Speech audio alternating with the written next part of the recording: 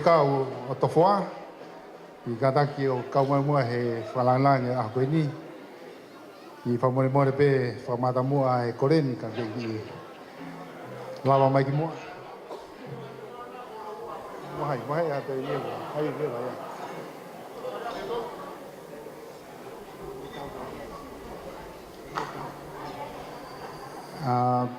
Toi kore mawahe ni whamorimore, ia te koe moe tau hau, kore a pen ke whamorimore pe mua ke lava mai mua. Kau he si toka e kina o e koe ni.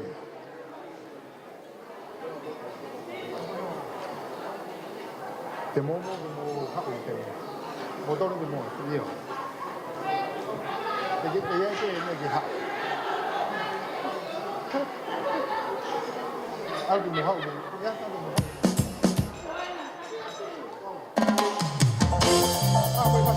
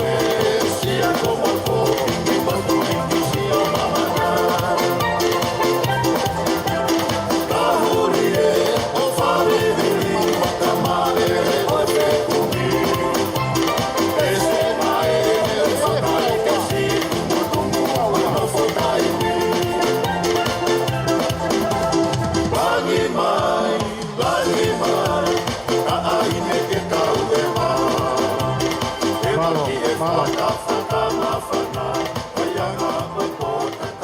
tau kamata he ni hono ui mai a kinau tolo mei tua.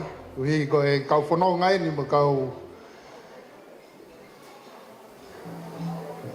whalanglangi ki he ongo mea maari a hako ni. Ulaki ki he whahoko e ni. Lute. Kako mo mai. Koa.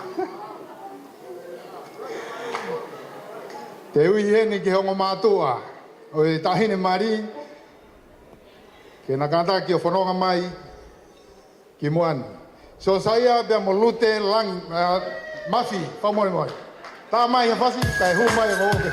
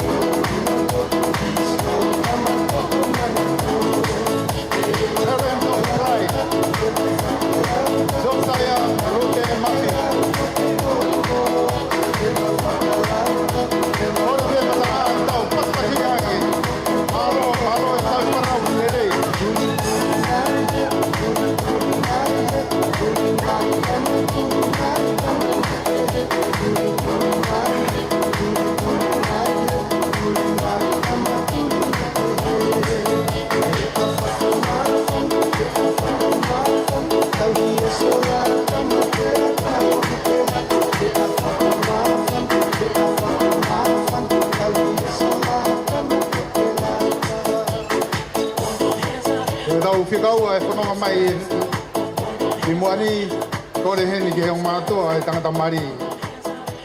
Atu nai se Tataha. Pamorimore pe, lawa mai.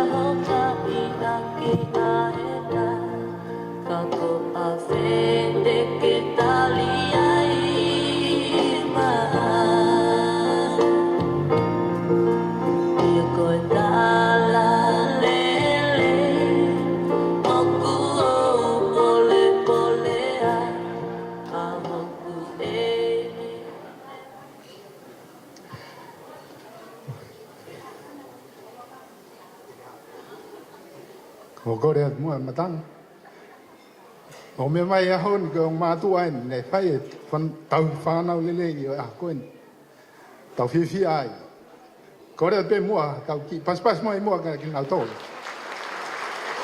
neongo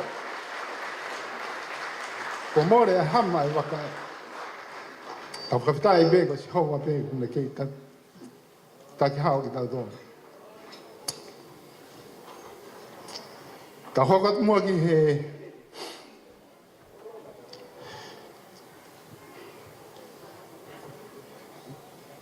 Koret mga hindi botol ay si Fanau na nau. Kaubata yon no palanglang Tataha mari ahbani. I would like to go onto the stage. All the flower kills, the page men, boys, sorry. Please make your way into the stage now.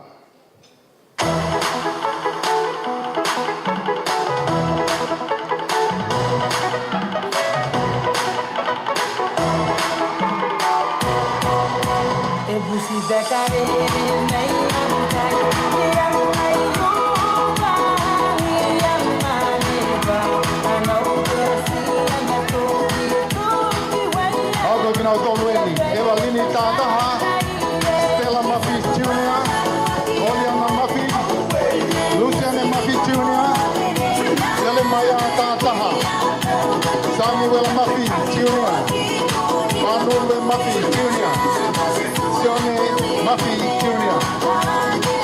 Kada kita wang e tinggal dulu, kau watolah e kau kau kata e nak pergi, kau pas juga ke tinggal dulu nak pergi. Alo, kalau enak watolah.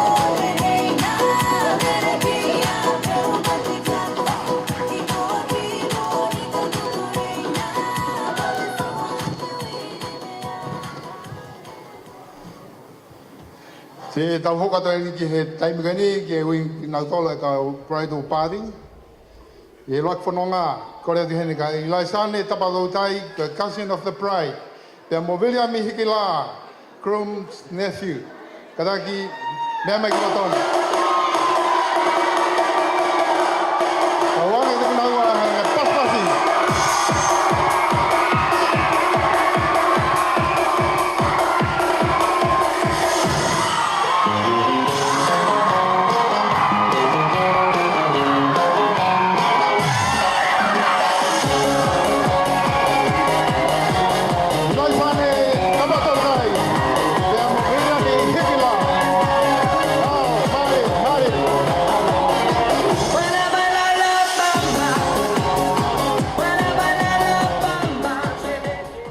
Next, we have Celia Mafi Jr., cousin of the bride, and Sione Masima, cousin of the groom. Now you may come in now to the stage. No me digas que no, porque yo sé que sí. Tú andas bailando dembow por ahí. Kawangi pas pas ke dinawa, na sopo mara ke Afrikani. Dembow por ahí. Y se menean. Dale. Se menean, se menean, se menean. Con sus amigas en la pista se menean. Cuando escucha el ritmo, se menea. A ella no le importa que la vea. Sea un gánster o sea de la DEA. El hombre que la vea, solo se la ve. Si acaso de canera la quiere perder. Aua. Sobre la marea, contra la pared, ella quiere baturreo y te dice ahí. Se da la media vuelta y se agacha bien sweet. Ahí. Celia Mafi Jr., pe emocione Masima ya. Hoko ki he taimigani. Next we have Josephina Mafi, sister of the bride, and Kamisese Fehoko, cousin of the bride.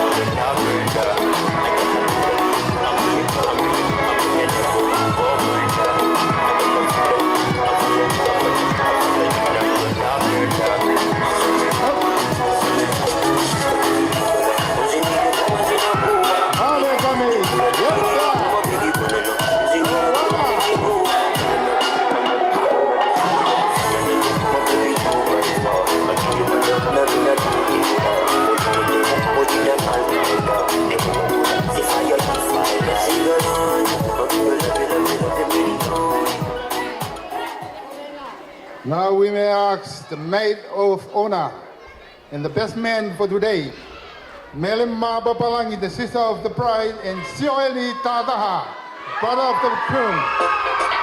Please come forward. Your time.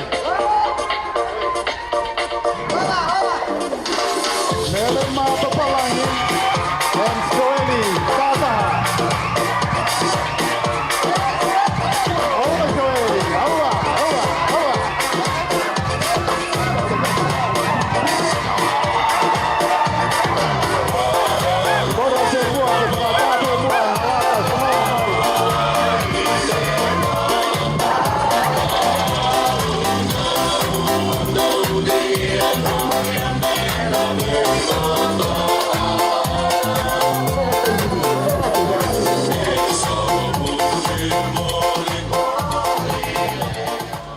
Kore tu ke tau Tataha pa tau nofo ki ngai tunga muyai pa Moimoi ka tau mau. And now, ladies and gentlemen, for the moment you have been waiting for, let us rise up and put our hands together to welcome the newlywed Rodney and Sitela Tataha, followed by their Huki, Moimoi, Papa Sontai, and One Higila.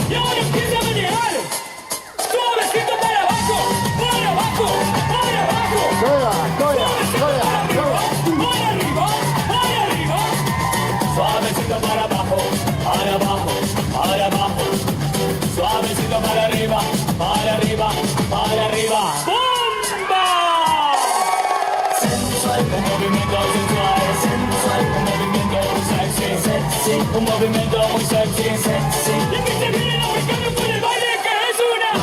Para bailar esto es una. Para usar esto es una. Lo tonga e nau kei mea muani ko korea tu e matanga mo kandaki o ki tu mo ki longa fa mo ki tu ki longa a tau paspasi tau tai ki naua palang e a ni ko na lama mai ki fareni.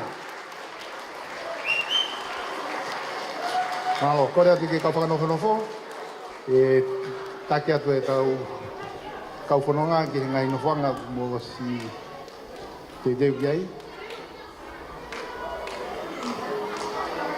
Korea i pe ke mo whamoimore ma uha mo sea, ka tau kamata e tau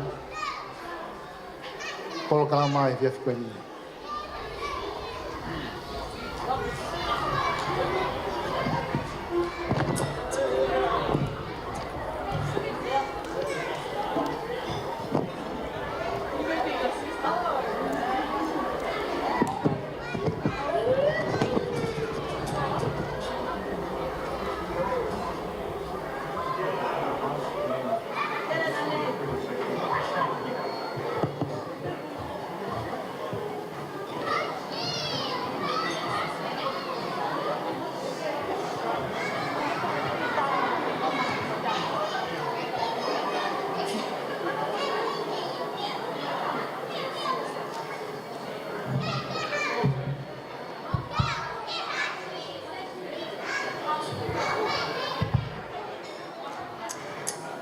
While is waiting for the guest of honor to get their seat.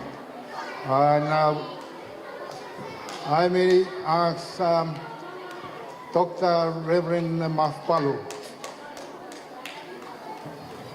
would you kindly lead us with opening prayers before we start our program for tonight. And also, bless our food. Then we continue on from there. Mogadak, bless you.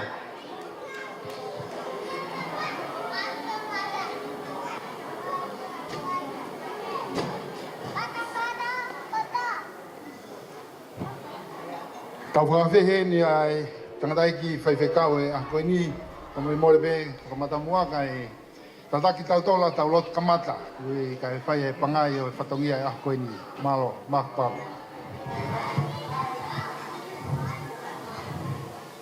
Peke tau lotu. Tamai mo whamaro ke te koe.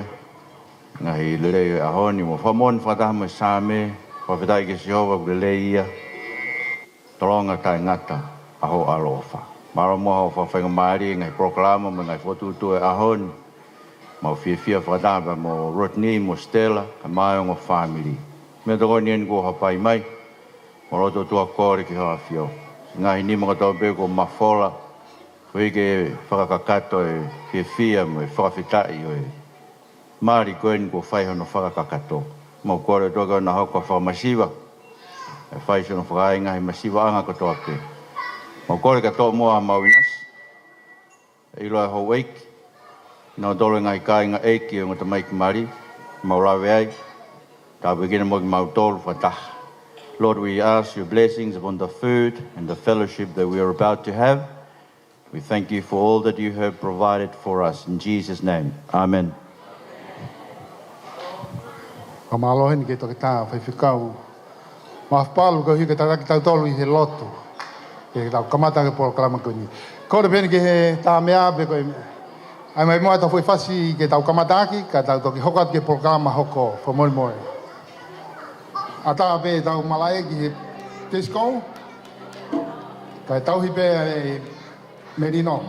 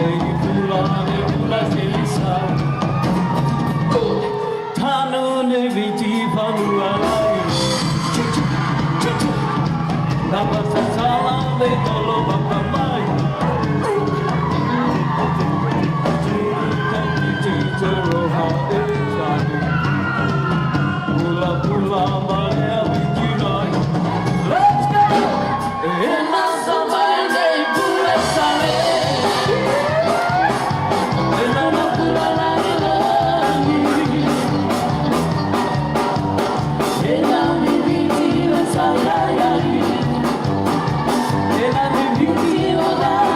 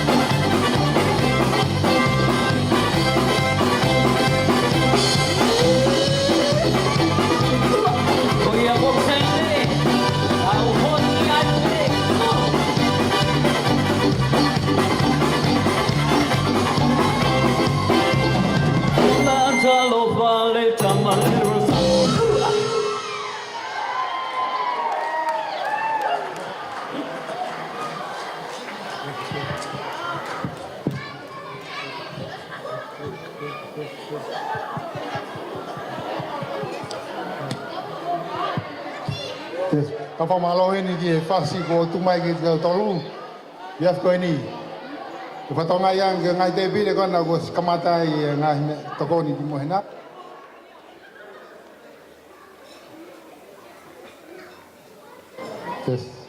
Iyo.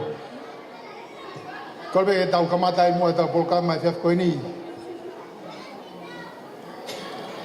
Te uruak whakatulau heni mo Kalamalu e whanua. Kai ata ke motuani. Ke whai atu ai e whatongia koe ni ko kauna au ki ai ke whai atu me muani. Koku hingoa sepa taulanga. Ke whai whatongia atu maau. Lautonga e polo kalamani.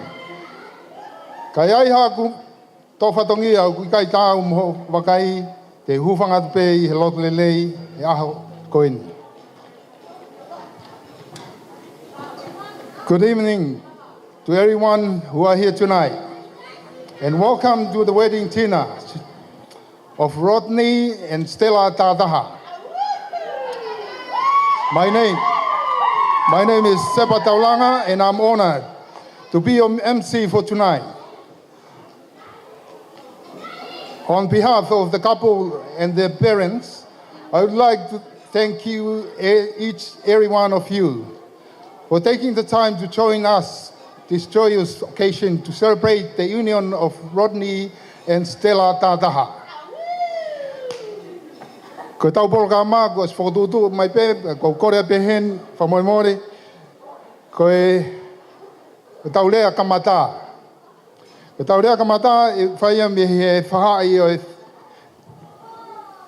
tahine mari, speech from the bride's side. Ko rea tu hen, ko haio ne whai whatongia koe ni, ko rea mua ki lau mai mua ki moani, waki lea e whiaf koe ni. Pea hoko toi pe ki ai, e lea speech from the Groom side.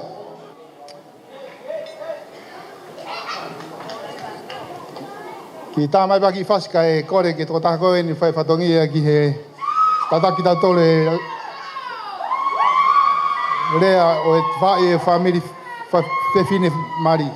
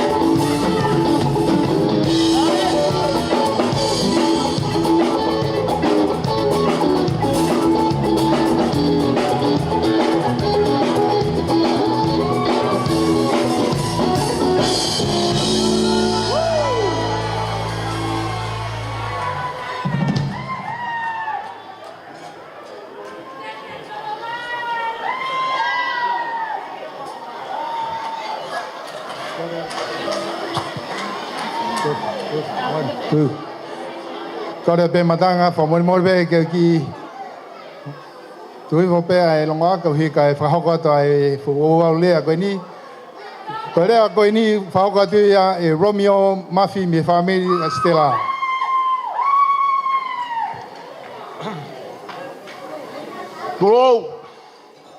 Groom, kau hawa tu he. Tapu ki he, talamalu e whodua mo lotu. Tapu ki Hawaii, hamatapure. Tapu ki he whaifikau, hana ngau e aho. Wah whaifikau. Watapuhen, i ongo whahu, oi aho. Watapu ki ongo mea mari, o tau i heni ai, i malu e whare koini. Watapu ki hamatapure, watapuhen, ngai tamai ma ngai whae. A Sitela. Pēke ngai whae. Ma ngai tamai. A Rodney. A tōna e whakatap. Ia sola mo havulang.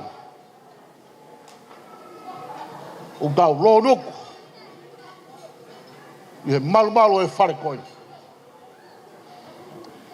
Ka e tarangata ia te au o whai ki toa. Ka e ata ke u whawhawhonga i atu. Ai ta whaagi. Ai tahine mari o e aho.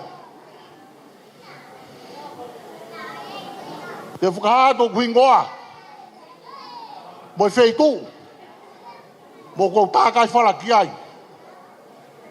Ko kuingoa. Kolomio Mafi, tau whika a siri. Kolomai, kanukupolu, hatafu, foui, mo hate iho. Mahalo peu mo me ai. Ko kuingoa ia, mo wheitu o kou hau me ai. Kai tarangata te au ke whaharea. Whawhongai e tahine Mario e aho. Ka ko au, ko i tahine Mari, ko i ne tamai, wau o kou rahi ai. Ka kou tu e ahoni. Ke whakamonu ho koloa. Ko ome te hina koini. Ke whakakato i e whiaf koini. O ato nei whakamaro lai. Whasikau. Na ni tatake ngā au e aho. O whalai hata ni koe kau maho whahamiri. Moto ea koini. O takai whala ia. Ke ngalu whanifo. O koe toa pemi haha ke ngalu whanifo. Niu tō ua. Ke tuia ko ia. Wai o whalai hata ni koe. Kau whaifikau. E ke sea o e whakaungo. O whalai hata ni mou tōru. I e poupou mo i tūta whākeo ku mou whai. Ui ako i ki mari toa koini. Wai o whalai atu. Ta māsila. Honi o whakoloa. Honi na ta iloa. Nā tau whanonga he whaingata. E au ki a honi. O tau ki taulanga. Ko whakamalo atu, māsila, māloe, mau tangata talavou, mohoi hoi fua pehe. Ta kou ilo i pehe au.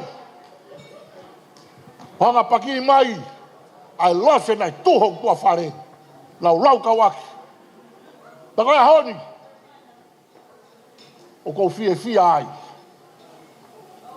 Tālo e teo e maari koe ni. Mo ne tāange. Angolo, ko au o kou fia maari, pia o pehe atu. Tahine, ha mea ko ke whai mo ke aloe o maari ka tau ngata ai. Ka ke toi whakarolo ai mai au. Ka pau ke o whai. Kou whawhetai e honi. Masila, ko hoko pe ua koe taha. Ka tāna ke taha o noa. Ko ne kakato o ia. Whamone more ange au. A pau wā tō whatongi ai whiarak meanga hau whakakaukau. Hufanga he lotu. Ka tāna mo ni pere ai tangata me tai kāreri. Ko e ikipe. Ka re kai whawheo whaki. Pia langa i e honi. Koe tau ia Sihova. Koe mari ke maa ni oni pia tauhi ke ono au ke runga tanga. Ka kua hoko e mari he honi hange ha mea wai ngā. Ka kua whakamaro atu a sila. Maro mua e ofa ia te au. Bene o ngoi. Pala kuho kua whewhine. Pala kuho pia no whawhonga ka kono a ngā. Tō atu te ke pui whai te rihai. Bea ke pure pa ke pure. Ka koe a honi, kua kehe ia. Koe taimi koe na tau whanongo he maari. Ko ne maari peha ki tangata mua ki whewhine. Hufanga e whakatapu. Kua lau koroa. Ka lau tāpua ke tangata. Kua mau. Hono hama. A honi, kua kehe ia. Ke lau koroa au pa lau tāpua ke he kumaho kufoha oku. Ka kua whanaya tika ngomea maari. E te ki maua, ofa ke whai tāpua ki na mohe eiki. Ka hao whakapopo uri hala whono ngā. O tua tō taha pēku ne whai whakamahama. Mami mo tēti, oua. Koe o tua, koe wholo koe e māma. Mo i tūhuru ki o mo whanonga u mo whai. Ke hai moa i māmani, me whakamau moa ki loto langi. Koe mali whakautua aia. Ua whalahe ka te maua, Sitela kau maa, Rodney. Koe kurea pēu koe ni. Kau pēka pongpongi. Koe te si whoki atu. Koe whakau me wāo tātā. Dek pehe pē wāo tātā e ulahe kankalu me mea kotoa ai. O pēke whai tāpua kina ki maua he eiki. O whai māsila, ka te koe. O ilo pē. Ka vai manawa, ka ta piki hama hea honi. Ka ko kolo aia. Ka urau tāpuaki. Ka ko tau tui. Ka tau inas. Ko aho nia e fia. Ko e fiafi nia whakakoloa. Ka ko koe peo kuai halotu ke tāla ai. Ai ke ose e pooni pa ke huki tua au ke fia. Oa na ke huki tua pa ke te alukoto e whahamea. Ko e ke pia hamea pehe ia. Ko ke pehe kaulotu ia. Ina kaulotu. Pooni, osi, patuki api. Tā noa pongpong sa apati te ki he lotu. Ua e whalati kau. Taha kotoa pe i whareni. Pehe ke whamiri o Sitela, pehe ke whamiri o Rodney. Koe kaha mea e mau, koe kaha mea e moua. Koe aho pia o e fia. Koe aho pe ia i mawava. Koe ke taha mea ia e toi omi. Ke toi whakaefi mai ai. Ko tau loto, ke whao ai e lau maari o eiki. Pe awha ke whai tāpua kina mo he eiki e whanonga mo whai. Mo langa fōu mo whamiri. Ke au. Ke ikuanga ho mo uiko i tāniti. O whātika te koe māsila. Ka harea au kai wheunga, au kai moua. Hoku vai, mo ngata ngā. E whakakato o tua e mea kotoa pe. Te rewa e maranga. Tua whātu. Ka whamalohe ni ki he lea ne toki spai me he te whākia te whine mari. Kore atu hen tau paspas mo e ka Romeo Mafi. Kore atu ata foi fasi. Ose foi fasi koe ni o kai e whatongi area me he whahai o e Rodney me he whamiri tamai. Foi fasi e ni ka mo tolu o tope whamiri o e tahine mari.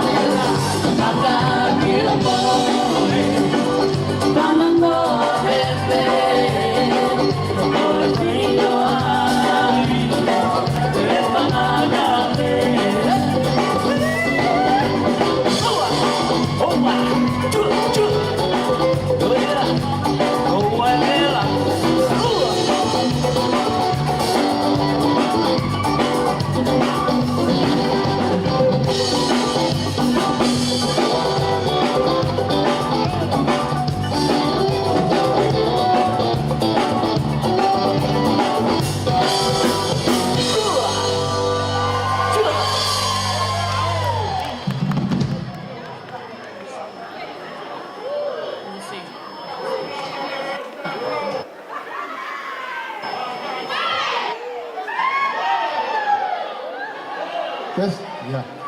O kata ke kilalo kai hoko tau programa pa Moimoi be ke mau mari kilalo kai ata ai fanga ka fai ai tu ai programa hoko. Koe tau whawhere e whiaf koe ni.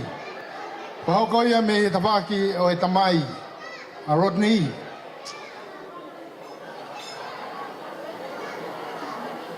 Koe rea koe ni. E whahaukat pe moto koe ni.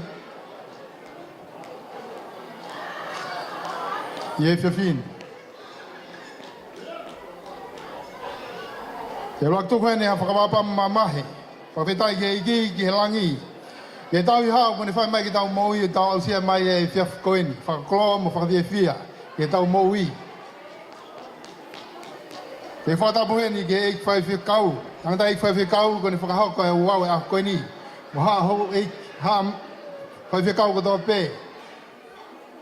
Mo tuko mo taimi ka mo lama mai ke whai anu whakalangi si tā mai eiki koe ni Rodney Tataha pia mo Sitela Tataha. Patapuhe ni ki haa hou eiki mo haa matapure katoa pē ui he whareni. Patapu mawahe ni ki hong mātoa. A Sitela Tataha. Ki e sosaia, ia mo lute Mafi. Ko hui, koe tau hitama, ko mo whai, e whiaf koe ni, tau whia koto ai, e aho e whiaf koe ni. Kai ata mua e ka mo toa koe ni, ki whai ato ai ha ki whakahoha. Koe whakafofonga, e tangata eiki. A Rodney Tataha. Hange pēna o si lawe ki mua, ko hingoa se pataulanga. Koe hako au, o ngā o e hau. Me mot mama o goia go niua. Te ulau koloa mo lau tāpua ke whiaf koe ni. Ke whamonu hau whatongiani. Ke tuat me muani. Ke wahau koe whatongia lea. Koe uhi, koe tamai. Koe tokoua koe ni. Koe tunaisa.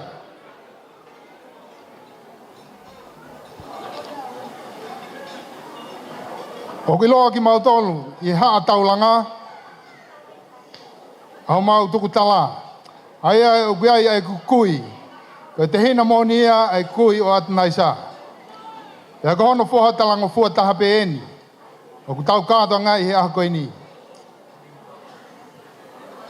Rodney, mo Sitela.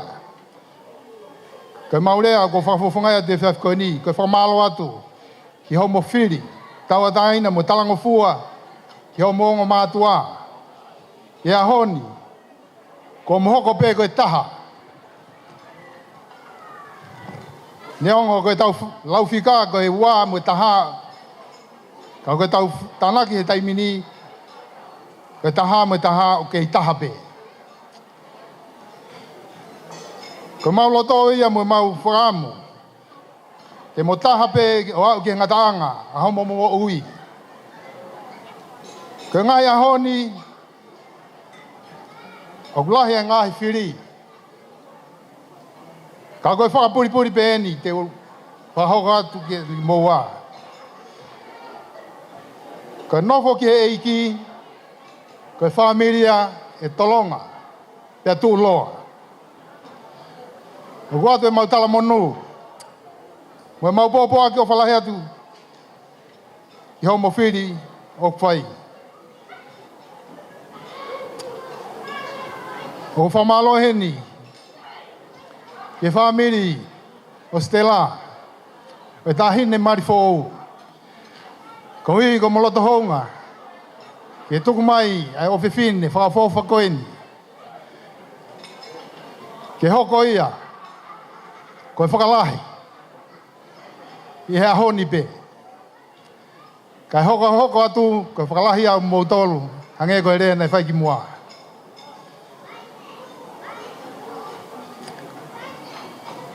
Wau te whamalo ka tiki motol ko toa pe whiaf koe ni. I motari e motua koe ni. Ke whae whatongian. Neongo e kei tamasiware. Toa e ki o whaatu. Ke whamiri hono kotoa. Ka inga maheni. Mo lao mai whiaf koe ni. Ke tau kātoa ngai. Fie fia. Ai hau marifo e whiaf koe ni. Lewa e lea. Tua o whātu. Au gai ai ki kore mawa heni. Ke whaamirio e tahine mari. Ke whahoka e whatongia lea e taha. Ka pau mau ia kore atu ke lava mai ki moani. Ka kore pe ke DJ. Ai mai paki foi fasi kone mau pe toko taha rea koe ni. Whahoka tu ia. Koe whaamiri whae ia. E tahine mari o e aha koe ni. Mamiri whae o Sitela. Alo mawhae, o nā whanua. Seke tō ae, rea mo tā whakula, mo aha kea, mo aho alua, tā mau alofi, ai mo tō manua.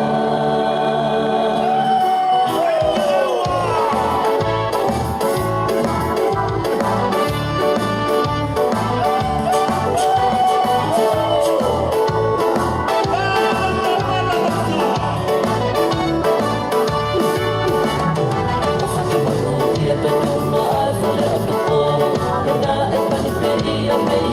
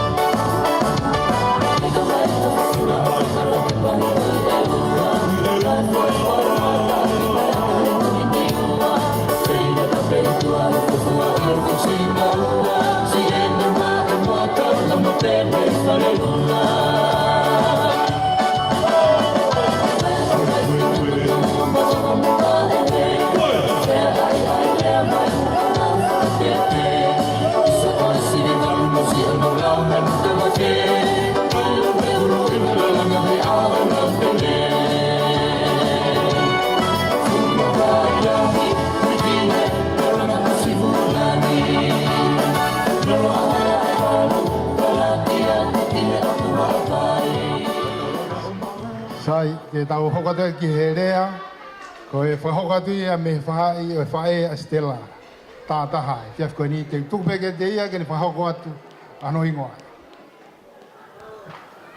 Kore peke u whakaturo atu. Ki a Masila pa mo e whahai tamai koe a Rodney, pa mo si kai ngā pia mi moto mamao. Whakaturo atu e ni ki a repa pa mo e si kai ngā koe a tupau rewa pa mo tupau ata pia mi wahe loto. Kai o mai si kai ngā o sosaya Mafi, mi he lau si i. Ka mai mua ki whainga maari e ke whafofonga atu e whae ko ia a Sitela ki whine motoa ku tai iloa masiva pe aku kai ke iloi kai tuku pe mua ke atu ha whafofonga ke ukau ke lau ke a koini. Ma ukau whakataha pe mo e kainga pe mi wawaulahi kai o mai si kainga me hapai veu ai whafofonga atu e ki rea tua koini. Masila koe kia ha rea whiunga ia pe tulou atu kau whaiwhekau. Ko manatu au ki he talanoa o e tohi matolu ki he hiva o e hiva. Talanoa a Solomone ki he ne ewa whewhine i he ne whiri hono o whaanga. Na e whiri whewhine a Solomone i he kakai talavou e ahoko ia. Ka nei ai peki toko taha ia na i kai whiunga ia. Na i kai whiunga ia ke hoko ko hoa e tui koe ni. Pakataha e ne ngahi rea he hiva o hiva.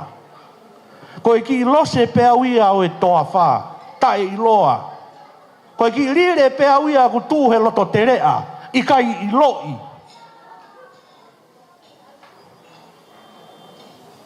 Pea ku tae tāu pea uia, ki ha hoko ko hao o whaanga. Kana ake i loi pea u he ki loto vau i hena.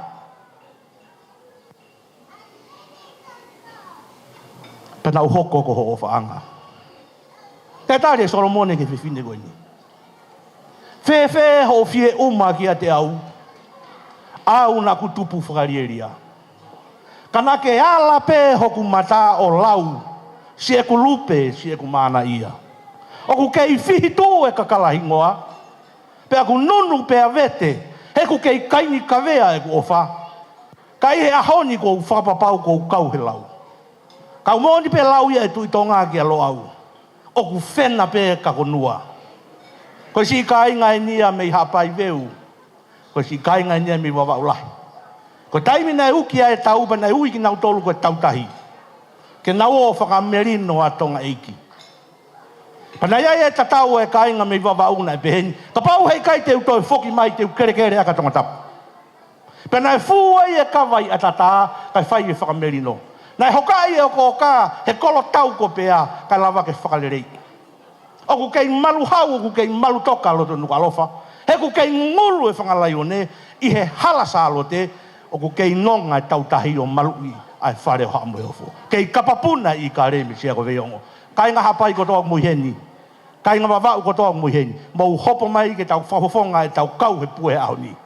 Tai mai halavuna. He ku kei maru pe whare i au haa mohe o fō. Halamuna ku tapasi o ata, kai ngā hapai ko toa, kai ngā wawau, tau whahaa ia, koe tautahi ia ko tū te aloto nuka lofa. Tō mai, halamuna ku kei tapasi o ata, te sei tō mai. Kai ngā katoa mei hapai, kai ngā wawau, tau lato. Tau mai.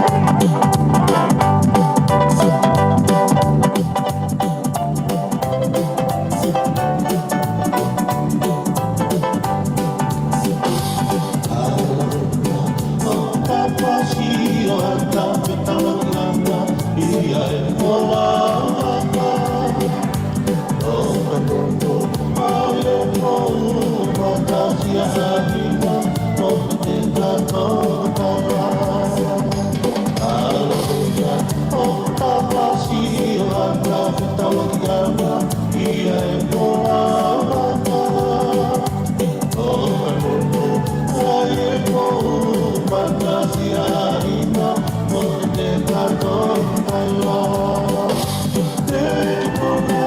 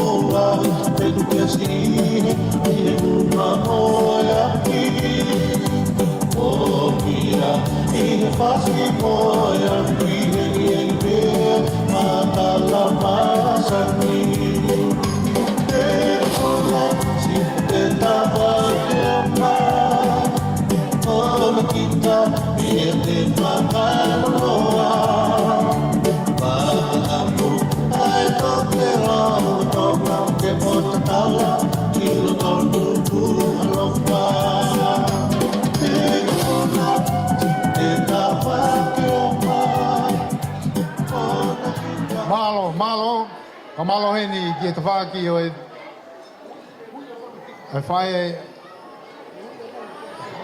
hore ok whamore more pe i e whamiri e whae tahine mari whawhonga lea koe ni tokio si au kai e kore atu heni ka pau ki ataku hanga atu ki a viketi ka pau i hena viketi pa whamore more whakailonga mai e whatongia lea ni me he whae a Rodney, Tataha.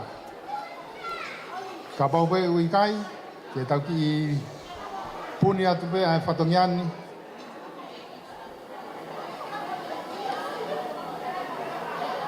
Kono i pe ukai ki hen. O kore heni ki he whamiri whae a Rodney, e whawhawhonga mai e tokatanga koe ni, e lepa, how? Koe si tōa pēni ai whae a Rodney, kore at mua heni lepa, pa memore, patongia koe ni, kore at ke lama mai ki muana.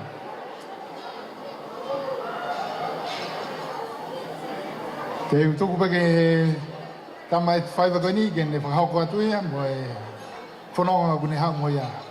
A wang mua pas me ke Tataha koe ni, ke manas, whai whatongia e whiat koe ni.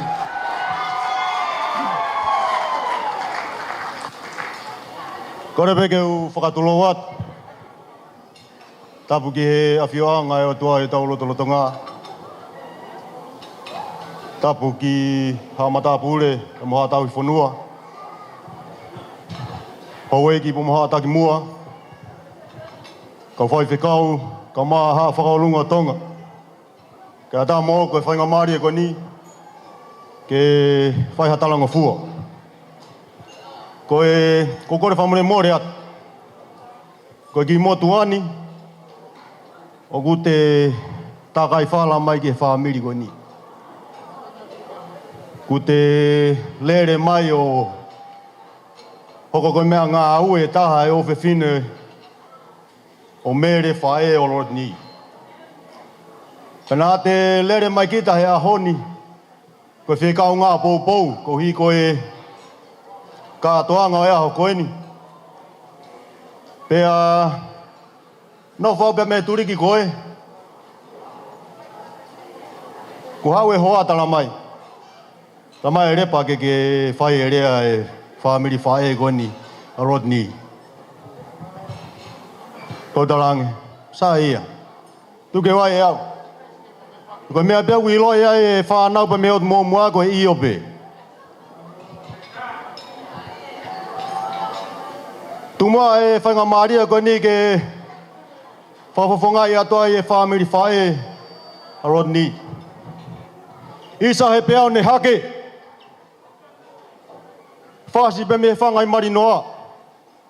Ake fuu i he tōko a panlolo. Whasi o si tengi hi ai a louto kai anu. Koe a honi, koe a hapia o whia. Ako hui, e kai mangalo ai e mata e whae, na si tauanga, talu, te mei he uloa ki aho, o a uai, ke aho nane tatau mai ai i whoha koeni. Koe ahoni, koe aho e ware i atama. Koe aho peo fia, koe ke whaha hiki. Koe mau pore pe kou hi, koe hivi o e ki kone whakakoloa ke whamiri koeni. Palawa, ke mau kaunga fia ai pe moe whamiri koeni o Sitela. Sitela. Aho kotoa pe, ki mua te giai ke whetauloa koe mo Rodney. Rodney ku hau ia, pou mahe api koe, wakai e whamiri koe. Pe ake ke api koe, wakai whamiri koe. Ka mata me he aho nao ke whetauloa koe mo Rodney, kai te ase ola Rodney he api ho maungai whamiri. Ngā he weke kua o siko tātu, Rodney, ai moke ki hao ewa mai. Te kai ke whae mariku ke o si more pe koe he ngahi mahina ki mua. Tamai Rodney. O ke ilo, ke mari mako he whamiri ka ko hoko at pea weke a koe. Ko tanga Rodney, sa ia Rodney. Koe mea lere ia. Koe hape mea e kaunga ki he meri no. Koe mea e utau pore ai. Rodney pe mo Sitela. O gato e talamonu, ko hui ko e whamiri. Ko mo whakahoko e aho koe. Kai ke ha mea ea te mautoe tokoni atu ai i he teu o hiki whanonga kua manaki ke mo whai. Koe nofo peke he iki. Neongo pe koe hae hala whanonga, nofo peke he iki. Koe hae ngahi whainga taa i he anga e whanonga i he nofo mari, nofo peke he iki. E te moilo pea ahono lerei. A te o whalahe atu ating moua, pa pehe ki he whamiri o Sitela, a te o whalahe atu ating mou tolu. Tuk pe mua ke lere peke loto kai anō, whakaongo pepa mei ai. Koe haa peha tala whekau, te utupe o lere mai, ke whakamahino, ai whekau e aho koeni. Lewerewa malanga, tua whatu. Pomalo heni ke manase hau, to hi ko e rea tawaka whae a Rodney.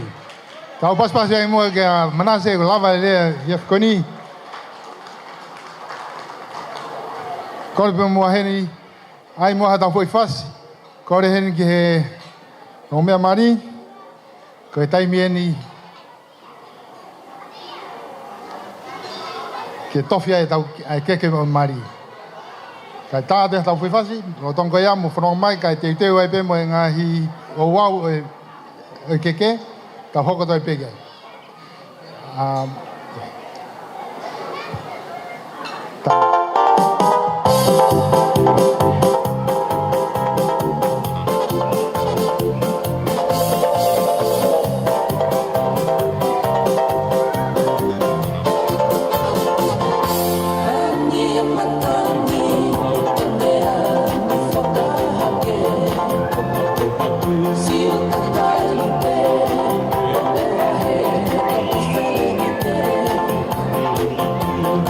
Say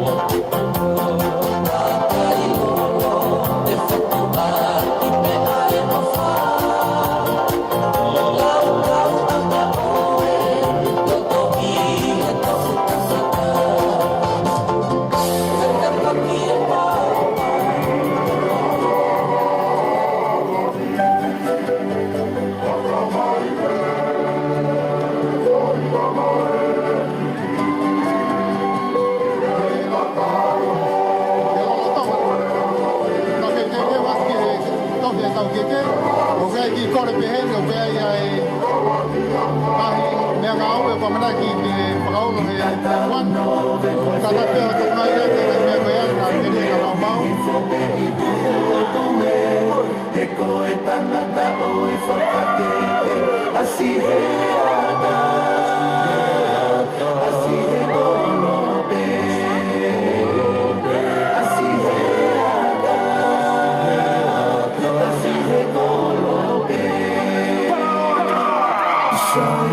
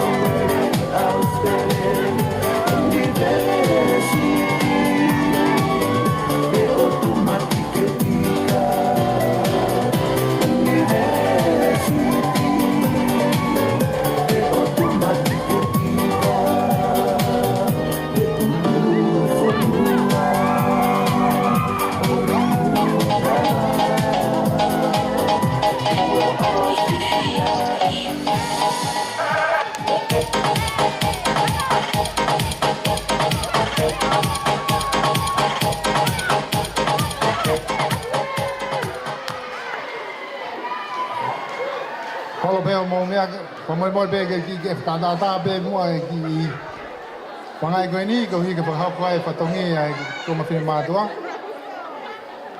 Whia pe ka tau kore pe ke tau ki whakapatopato i pe tau whia. E osi koe ni pe tau toki hoko atu e mala e whia. Ka ki whakakato atu e ngai whatongi a me muani whamoimoi.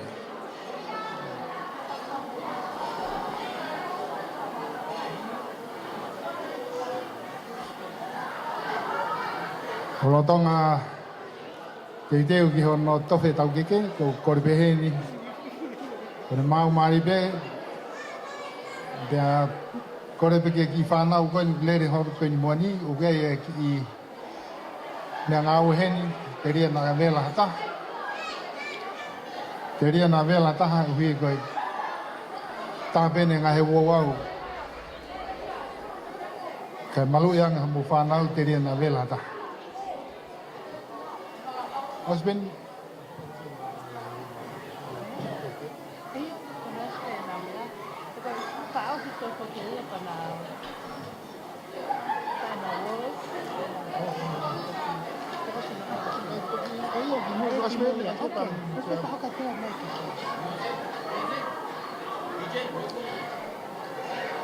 Korea ke motoro ke mo ngahi na faita ke taimeni ke mo ke taimeni fai e whatongi ai tofia keke mari.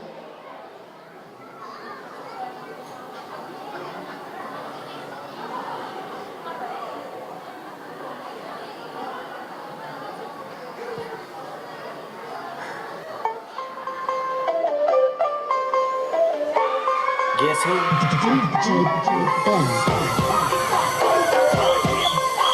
Pas ko daw mai gihen, ka ahoy. Ka bukai longa ai. Pa hoko mari. Marco Guerra Rodney, ya Sitela, Tataha. Au mala pe pilai, koi vai lava. Gavariki, me uniti, bindedi. Korea ke motoro sai ni pa no koini.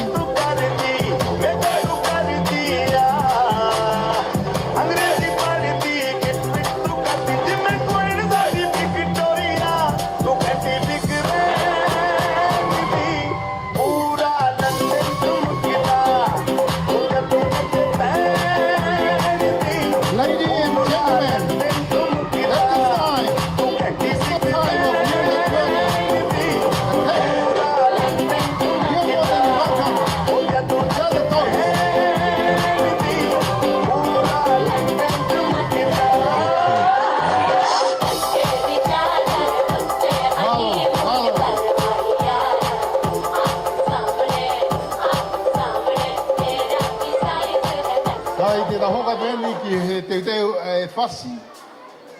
Whawhei ni ke hongo mea mari. Ki hena first dance. Oh, ko Moimoi. Ko whawhei te motor hen, ki motor ngai whamiri ko tō pēu Moimoi ni. Pau mo whangamari, whai taimeni ke whaha mo ngai tā, lo tonga i ke heni e keke. Ngai tā eni, ko ren ke whamiri o Sitela, o whangamari e, wake o mai o ngā mātua wa a Sitela.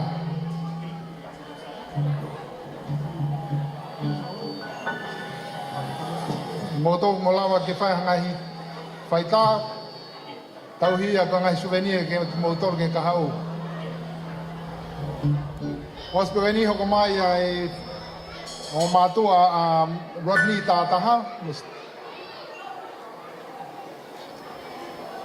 Ka ngai ataini ke tauhia, aho mari eni. Wahoko ai e mari ke fia e vefkoni.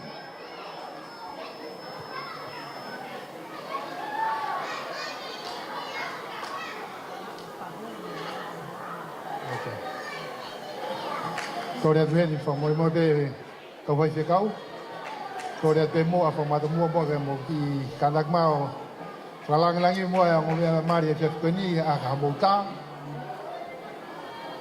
Ke te mai mo fa hu. E mo fa hu e mo me mari. Ke hospe ka ya ke kau Groom mai. Ka vai fe kau. O ko Moimoi, o tai mieni.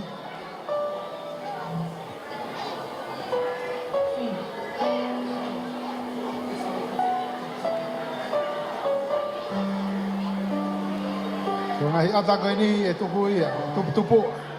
Aloha ke te ngai whanau, ngai hako, whamau puna. Ngai be e aha. E kātoa ngai whiawhia ai, aha whangaongata. Ai mari fo ou, ko whau e aha koe ni. Aho wahi vai ni, siu lai, waf maua. Omo tu. After the eating da hunda. E tā koe, mai tā mea, kore pe motor, toto mai pe kai whasi koe ni. E ngai tā. Me ospe koe a, e te urewa e koe i best time.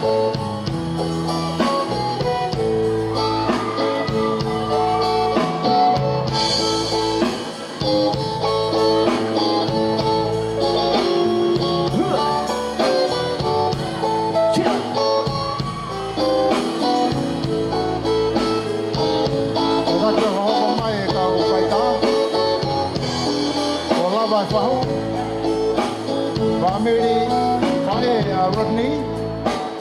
Una poliki pako, mama chamo moto. Ngai souvenir ai ni, tupu ia tupu a ke loto. Ai aho.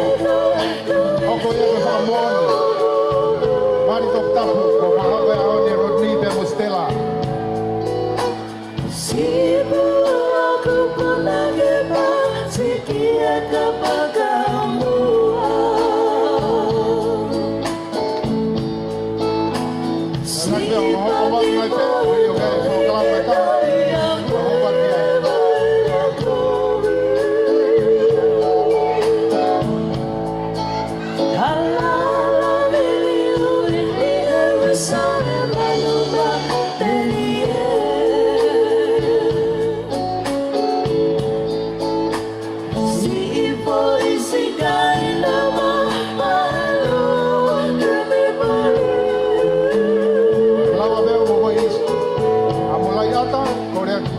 Tataha ni Tataha.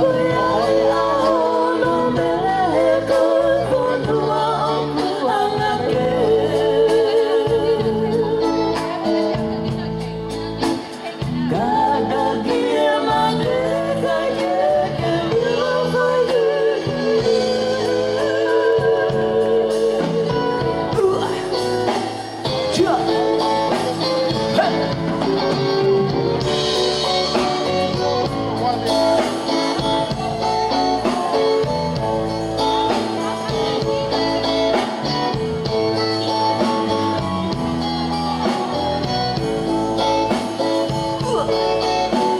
Kore Reni. Mau mari tau ngai pai tau. Oke ai. Hoko mai me pure taleni. Mana kita tupu mai tau kina. Mana kita mai kina dia bini tai tu kuata ke balu. Kamu boleh pegang ini.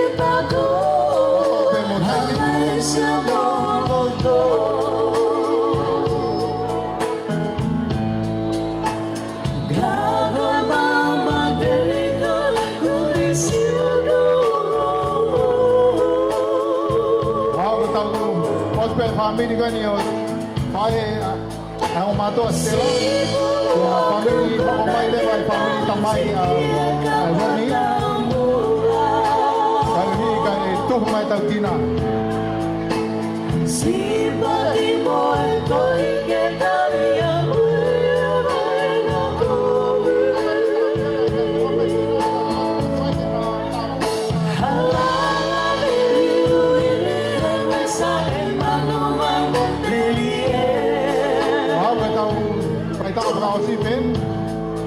Gaya fotonya kayak tagtina pernah kita pemai.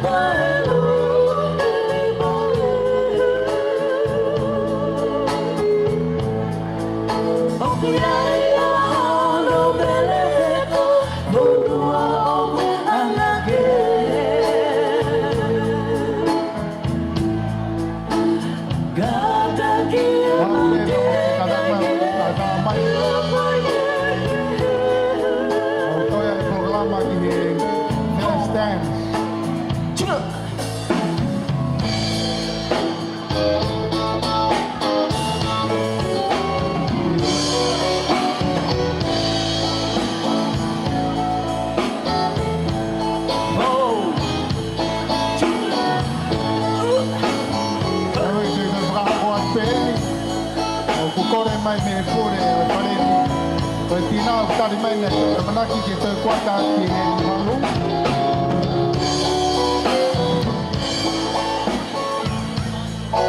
ora pega kita to pega tau hoko ke programa hoko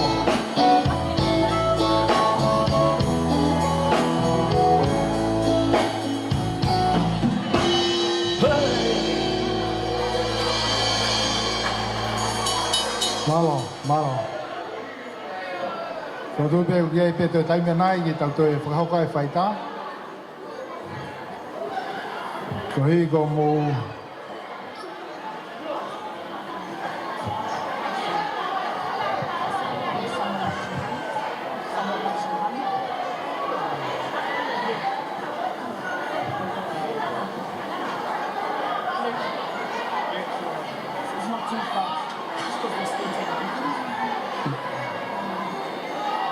Yo hoko mai mau te beta ngai lai ata e taha beua kai pa hoko te tau whatongia hoko.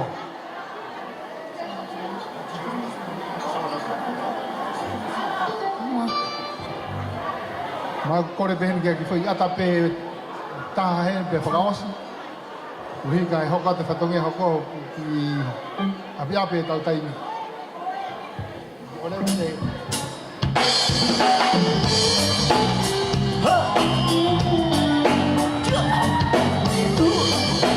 Para ver que mora no quarto mais é. A mana que tu vou mais ao final aí. Vai momento de beber.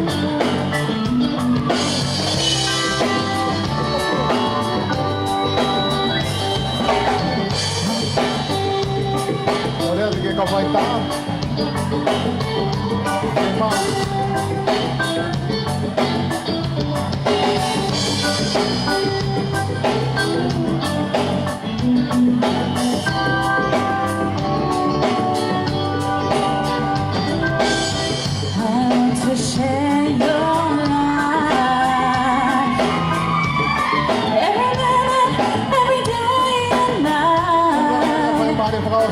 And I want you to know that whatever you do, wherever you go, remember someone loves you, honey. Someone loves you, no matter what.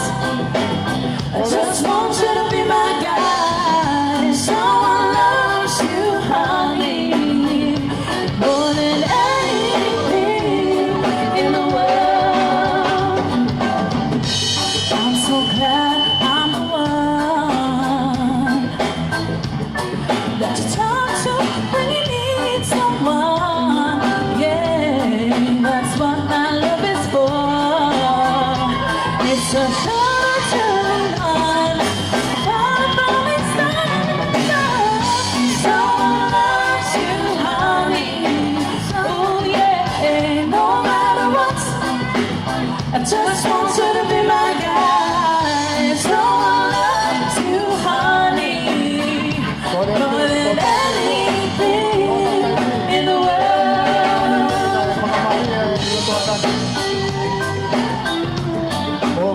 mea kilalo ke mo ngai sea e te e tautina. E tautina i ka pau se now. Keria na ke ha. Ai mo meni si pe ko tufa te tautina. I wanna share your life. Ora ke ko fai ta, a ko ta wa. Peu ka ta fai ta te. And I want you to know whatever you do, wherever you go, remember someone loves you, honey.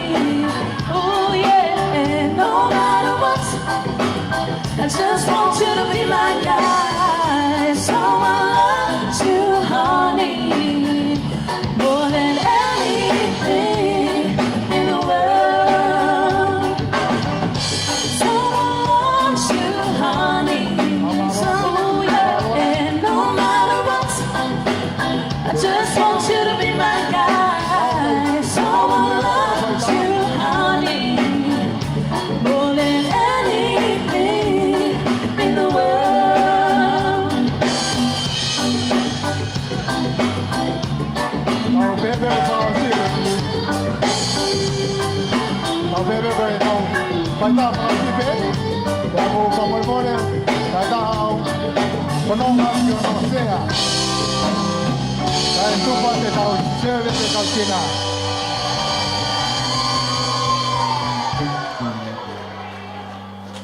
Vesta. This is the last one.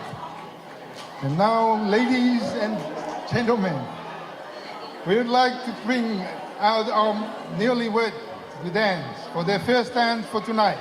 The couple, Rodney, Tataha, and Sitela. Agans.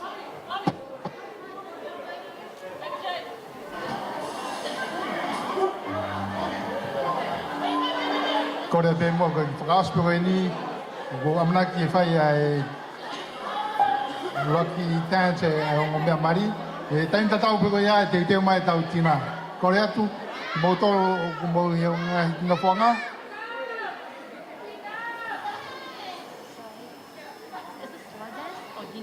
This is the slow dance while you get ready.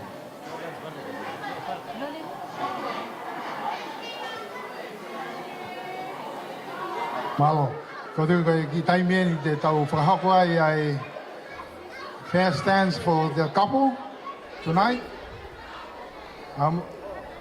So now I may ask Rodney and Sitela, this is your time. This is your turn for your first dance. Ki taim tatau pe ko korea ke mo takta mea mo ngai na whanga ko hika tu whamai tau se mai tau tina.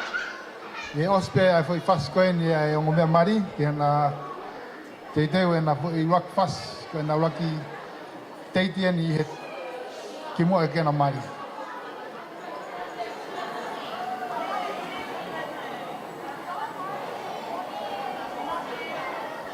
Mo tolo mo te teo ha mo ngahi lei ata ke taimien.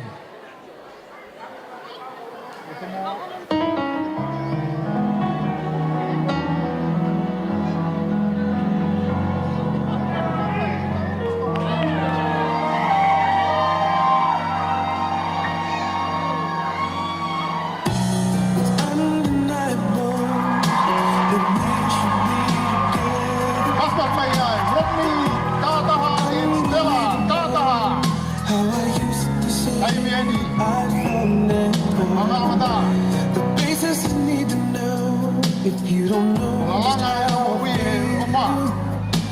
I'm gonna show you now that I'm real. If all things are timed, I will reveal. Yeah. One, your life dream come true. Two, just wanna be with you. You're the only one for me. And repeat steps 1 through 3. If you fall in love, if ever I believe,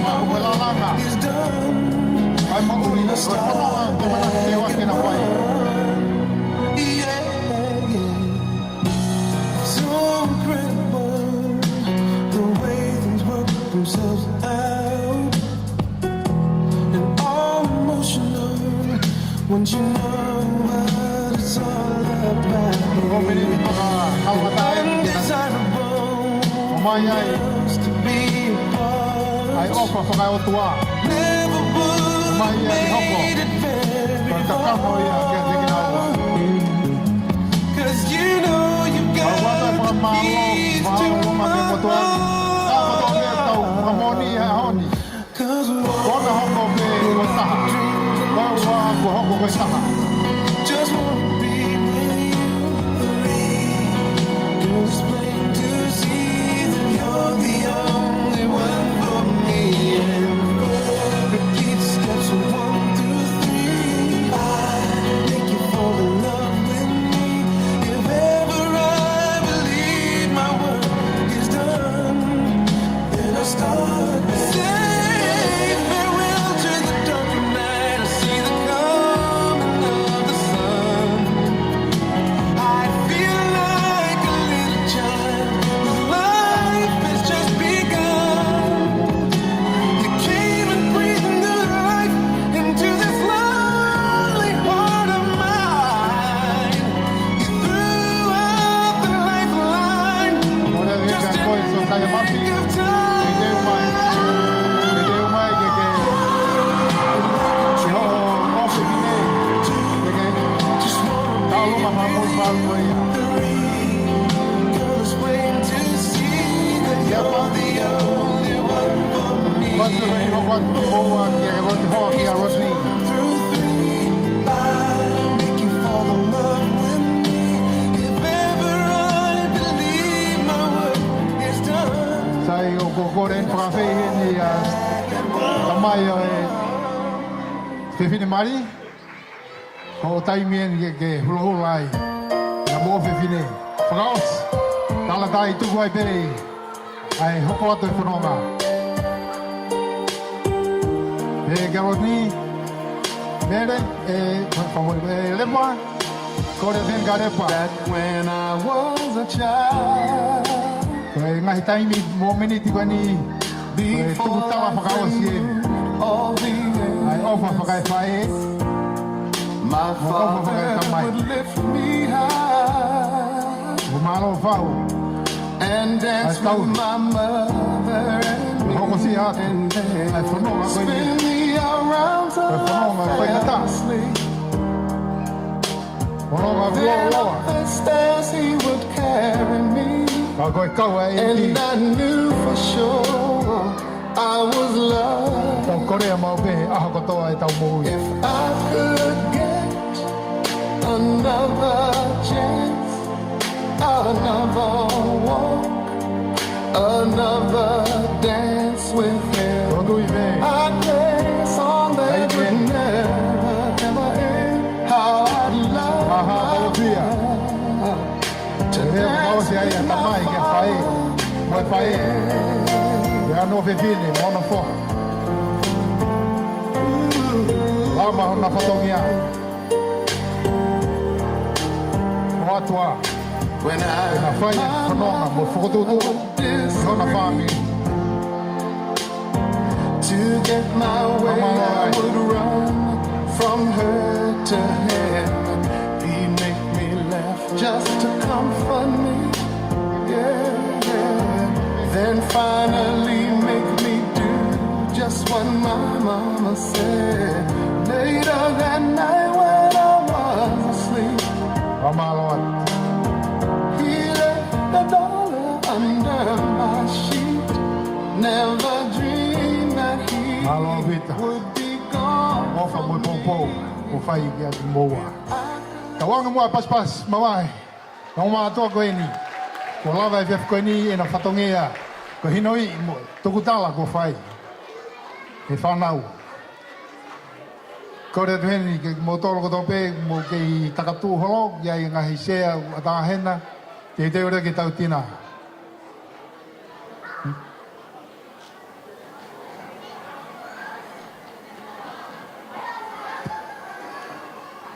I he tuwha mai e ai tau me toko ni. Kore ai peheni ki he ngahi tawhaki o e uau e keke. Ko Moimoi pe te mai ki he lotonga koe e tina ko whakasosi ka hoko toi pe ki ai.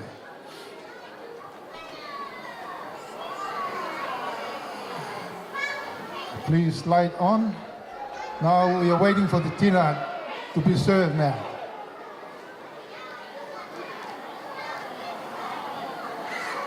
Ko kore atu ki mautolo kai ngai whanau koe ni o ki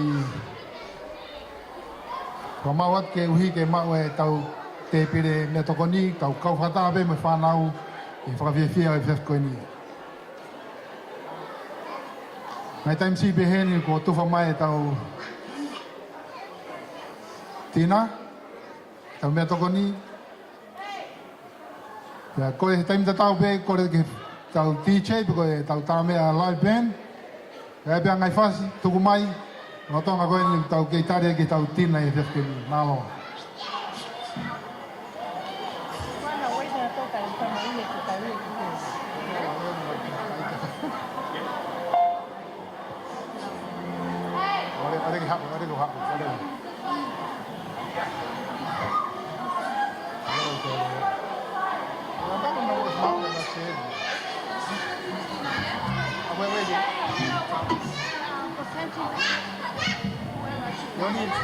Cake is after dinner. We're gonna put on the table for you guys.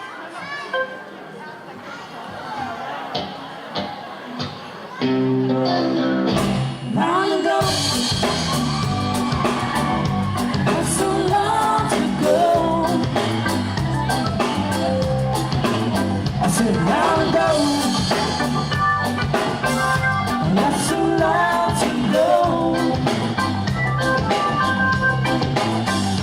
Every day, I wake up to find this feeling about me. He lost away. I don't believe a single word I just said. I said long ago, not so long ago. I said long ago, not so long ago. Close your eyes, imagine a little memories in your mind. Your legs, look up, how many times into my ears. So long ago, so long ago.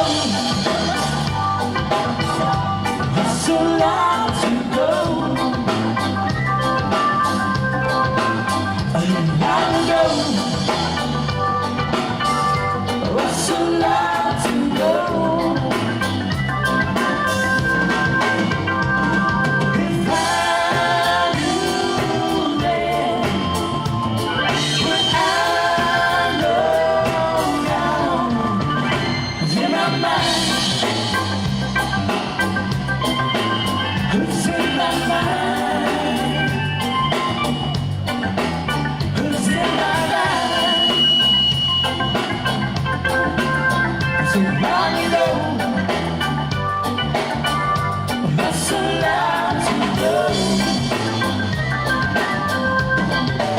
I said long ago, not so long ago.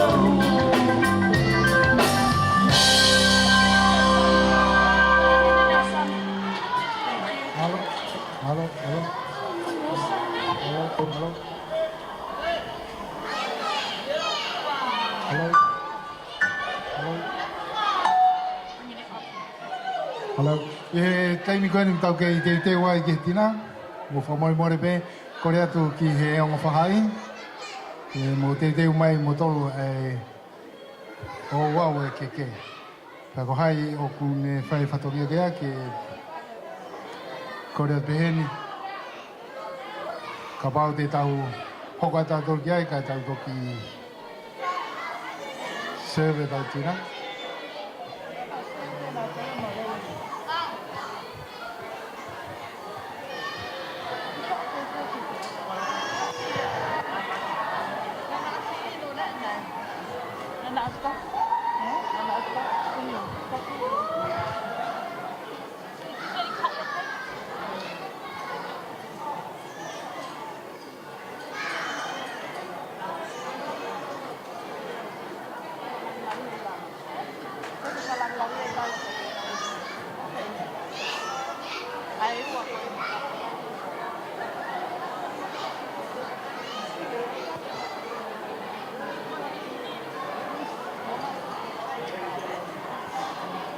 tulau atu. Kataku ke apio ai o tuai ho tau loto ngā mo katak palonga hipo. Kataku ke apio ai o tuai tau loto ngā.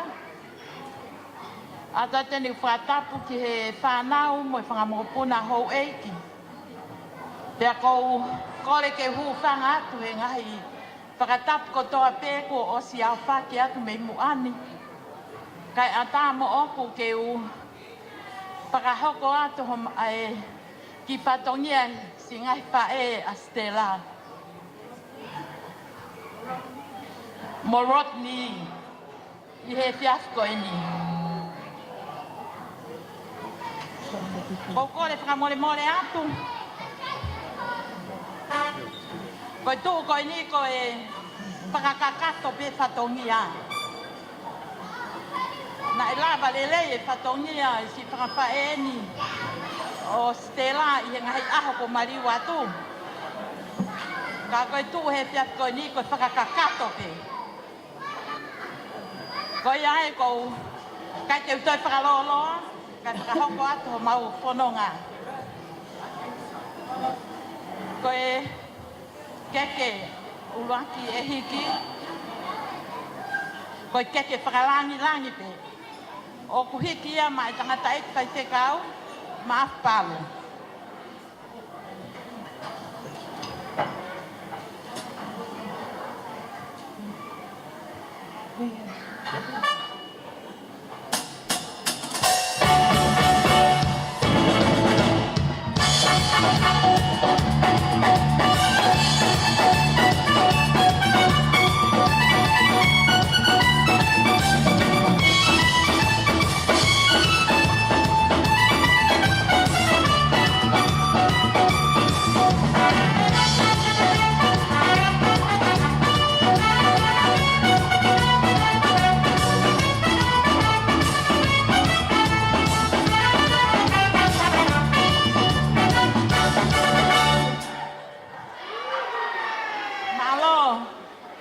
Keke hono hoko, koe keke ia ai sea o sias whakaongo. Ka mawhasi.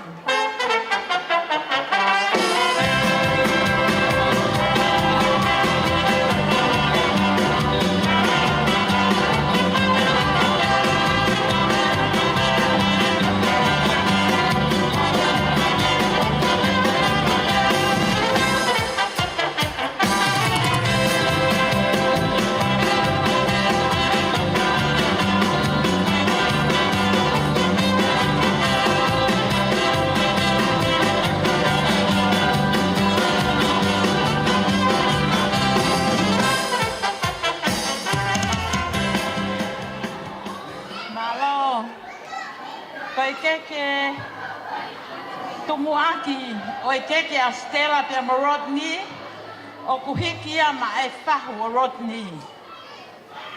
Tā mawhasi.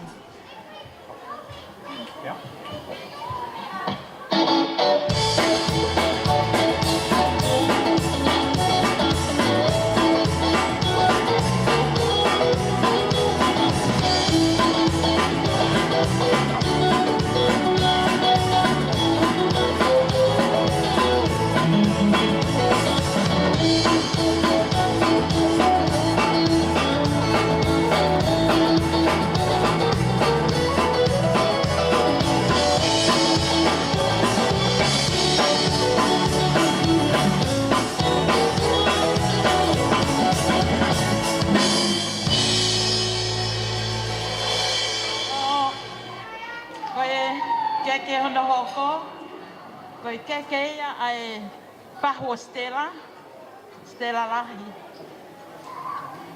Tā mawhasi.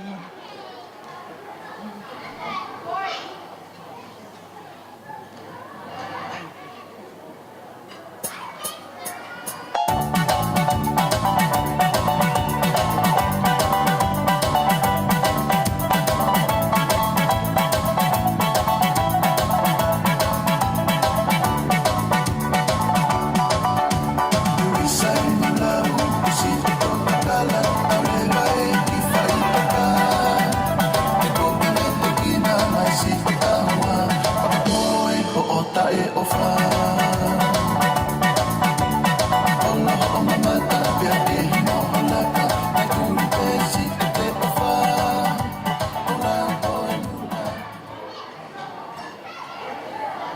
Malo.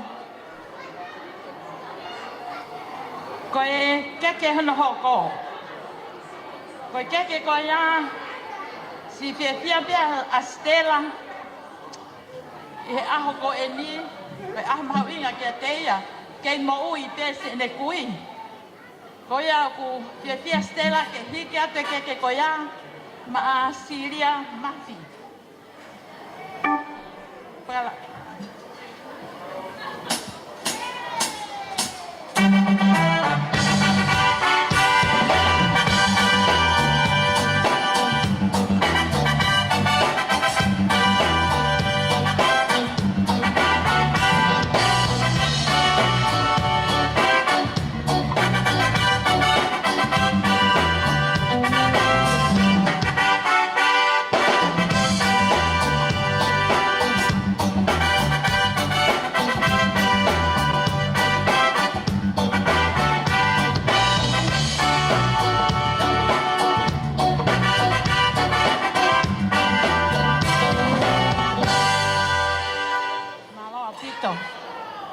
Koe ngata anga e ki pai patongi a he pia koe ni.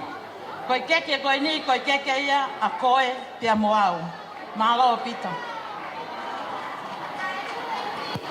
This is a journey into time. Tau whamalo he ni koe re. Lau re patongi a koe nua wau e kike. Whamalo atu ki kautunga. Kaunanga koe ni koe loto ahi whai e patongi a koe ni. Ie kei hoko ate tau tari ke me tokoni. E te wanga pe whakamari e mau mari e tau me tokoni. Ie maid of honor e te teu mai ki Helea. Kai te toktuka pe taim ka te wanga whakamari e hini ke kauta mea. Mai hata whai whasi ke tau kia mea e.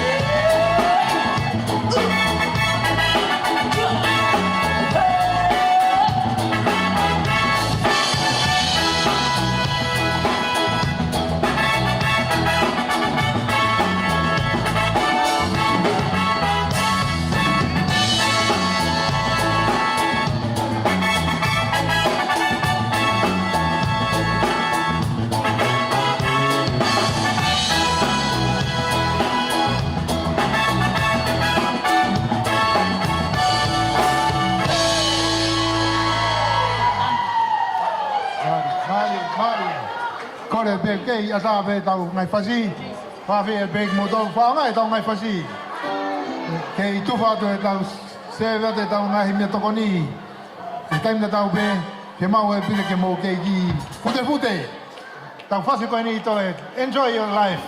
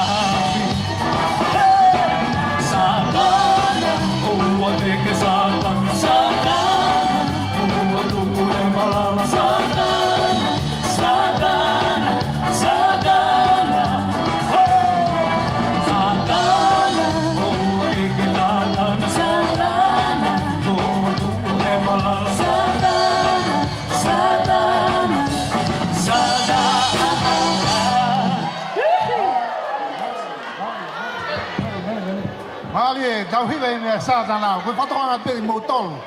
Kai mama li be kai taimi be po.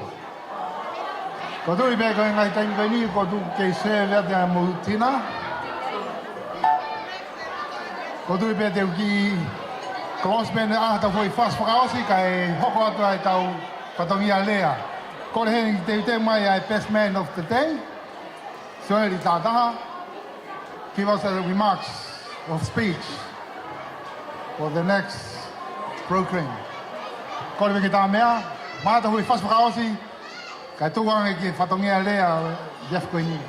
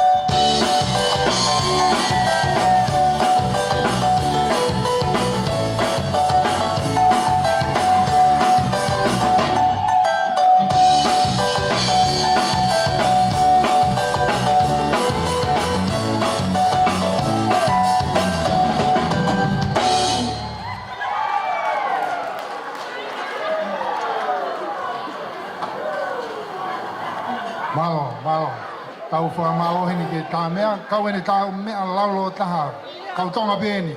Ko fui wha Amerika ni, tau ahia mau pē he ngahi whas, maaria e konga. Whamalo atu min moto. Ki momenika ni, kau koe pē, kau tui pē maa ko me mao maaria ngahi serra te ngahi tina. Ngai me tokon ko toa pē, maha ko tui pē kau wia nihi kei tāri. Ka tau hokota, tau whatongi a lea e Jeff Queenie. Ko kore hen ke whakawhi hen koe. Sioeri Tataha. Ko e rea o mana ke whai. I he Jeff Queenie. Ko sioeri. Ko te hina pēni. Ko tō taha marifo e Jeff Queenie. Ke reo mai a ngahi rea. Whaloto lai. Ke hoko ia, ko whanonga, ke kahau.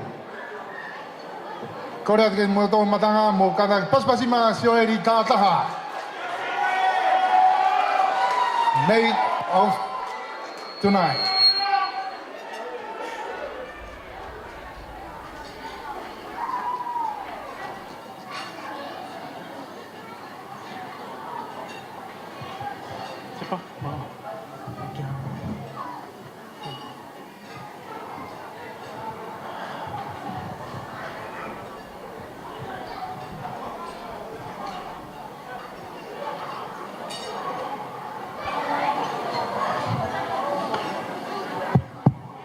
Check, check, 3, 2, 1.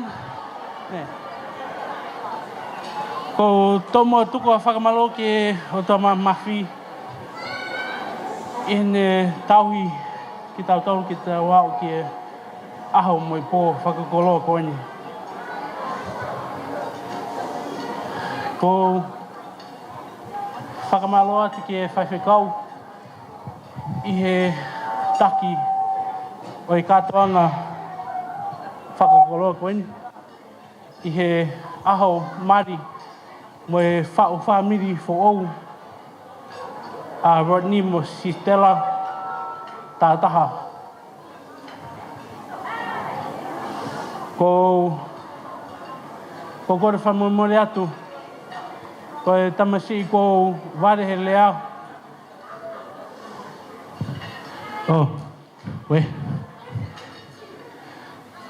Ko kore whamomore atu ko e tamasi I ware he lea. Ka ko e lea ko o atu. Ko e lea pe mehe loto. Ko e hao whakakoloa koe ni ko e aho whao whamiri fo ou. Whamiri Tataha, lama, mo e whamiri Mafi, whao fo ou. Pea ko kole atu whakamoemore ki atu ki mo tolu. E remix pe he talanoa koe ni ke whakapālangi mo whakatonga. Nai keke lava e ako, ka teo whenga pe. Ko Sitela mo Rodney. Today is a new milestone in your life. There's no more, if I can go here, ke alu pe. Ko ke kole visa tai mini pe. Ko malo ku mo ilo pe mo tolu. Ko visa ko e whakalango ulu au pito. Talu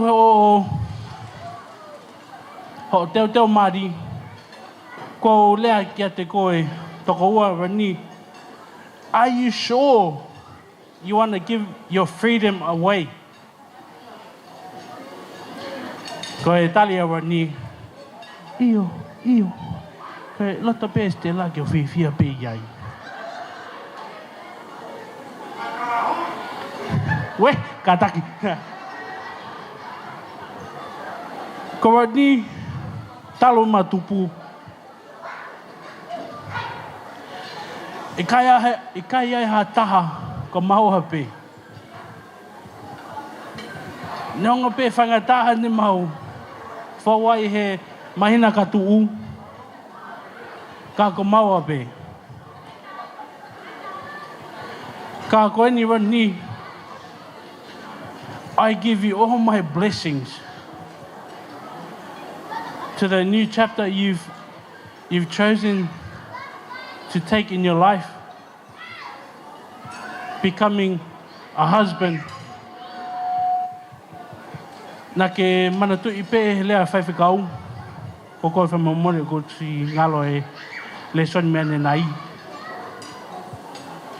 But you truly are a wonderful heart. Ko mo tolo ku iloa ni, he has a big heart. And ko whakamalo atu ki a te mo tolu ko toa pē. Ia mo whakamarie ke mo kau whakataha he aho whakakoloa koe ni. Today is a blessing for a new family. To Stela's family, my name is surely Tataha. I am no one. I am married to a Macedonian family, but I am here for my brother today. I am here to support him and to guide him, but also to give him my blessings for the new chapter in life. Sitela, you make a beautiful wife tonight. You make a beautiful bride as well. And Rodney, you are a lucky man. You're a very lucky man. But Stella, you're an even luckier woman. Rodney, he's got a big heart. And there's no one worthy but you. To the ladies, to the bridal party, you're beautiful. Tonight, he's a shining bright like a diamond. To the groom's party, you guys scrap right all right. He's all right. But koeni, o si mahino kia tika tau tolu. Happy wife, happy life. You go by that, you'll be sweet. And even though we're not here, Mummy's proud of you. Mummy's always here with you. And I love you so much. Ko ofarai tika mo tolu. Pio ku tamai. Mo ku whamiri. Ko ofarai tika mo tolu. From this low person, ko ofarai tika mo tolu. Malo. Thank you. Paspasi mai Sori Tataha, best man of tonight. Koren I ke u tua moe whang mari koeni ki he made of honor speech. Whai adui e tahine kon ko mere maa papalangi. Kātak pe matanga tau paspasi ang e lama ke stage whai e lea e whiaf koeni.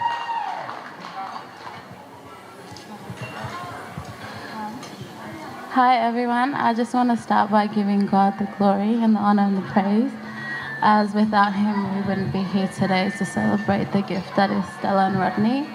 I just want to start off by quoting a Bible verse, and the Bible verse is Romans 8:28, and it's all things work together for the good of those who love God and accord according to his purpose.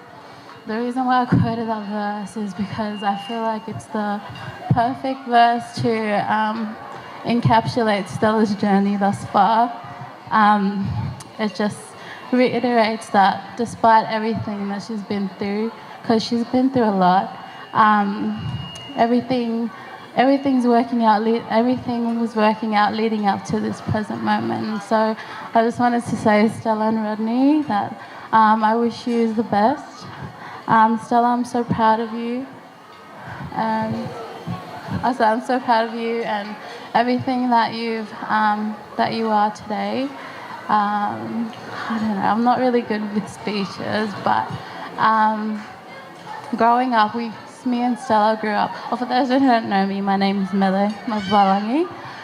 Stella and I's moms are sisters. Yeah, we grew up really close from young. Yeah, and all I can say is that, I don't know, I think Stella and I's complete opposites when it comes to our personalities. Stella was always the loud, outgoing one. She was an extrovert and I was an introvert, so we always clashed. But all of that to say, I'm just going to cut it short, sorry.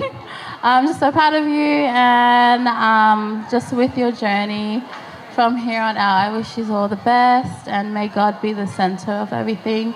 I don't have any doubt in my mind that Rodney's leadership, that you'll be okay with Rodney by your side. Rodney, you're very lucky. Stella has a really big heart. We always used to not get along in school because I mean, despite what people did to her, even though she had a right to be angry, she still chose to love anyway. And that just encapsulates her personality. And so I think you're both deserving of each other. Yeah, malapito. Tawang mo pas-pas. Ya mele ma babalango hikolean. Ito pa kiko ini. A maid of honor. Kita hokat men mo ya pungai fui fas. Ta dia DJ. Lo tong ya ngai entertain ngai famete. O poko ni. Ko le dia ke ngai talunga pa mo le. Ka ho mai kai te ta hokat kiai kai ko le ke DJ. Ma ta ngai fasi. La vela kita to poko ni ta hokat. So no one take it personal. You not talk about done. You think me confident? All me have to do is send for the new gun. Anything test dead. We just fly off dozen head. Lord of mercy. Kill them. Duck a dill. So the boy get killed. Duck a dill. You better shine on the will. Duck a dill. A boy get killed. Duck a dill. Look up in the barrel. My we have got on them. Don't send me up. My we have got on them. Don't come me up.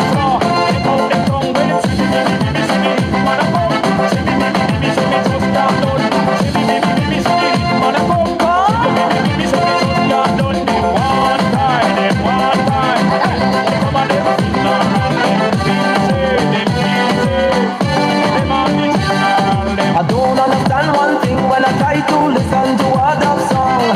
I tried and I tried and I tried and I tried and I know that something wrong. Every time the DJ decide to play, one hand go up in the air.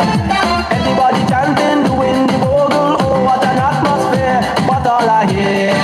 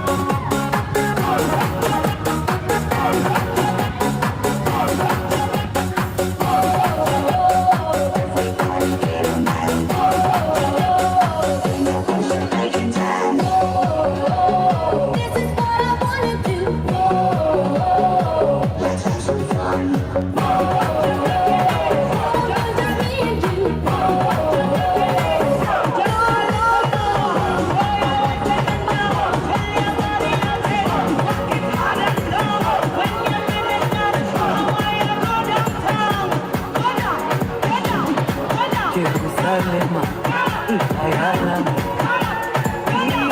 ilondoloze uhambe nami tunamishilana Jerusalema ikayalami ilondoloze uhambe nami tunamishilana Dawulana Ayulana Musoana Ahulana Ilondoloze Zuhamina Dawulana Ayulana Musoana Ahulana Ilondoloze Zuhamina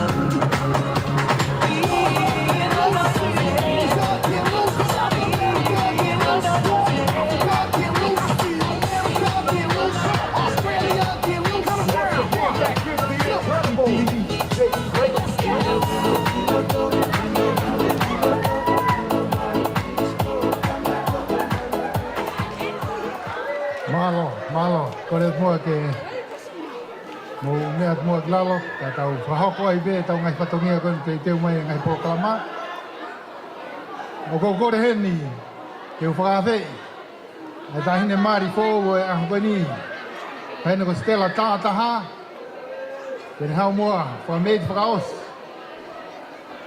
ke kau whakawhakalangi mo e kotoa matanga i whiafkoini ko katang paspasi mai Sitela Tataha te teu ke tālunga talang fua pe ka vave Rodney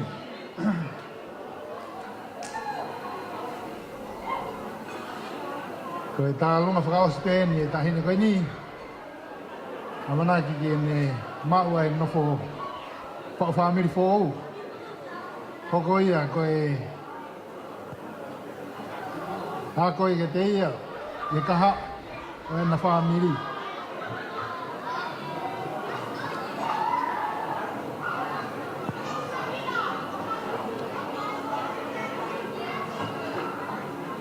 Te teo mai mo tau fwoi fas, tau longa e TJ.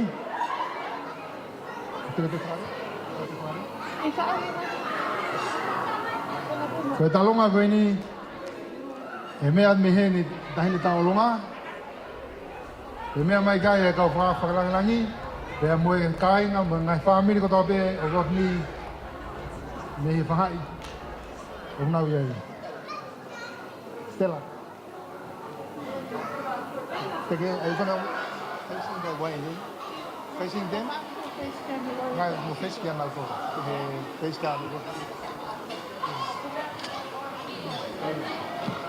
Mau betul fasi kalau hen. Tawang mah pas-pas mama kita hen tahu lu ngai fini. Hen Sitela Tataha.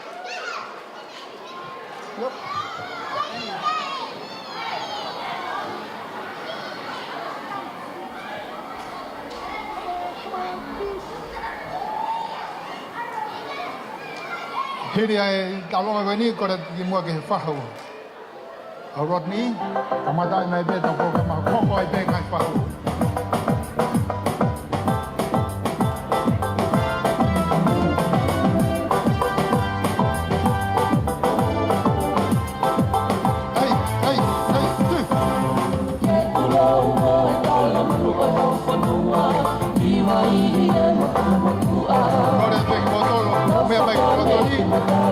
Mama yang bebo tak mai orang lagi apa. Foto ada dia ini ke family berkai ngam Rodney. Ai orang mau ke kau lain lagi ya.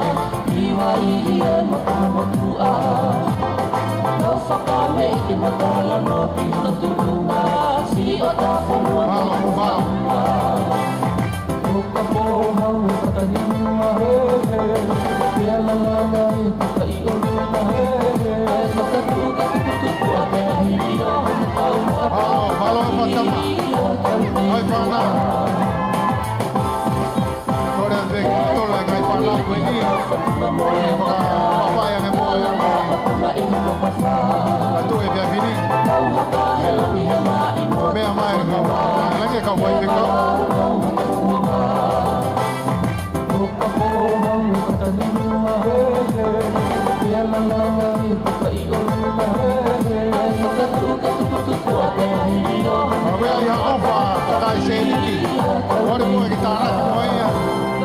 kamata kia whamei ko e a koe ni. Ata ke ta tohana ia te ni pia whakapata. Os koe ni pia e hoko atu e whamei. Whanoa ki mai kai ni ofo mo koe e pia koe ni. Ana ki mai ki koe ni mo mau.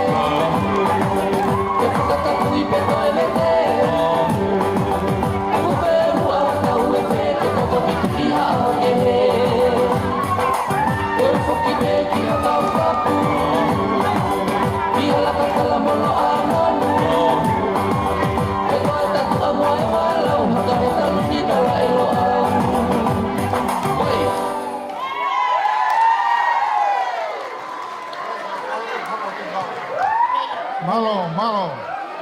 Kore te ngai kaulunga koe ospe ai o ngō taulunga e whahu. Pea whakahoko mai e pe ngai taulunga koe ni te o ki whakahoko atu.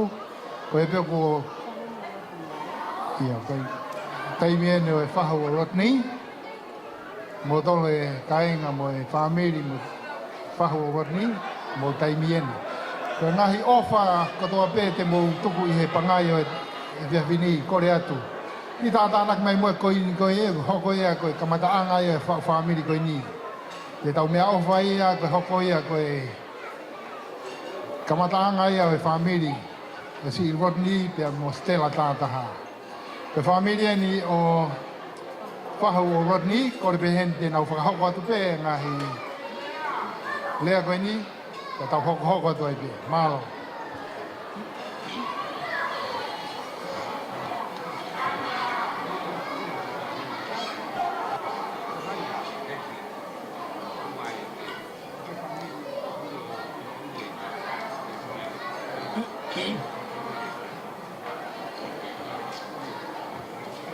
Tapu ke o tua aku awhia o tau loto-lotonga. Watapu ki he whanau mo whangamokopuna hau eiki. Watapu ke kau taula eiki. Pea kore mua ke u pūwhangatu he tala malu kakato o e whiohi angani. Kai ata mo o koe whainga maria e koe ni. Ke whakahoko atu. Ai whatongia, ai whangamehikitanga o Rodney, Lama Tataha i he aho whakakoloa koe ni.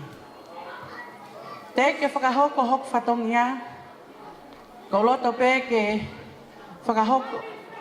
whakahāto hoku hingoa, neongo o koe pēni ihi kunau mea i au, ka koe mea le rei pē e tau whemahino aki. Ko hoku hingoa ko whinau lama whungarei.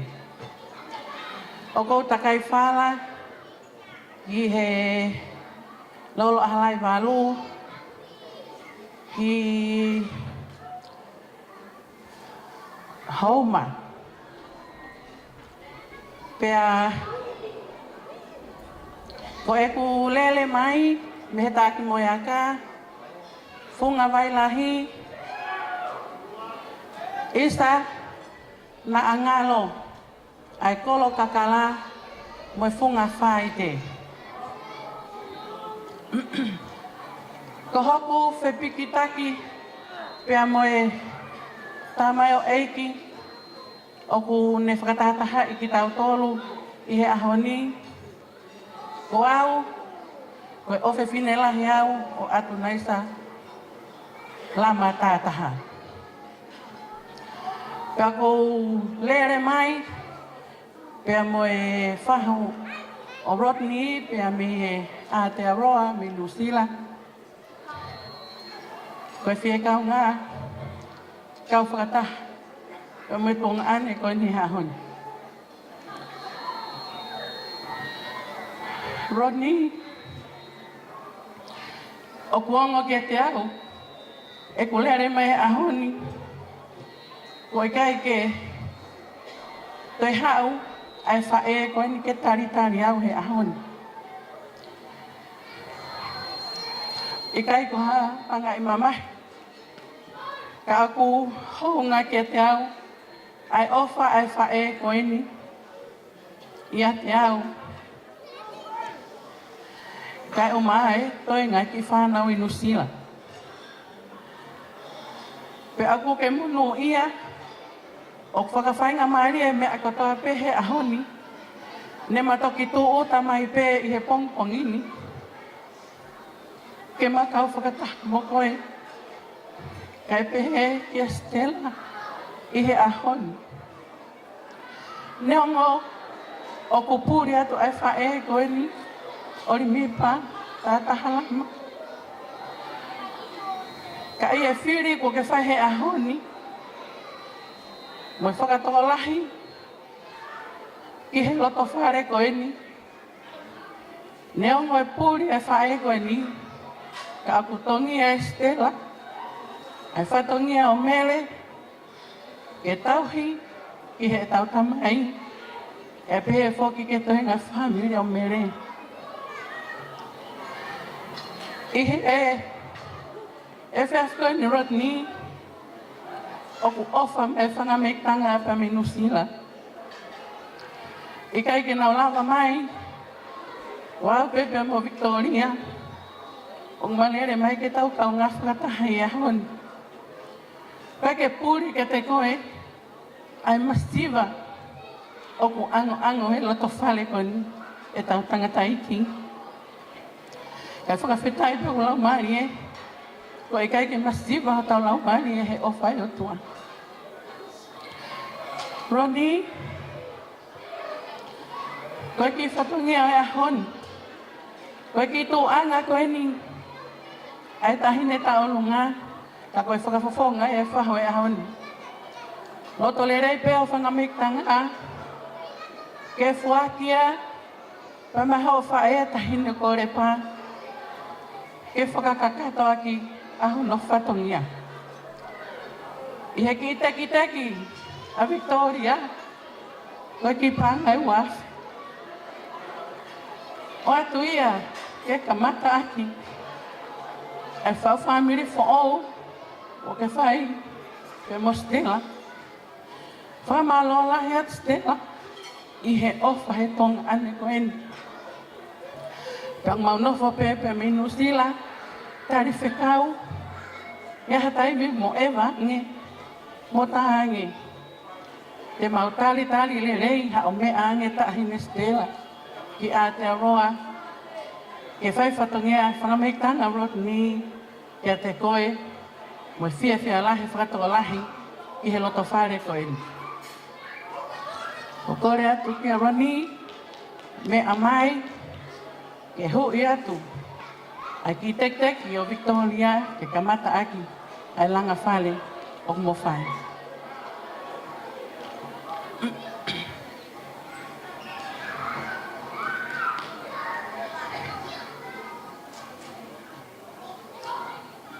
Kore atu ke whamiri o repa, ke mo whakaata atu e ki i vewe ko e ni, kai ata e mala e ke whahaki whakame ite i he whafko e ni.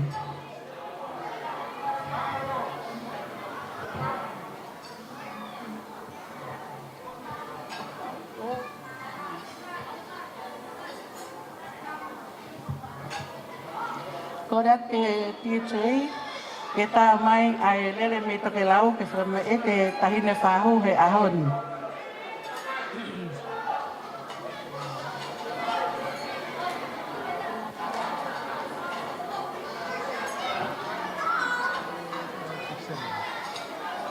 After we're going to go with the bread, let it go and let the people come. And I want to go home. And even me, I'm working tomorrow. Early.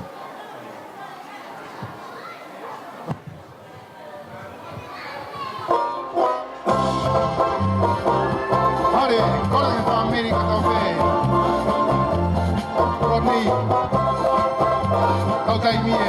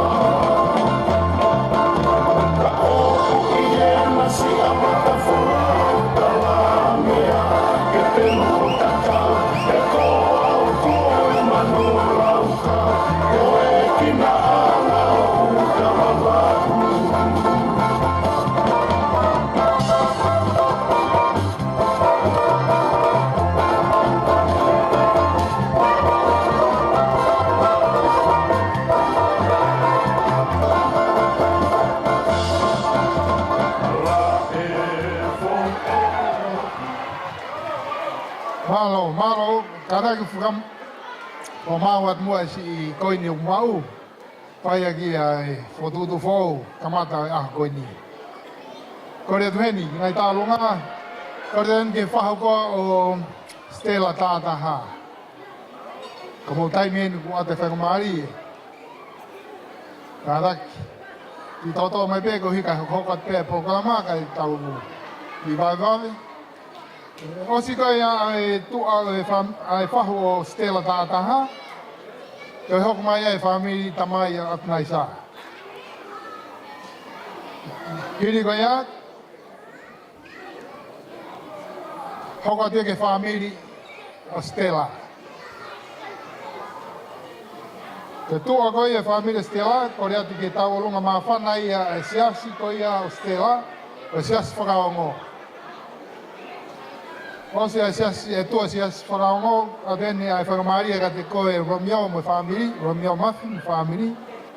E hoko mai kia ia e siasi o Sioma sia ila. E tua ko ia e siasi o Sioma sia ila, ko familia o Eke.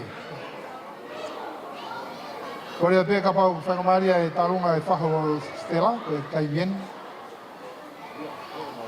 Korea pe ka pau ki miniti pe taha mehenu ku ki whailonga mai pe ku lava mai, kai hoko ha ki Motolo e.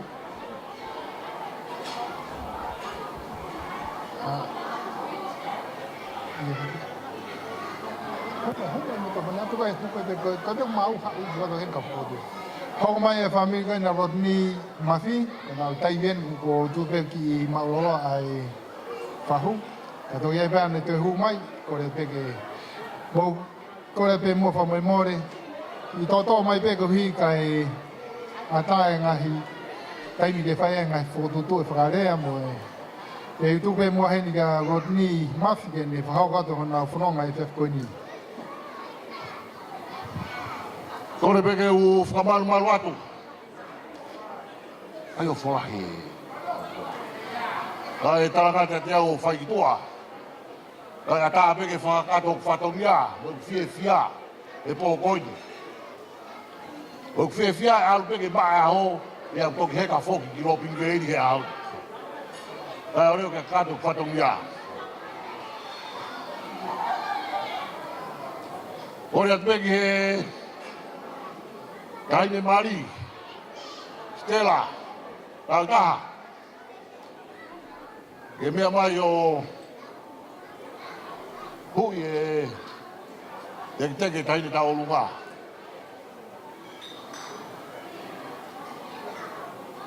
Mou ka atako whakatoto mai, ka hafua mea kutoi ai holo he nā.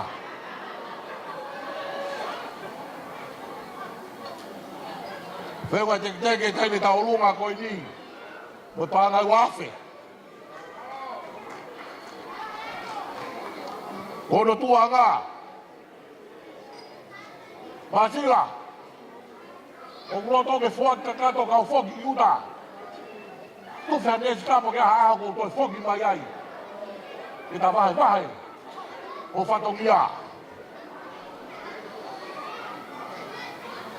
Ke ta vahe koe ni. Whanau koe ni. Ai kui toa Sitela. O whakau atu. Kiria hafoka Mafi. Whana wasione Mafi. Wholau Mafi. Tote sia Mafi. O mo taurunga aini. O ngaru. Whana wa Luciane. Whana wa Fane. Tau whanahape poni. Koe taine koe ni e tau lunga. Koe taine ni nai toki hau pia mi mawa. Ka mo karak mai, kora te DJ.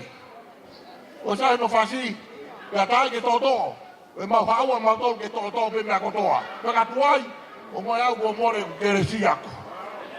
Malo, tua fatu, tai fasi. No, hoka dia. Pasi ke tai mau me ta pa.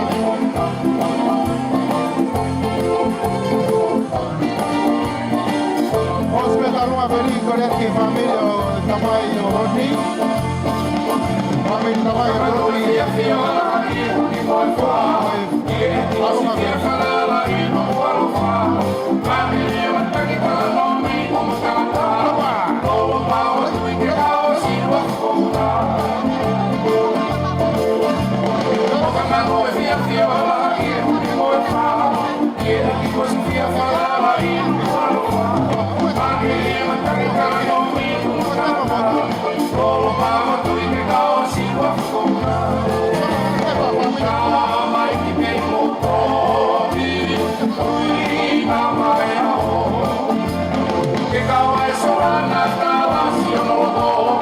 Ai, que lindo, foi cair, ai,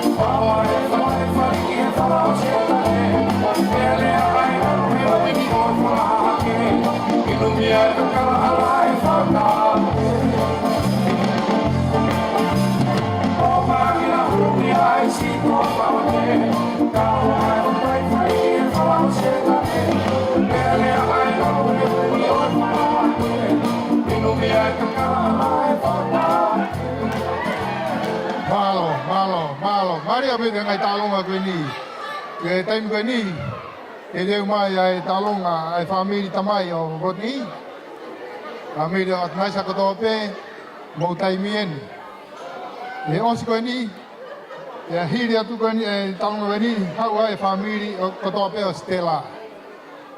Te dang mo ki Maria kwini ke Rodney ke hokat fatunga ko ni watu malo. Malo.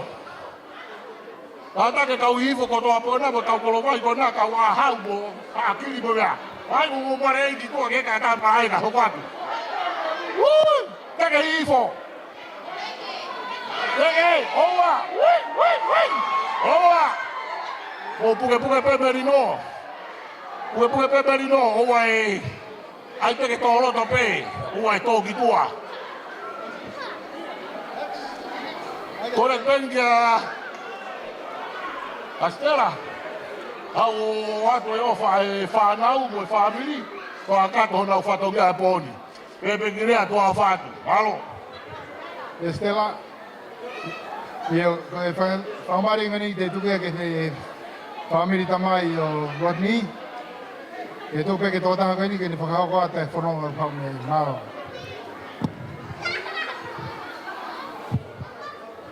Tapu ki he muni walu o loto tatau.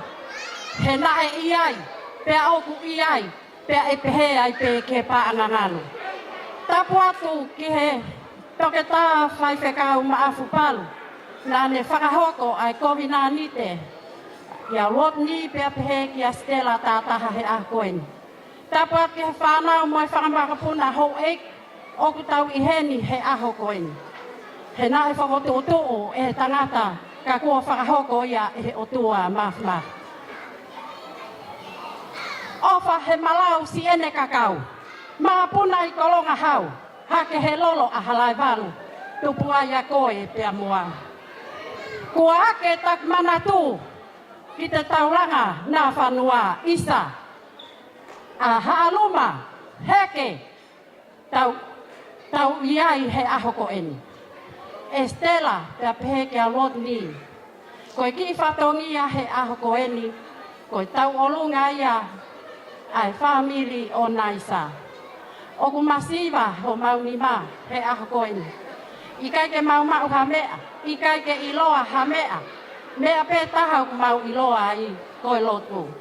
Tala monu atu ki he langa family fo au kua mo whau. Whatawange ki o tua mafi. Ke tataki e whanonga, pia moe whau, family o whai. Rodney, whamore, he tō whatongia he aho koeni. Koe ki koini, maurere mai moia, ki tōla pe e taha. Whamore, ka ke mea mai o mau atu, ke tokoni ki he langa whare o whai. Ko ia pe ki lea o whalahi atu. Paula.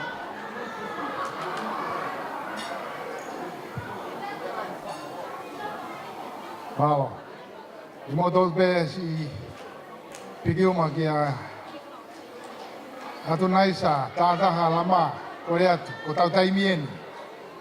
Wama i loto whakawe tau fiafia. Tunga ki koini kamata ki a whanonga family fō koini. Rodney mo Sitela Tataha.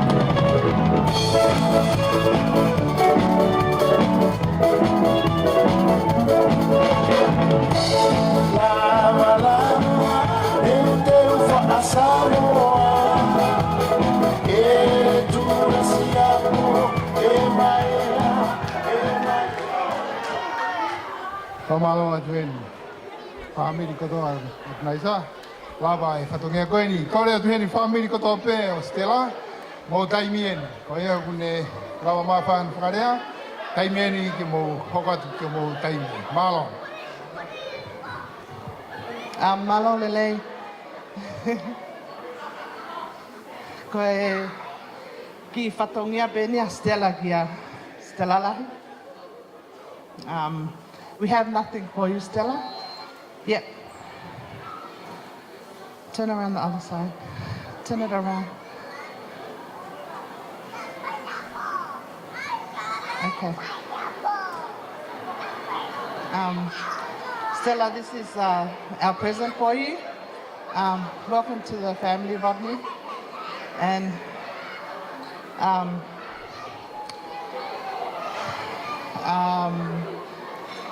we wish you all the best. Pea opalahiat kamoa. Ki Latu ngā kono Sitela e whake mai e whaele ki alute. And yeah, here she goes. Oh wait, Stella, sorry. Ha mua hui. Here, stand there, baby. Don't stand up, just stand there. Just stand there. Can you come and put your pale, Stella? Alo ayaka for I pulole. Malo. malo hokat ki talo koini ko be tu koini hok mai be talo nga mafana sias koia Sitela Tataha. E tu agoi ai sias whakaongo. Whamir whae a Rodney.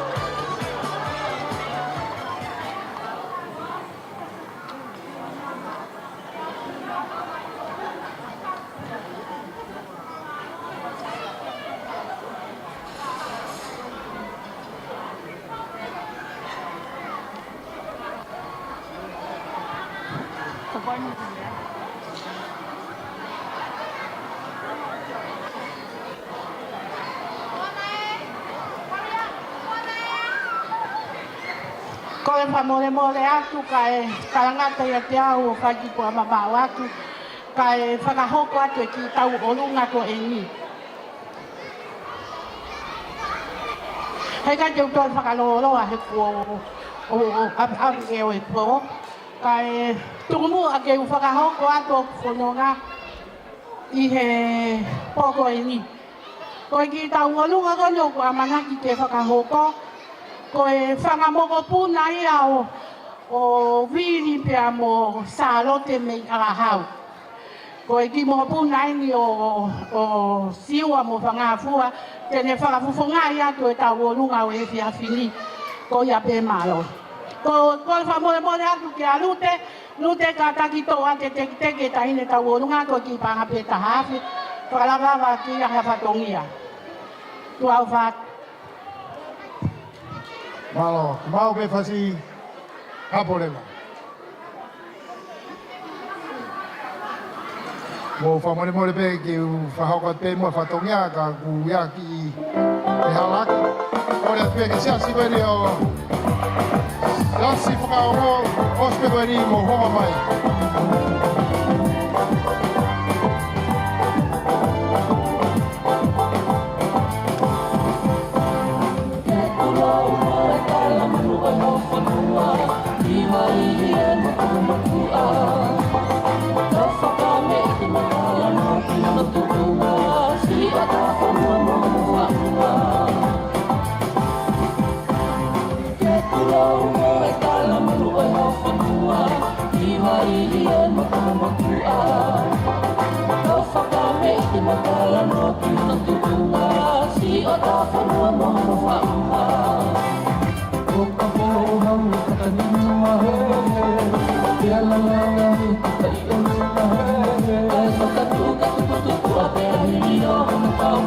Ora pe motor o mene ko toka ya pe au lang langi mua.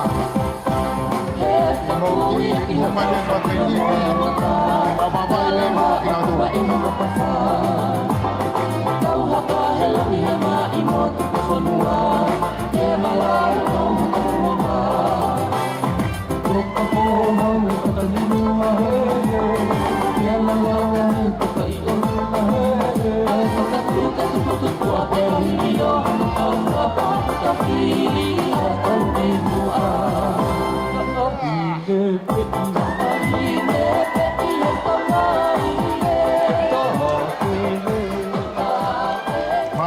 Malo. Taho kat mua ke talunga mafana ni kore ke siasi whakaongo mo taimieni. E tua kani siasi whakaongo kore mai e whamiri whae o Rodney. Whamiri whae o Rodney e tua e siasi whakaongo. Pea piri kai ai whamiri whae o Rodney o whakawhi anheni e whaite talunga ai pe ai kauwholaha kotoa pe i he whareni. Kahi. Kahi ni pai tau talunga.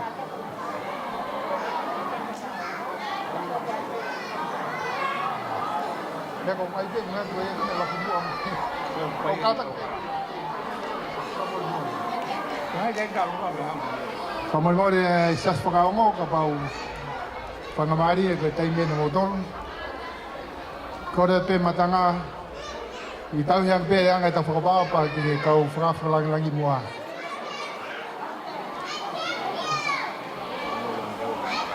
Koe ko hai. Hai e.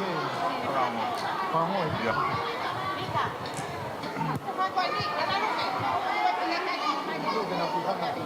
Muhanga ki mua e talunga e.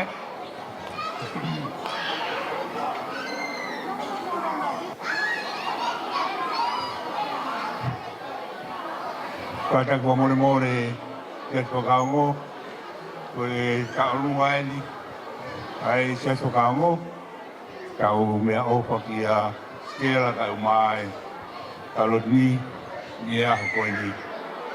Kou watulau watu pe ki he watukau, mai se au se whakaongo. Kai ata pe mo ke whaia whakamei te Biafin, whakaholo aki ai i whatongia koia, ai whawhamiri whako, ua whai e wha i kai ni? Wha i kai? Kurangi ui e mea koia, ngauka, i whai ai. Io, kai i mua ke oko ati e tau tālunga, whai e kore atu heni, ka more, ngai pe whatongia heni o i se whakango, hoko atu. Ke potunga e tala mua se whakaongo.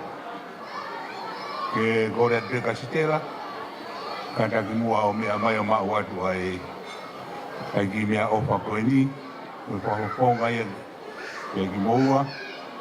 Ke aha koe ni e mau whamiri po hou o whai. Koe ke ha mea mau e potunga aue. Tare ki tāka e mua ai kau take potunga aue. Pua ke atu maau. Koe nā e mea opa ku mautui ko toa pe, e aonga i e te koe mo hoa i e kahau e koronga ku mo whai.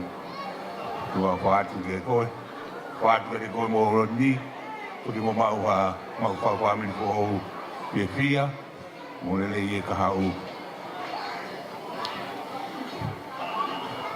Sai koe tau lunga, koe i whine mui e ni e taha pe kau whine mui o i se whakaongo, ni whakaoko atu, ai tau lunga koe ni. O kui ai pēhano teki, koe ki vanga pe taha. Koe ia ku kore peka Sitela, mea mai Sitela, o toko teki kai kamata tau talunga.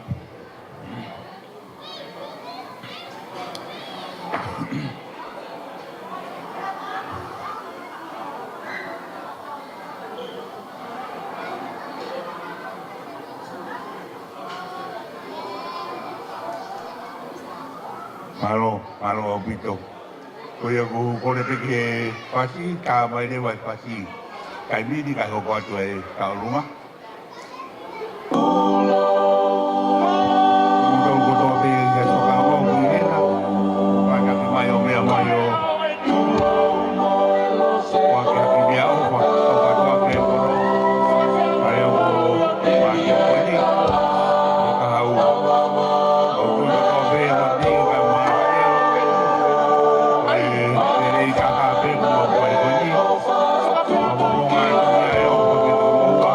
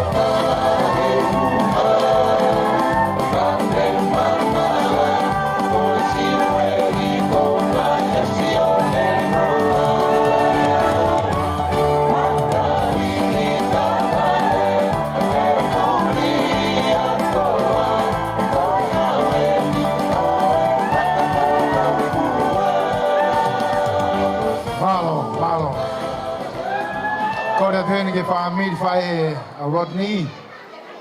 Korea tu. O taimieni.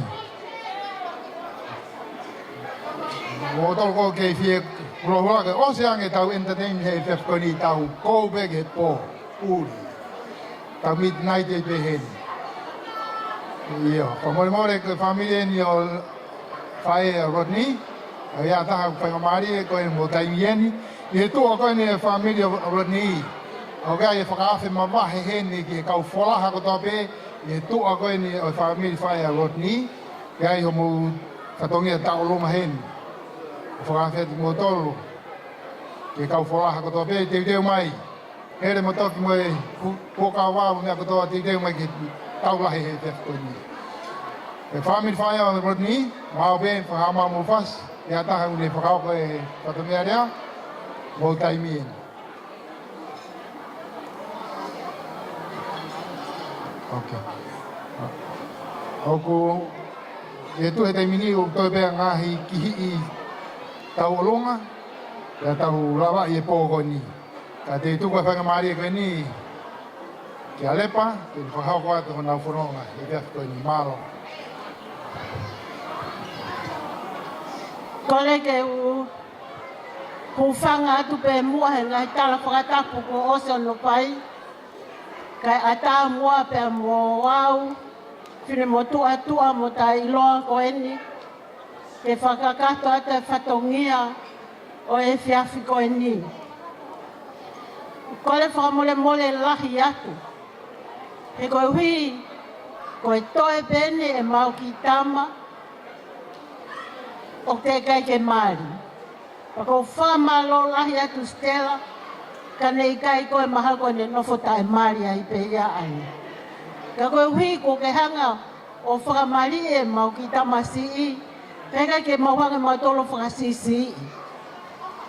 O kui heni, ai ki tahine ko wholau tonga. Talo e whanau i ki whewhine koe ni, ko Rodney pena i tō tama.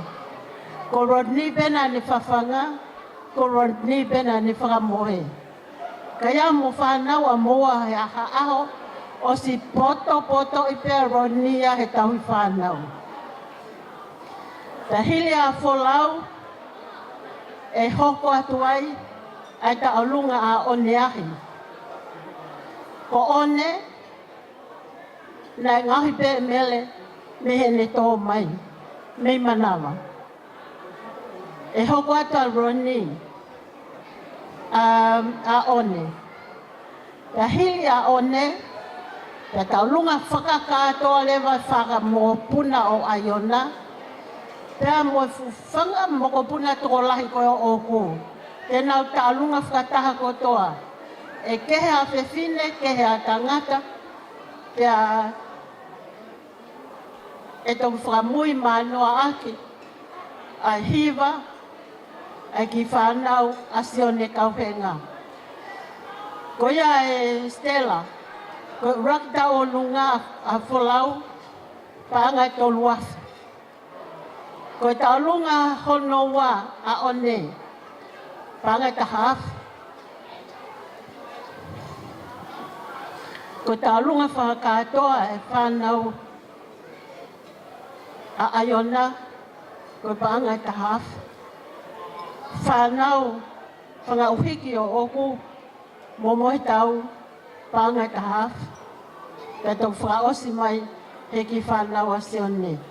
Whakatoa e mau taulunga, mo paanga o noafi. Tua what.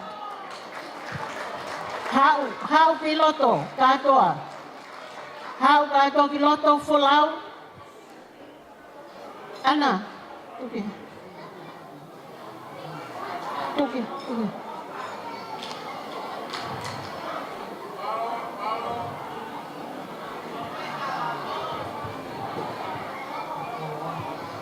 Anna, just stand properly. If you first do fall out, then you do yours. Okay? Wow. Let's take a look at my Koe whasi ko wholaha. Uko ilo faso fola ha. Ako ane fasi.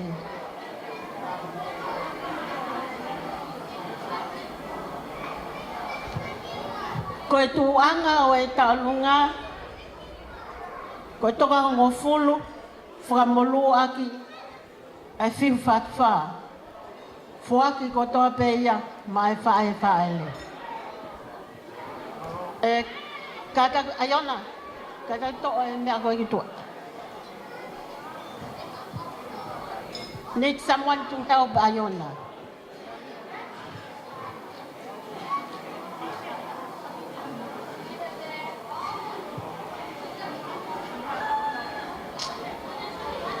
Folau ki mua. Folau ki mua. Not doing your taulunga now. Only folau. Only folau. Just stand properly. Only folau now.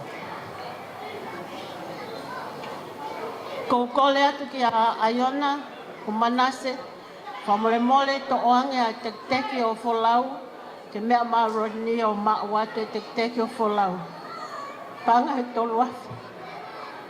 Rodney ko ngā tamaen. E tupe whawha malo ka koe he ahoni. Mono whakaiki ki i koe. Tua wha.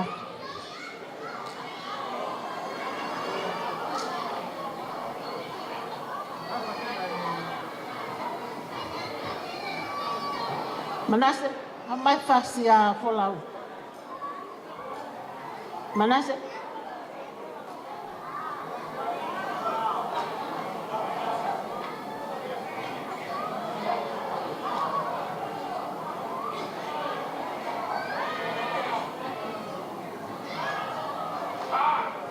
Si.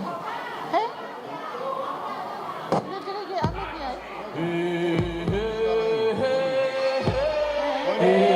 Mai ki haano Ana siki whakalahi ki he lotu moe ako Eva mai ki haano Eva mai ki haano Ki kau hala utamo kau hala lalo Eva mai Eva mai Eva mai Eva mai Eva mai ki lotoha no Malia taine.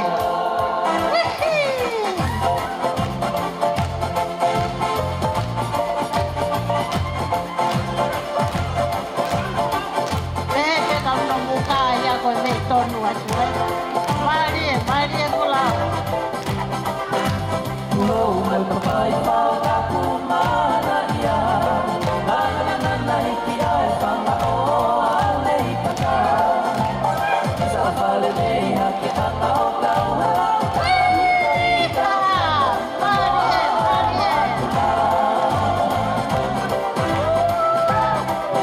Isa ai lana tali o hala e lahi Kau hala lalo ai o he apo o e tamahai Te hawe a toke moe mana o Malia.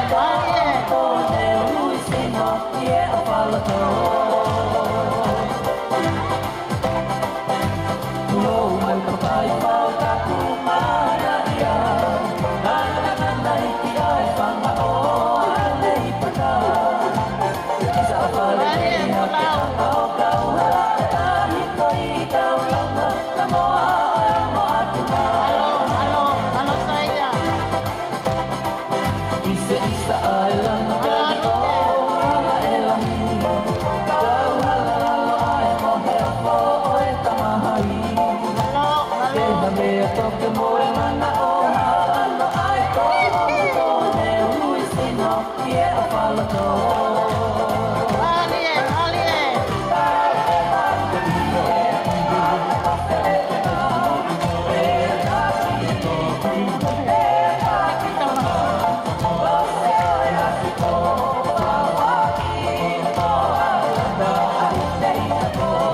Kanya ilo kita masih ikut kuanga pe kula.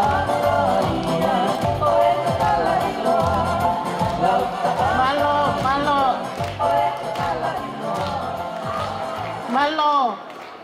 O mabeki mui hoko atu tu e whaiwa hoko. One.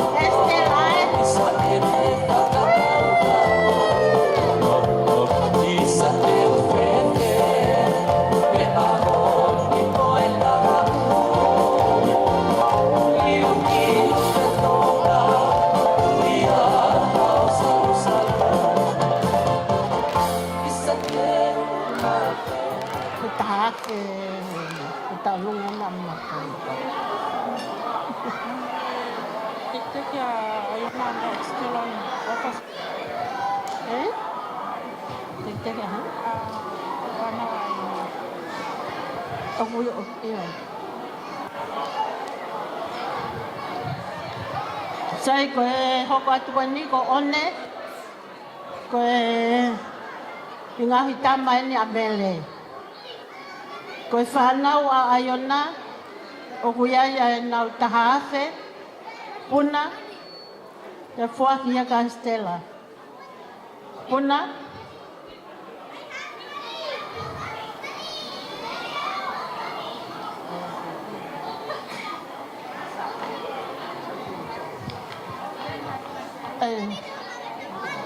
Hoko koe.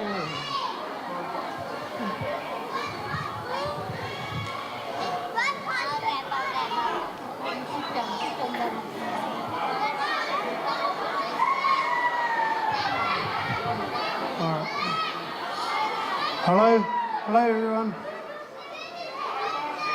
First of all, I'd like to thank God for bringing us all together here tonight,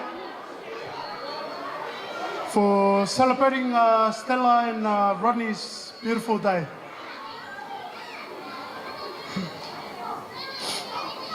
My name is Oneahi Hikila. I'm Rodney's first cousin. My mum and his mum is sisters. Stella, you look beautiful. I'd like to welcome you to the family. Can't wait to mingle with you and meet you in family functions. So welcome to our family. So blessed to have another sister in our family.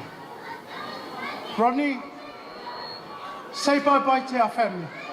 Because this is the first and last we'll see you again. But it's okay. As Uncle Latu said, pau nge talong fua, he long wa. So it's all good, my brother. Just a little advice, Stella, you probably already know his ways. When you go to tidy up the house and clean the house, make sure everything is straight and folded. Because if it's not straight, the brother's going to come behind you and make sure it's all straight and nice and neat. It's just like work. When it's lunchtime, everyone goes, Rodney, hey, it's lunchtime, hurry up, come. The man's still making everything straight, made it nice and neat. But I'm all right. I'm all right. I'm just angry because we're late for lunch, and you're buying my lunch.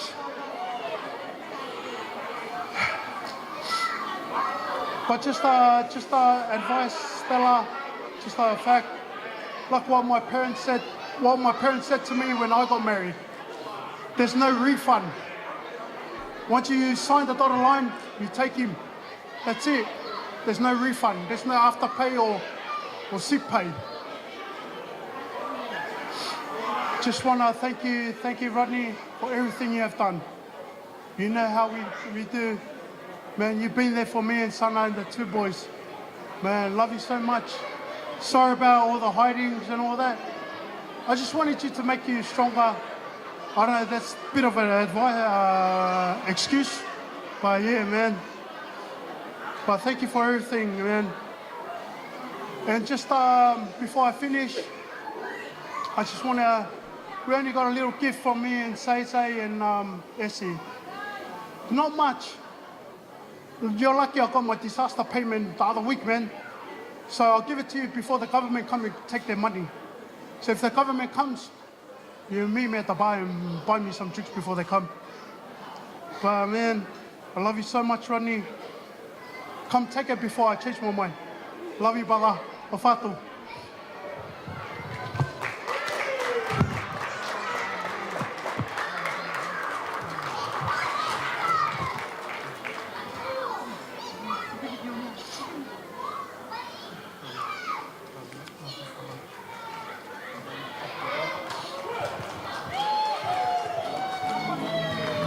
Kore pe matanga, o whamone mo pe ta whakapapai pe ngahi entertainment o whai ka fini. Kore pe taume me os, tau pe ngahi talonga no ben tau os. Whamone mo, malo.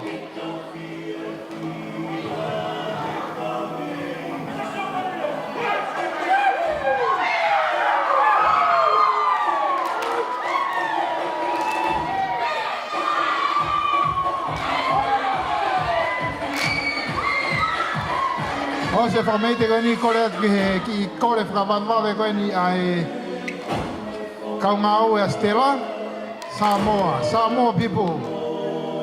This is your turn after this. You may come ahead before you leave tonight. Pea toki hoko mai ai e siasi siowa sia ila.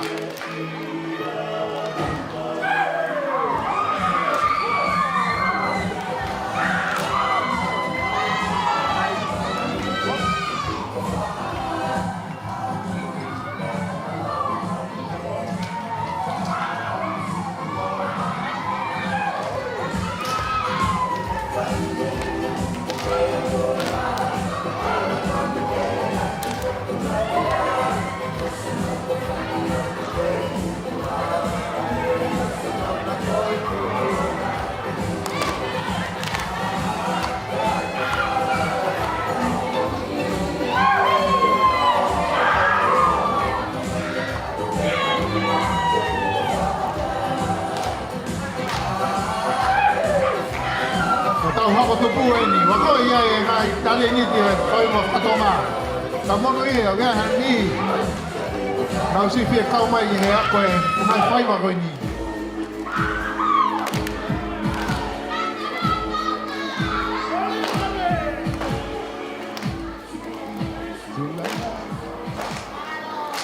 Malo. Ta malo lahi ki si whanau koe ni e nau lawa o whai e ngai whai whia koe ni. Kore atu. Mau maari pe kaunga au e koe na Sitela. Si kore mai ka nau os koe ni ka nau ki whahoko na whatongia koe ni. Kai hoko mai e wholaha i tua koe ni kaunga au e Sitela. Thank you very much for this opportunity. I know there's a lot more to come through, but we thought we'll just come through now while we have the chance. If you don't all know, we are from Stella's work. We all work with Stella at the Iconic. So this is a dance, a Samoan taonunga dedicated to the newlyweds. May God bless you both, and may God bless the journey that you guys have. and that it's a smooth sailing journey for you both. This is a token of our love from your sisters and your brothers here from work. So yes, I'll get one of the girls. And DJ. Mau besa mo atau Siva. Siva mai tayo sama. Kau ngawe ni Sitela. Sama.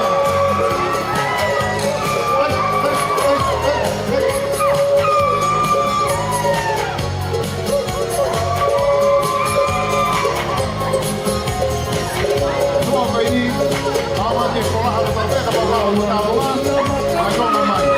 Kosto ya, siapa masih ada.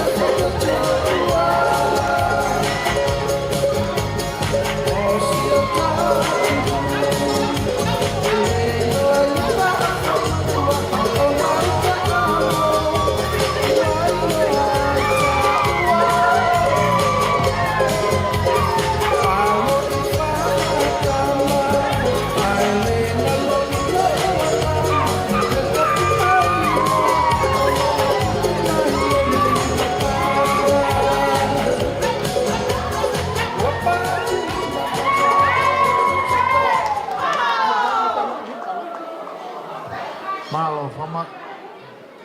Time gani gua famari gani ke siasio sihoma siaila famormore ke siasio o Sitela ini mo taimi ini. Kata pe toto mai.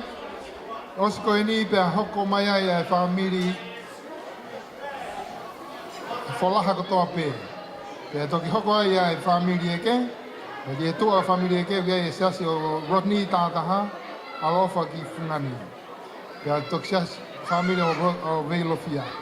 Te tuang mua ke talunga kun hoko ke na whakau ko peho na kononga whai mai te hini malo.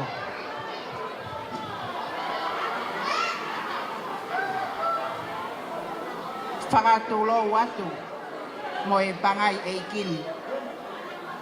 Pea koukore ke uhuwhanga he ngahi whakatapu na e kamata ake maalari o e whiawhini. Tarangata ia te au o whai ki tua mamao. Kai ata moau ke whai atu ha ofa mo ha talamonu ki a te koe Sitela. Koe ki whatongia koe ni te u whakahoko atu koe siasieni o Sitela.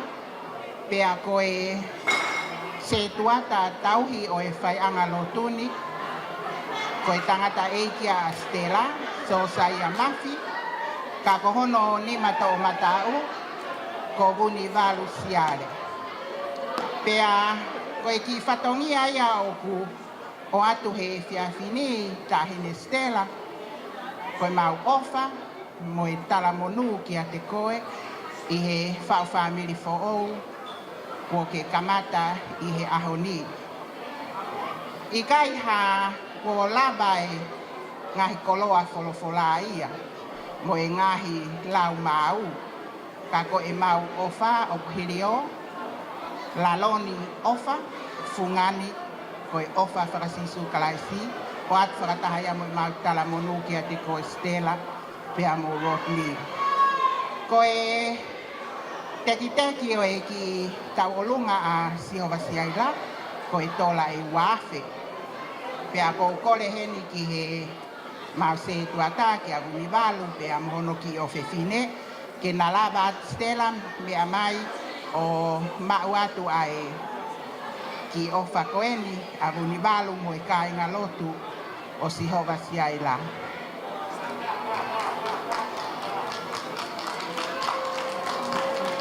I kai ha me ai mo ua ke whakatataua mo tuha aki ai ahoni mo hono mahu inga koe ofa pe. Koe ki tuanga e o fefine o Vunivalu o kuat pe ia ma ai fae ma a Lady Mafi ke whai aki ha whatongia. Leveleva e whakauhaa kau tataua. Malo. Ako ko tatawa mai ko ni. Yasi masoma siaila.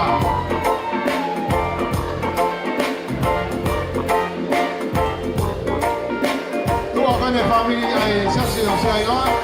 Ko ne pene ka fola no pe. Os ko ne tau kani ko motolu ya. Kon ko fai longa mai e ka fola ha mau e na mai dia tau. Kana ke mai mo e kia.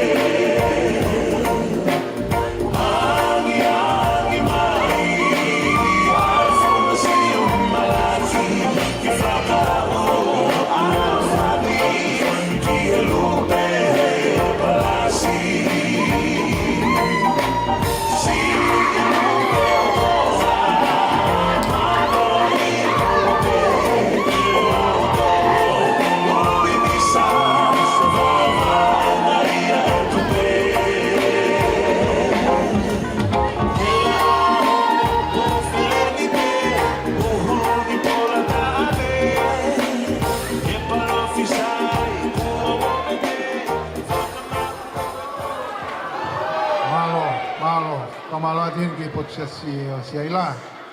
Toko ni mo fala he ko fai fe ko ni. Ko ben ka fa fala ngi. Ka mo be ka fai mo ai from me de.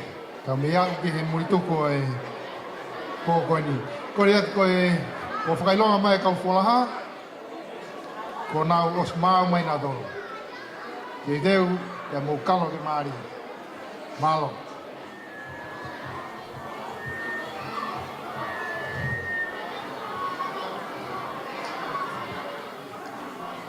O kōkore ke u whanga atu, e au malo atu he ngai tala whakatapu kotoa pē ko au whaki i moani, kai ata kia te au, ke u whakafofonga atu, ai si tunga whine mātua, me he lauto kai anō, he whai haki whakame ite he aho koeni. Ko e whae ai ongo tamaiki mari he aho ni, lute Mafi, ko e whae ene tangata e ki me he roto whare ia o tu poure wā. Ko e tomu aki ia o wholaha. Ko e whae a Rodney Tataha, ko e whine motua whai whatongia mo ia i he roto kai anō i he kolo eiki o tu poure wā.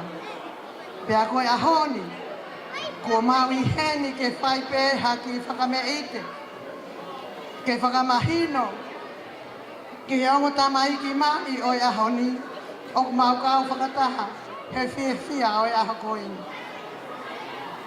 Rodney, pia mo Sitela, mo kātaki, o lava mai ki moani, o mau atu, ai ki peniono pe, ko ki peniono ko ia, nai mo ui ai pe, homo whanga kui, i moa.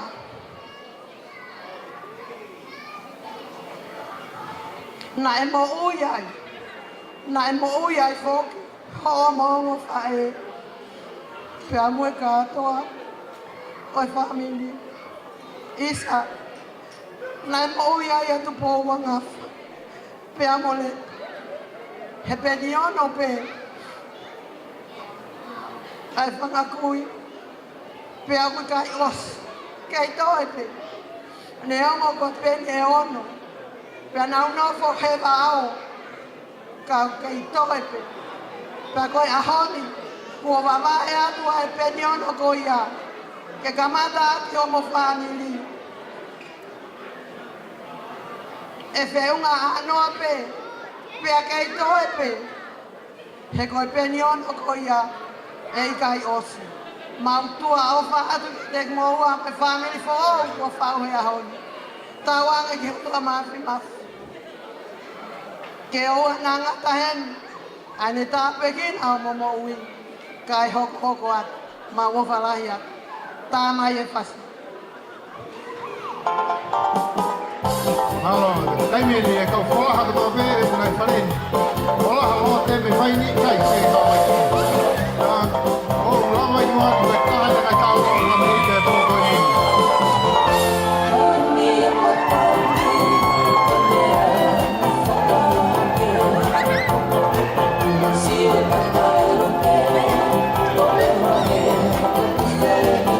Ke te ua e tua hoi e whamiri ake kau Family no Sitela, family ke. Posto ni motor, como mais.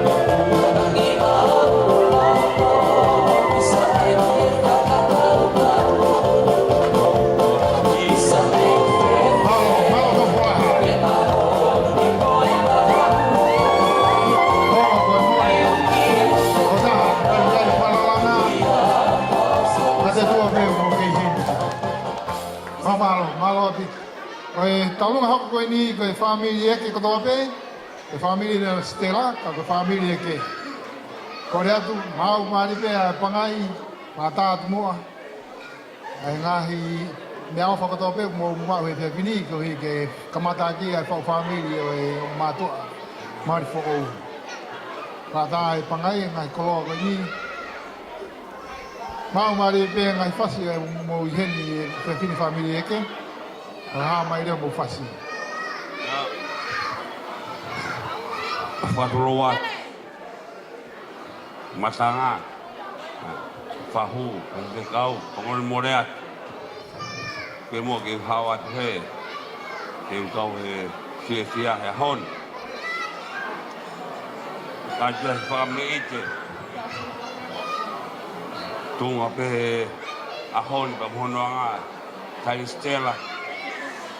Paman mo da tube. Tube ke kawat di fia. Ihe sare oe ke. Mihe apiko. Liu me mua. Tube ke u.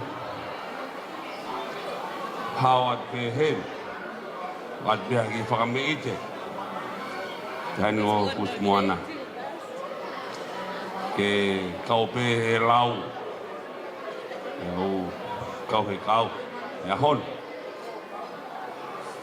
Kore pe ke he DJ. O kai pe ki tek he ni mai ki tiri motua koe ni. Ko tuat he panga he ahoni. Tani kusmoana. Pamole pe Syria.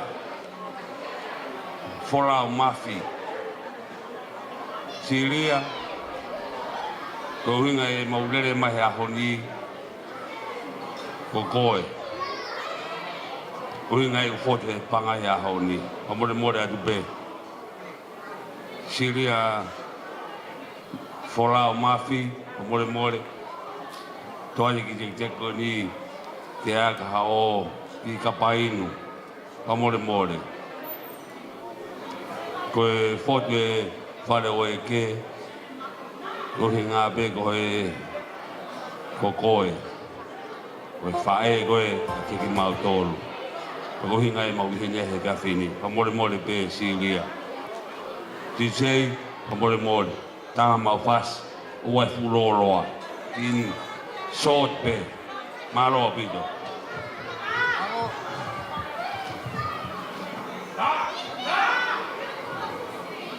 Hokat ke family ko ni ke family o ke mo talo ngai ni.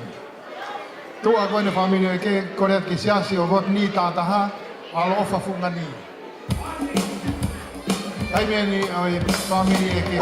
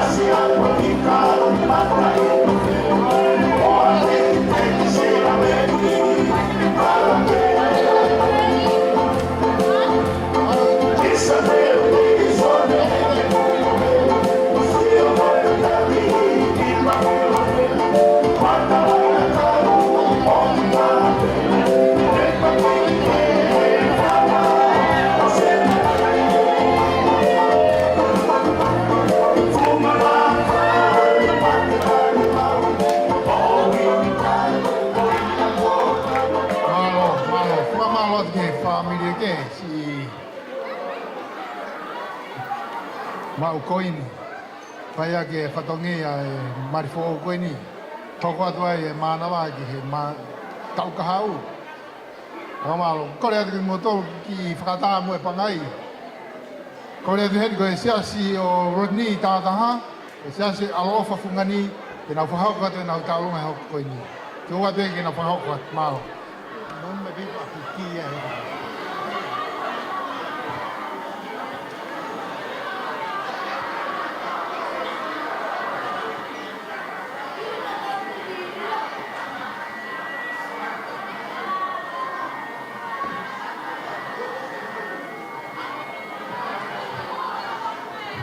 Kole pe ke o whanga te ngai whakatapu. Pea tuku pe ke o kau atu he pue. Ko e ki tālunga mana ke whakahoko. Ko ki tālunga ia e siasi. O e tamasi imari o e ahoni. Rodney Tataha. Ko e tu pe ke o whafofonga ia tu Rodney. Pea pe ke a Sitela. Ai whare fo o ko toki whakotu u. Ai pōpuaki ofa. Me he ongo se tuata. Atu naisa pia peke sa stu toi kamoto. Se tuata tauhi pia peke sekretari. Moe toe ngai kisiasi o ala ofa fungani. Bakai hakepe. Koki mautolu ko toa pen. Mau fiekau mau te. he whakawhewhia I ho aho he aho koe ni. Koe a Rodney, kai keha me au whalelei. O ku mautala monu atu pe ki e whare fo au ko whotu. Ake ai a nau meni e me he apostolo I he tohi a whakaha. Tala mai, o wika I ke tau ilo ai mea e hoko a bongi. Ngata pe I he otua toho taha pe. Ka koi au kutu e ne whalala mo e ne tui I he otua. Tala mai, o ku pau, a hono tofia I he pure anga o otua. O ku pehe ai whaka anaua, mo e anau meri ai ki siasi o alo o whafungani. Ke tu loa ai whale. Pea tu loa ai langa, ia sisu kalaisi. Ke koi ai tolonga o tae ngata. Rodney mo Sitela mo kataki mai. O Tataha ia koe tek-teki o ngoki ta mai ki koe ni. Pea tau ia tu moe ki bebe koe ni loto. Ma ai wito, ma apnaisa, ma lo au wito.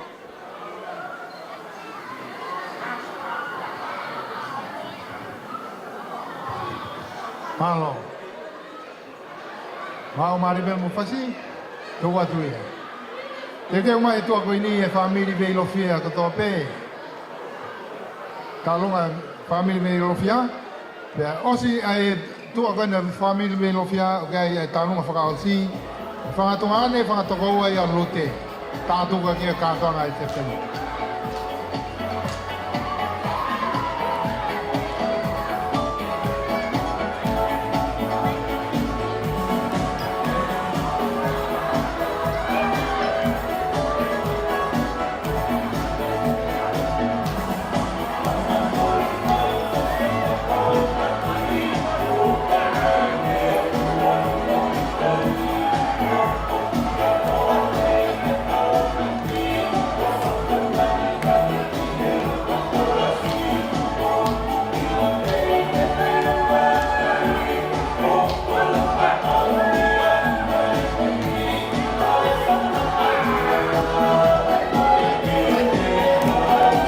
Gracias, señor Rodney Tataha.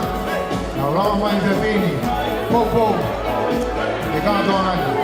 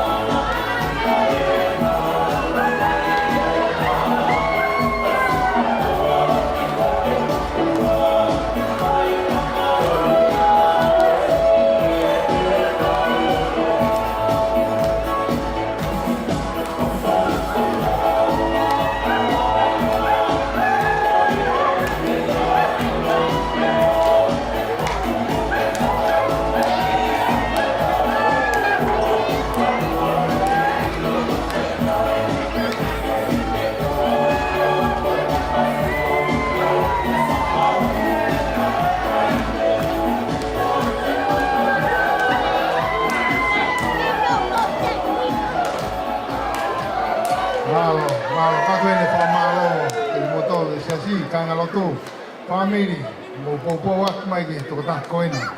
Yas koini, tau fia koto ai, malari, si. Kau family fo kena Rodney pe mo Sitela, kamalo at bin moto ofa, ako fai. I roto ngari ke te mai heni ai talonga, kau a wha Moimoi, e talonga ene family veilo fia. E tuang pe kena whakawat, ka kore pe mo Tataha pe mo ai tau pangai kai. Kamalo tuen ke kau whaafu langi ko hi koi kātaki. Mo kalangi ai aha koi ni. Ka Moimoi pe tau mea uke. Tai koe tau kātongani, ka ke tuku ke tōtaha koi ni hokate na whatongi e te koi malo. Kore pe ke o whanga i e whatapu. Nā e kamata ki a e maalari whiawhia. Langa whare fo o whai e he ngota mai ki mari o aha koe ni. Ka e ataha mo ki mautolu ke whakato atu a e whatongia koe ni. Ke whakato a e whatongia koe ni ko kore pe ke o whahatu a e uhinga. Mo ku mau i he ni ai i aha koe ni. Pea o tui e whai ono e kea ai whaamiri koe ni. Talu e mau whaango mai ke mau kau i he kamata o tātoanga. Tautou hao mai ki he Tataha whakakohoko o e whatongia o e aha koe ni o whai ono kore ke mau kau mai. Tau mau ena mau whainga maari e koe mau whaosi. Pea unai peho mau tala. Ka tuku mua ke whahoko atu o mau whonga. Pao mātua ko uriami niu weilofia. Mau hoa ia ka aka jesi. Fiu o whaatu u. Ia e whanau toko ua. Uriami whine ewa weilofia. CCE ia. Mono tō whiwhine koe lahi ko manu. Manu weilofia mao.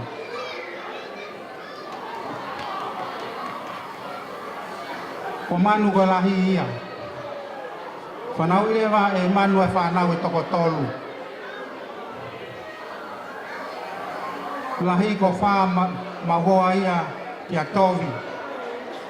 Whikawa o mere mahoa ia kia mawhahulu o toku miai e daine Mario a koe ni.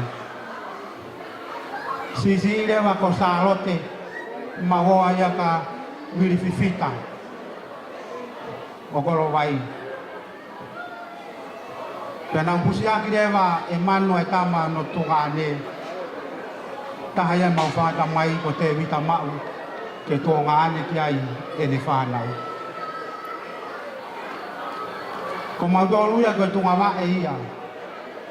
Ko hirianga kulo ia. Ai whanau a mani. Pia yo mau kāla kau ke alu ia kātuanga. O kuia ia mani mo ne whanau kono whanga tua. Tako hui ngai o mai e ke mau whamui mui taha e ate. He kai ke mau tāu ke mau tua pa mi muane. Na ko ia ai whawhita i ki a koe ni. Ko la wei peo si ai ngai tālunga. Ai ngā hi whamiri. Ka ne whai ono whama apo opo i whamiri. Pia namoa i pia me api pe taha. Ko whahinga o i utu kakala. Ahi o ula kai whare hakiri. Nai namoa i pia me ai whamiri koe ni a manu. Whamiri a weirofia. Pea koe a koe ni nā ine Sitela. Pea kia mea ia mao. E whamiri koe ni. Koe toto na kai ke whiri ki ai. Nai kai ke whiri ki ai ke ta whamiri. Koe hae ki ta wahe o tua. Pea ilonga mea whotu o tua o ku mau pea pau. Pea whakatupu iri. Pea koe mau ihe ni. Ko ke ko sinangalo o tua. Ke ta whamiri. Kore ke taine tālo ngā. Lama atu. Ke ia mea ia e maa. Ki tek pēni o kutoa mai. I ki tōnga mātu a koe ni. Ao hala. Hiri anga kuro. I tola pē wāwhi. Na lama atu ai haa whonu maa. He langa whare whoou. Ko ke kamatai aha koe ni tai me Sitela. Kore atu ki e whamiri kotoa pē. A manu whakamopuna. Ko silava mo tālunga. Mo hau ko tau api eni. Aku ko whahina i takala. Whakamā opo ki tau tolu a koe ni. Malo apito. Kore atu i tei. Tā maha whasi. Thank you.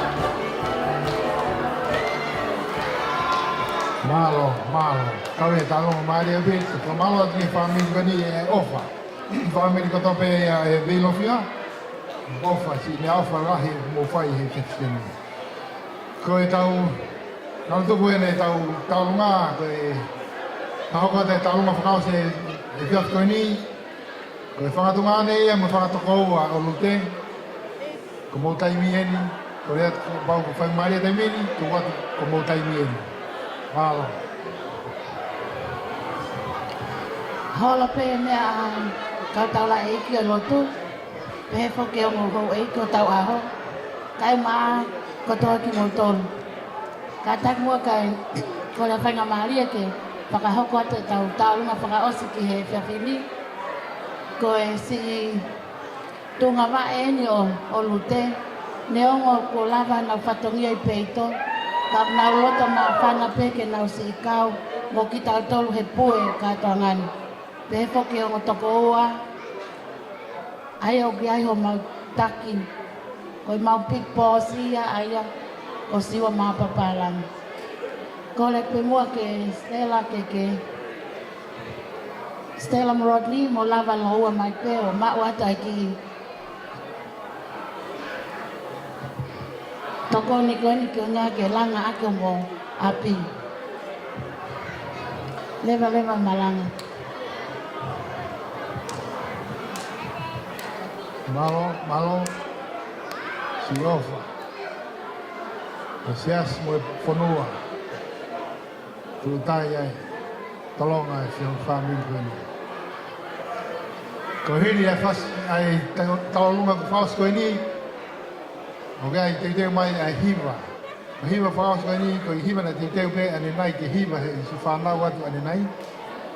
Ya Hiri ai hiwa ko ia te tau tukang mua heni kore ai whaiwhikau o tofua. Pamare mo be kore koi whemata mua atu kai whaos mua e tau whatongi ai tef koe ni aga tau lot ka pune tef koe ni. Mau be homo taunga ko pasi heni te te wat.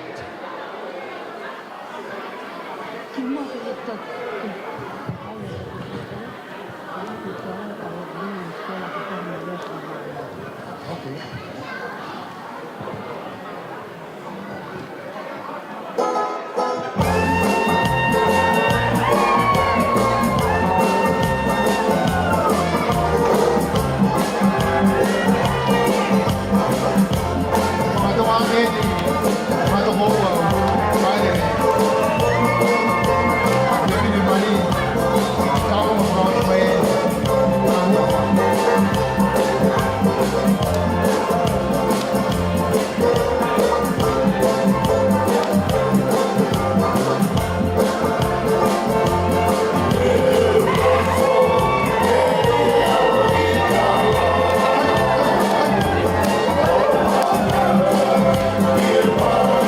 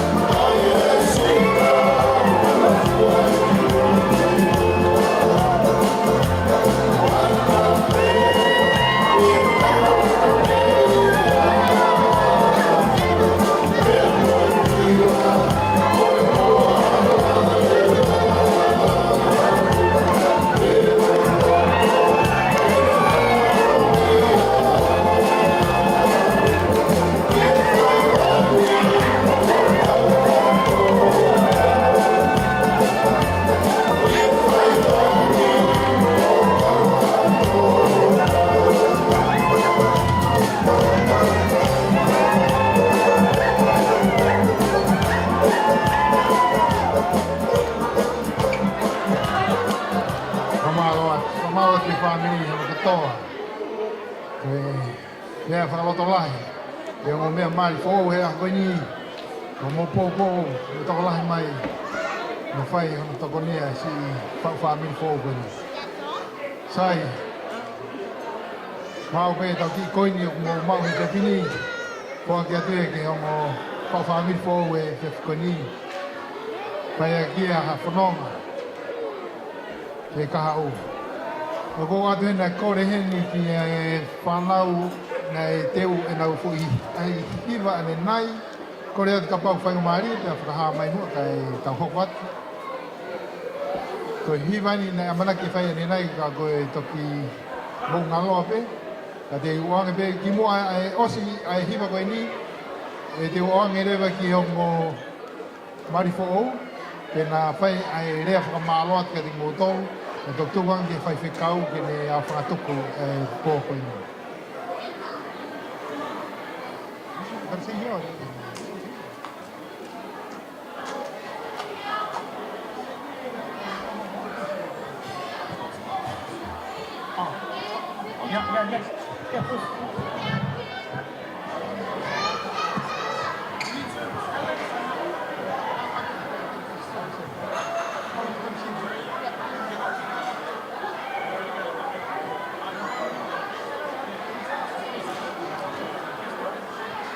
Just 1, 2.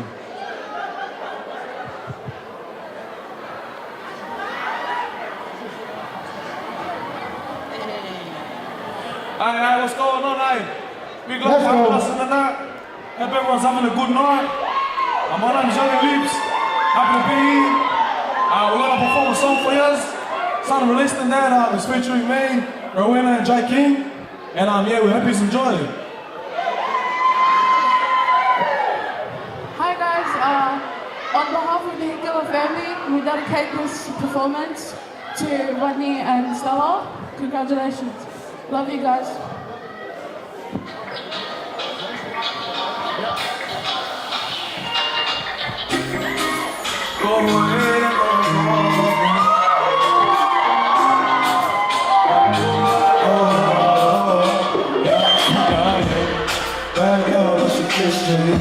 Move so hard you can wasting. You can hear it loud and wasting. Say she love the way I'm wasting. I don't got time cause they faking. Where I'm coming from, I'm making it. So I gotta keep it going cause I'm patient. Fast forward, they must say I'm the greatest. I ain't talking about that number when they hate it. Get it, and they play it. All of a sudden you say congratulations. Why you sucking up a heavy? You can go ahead and get into my plan. I'm just trying to keep the body shut so I can't let. With the face of the get me but I pass my plan. Making history, the helpers can't believe my step. Oh, they said I'm moving slowly. Slow motion, pull up with a rollie. But I guess you wanna feel on me. And since you want to do the rolling calling. I've been put down, I like to go. No matter what you do, I'm from the shoulder, no we never lose it. I've been in this time before. I've been on this time before. You feeling like you can't go. You feeling like you can't go. As long as I have your back, as long as you don't return. What's up, Tell mama you won't love me. Go ahead, go call me.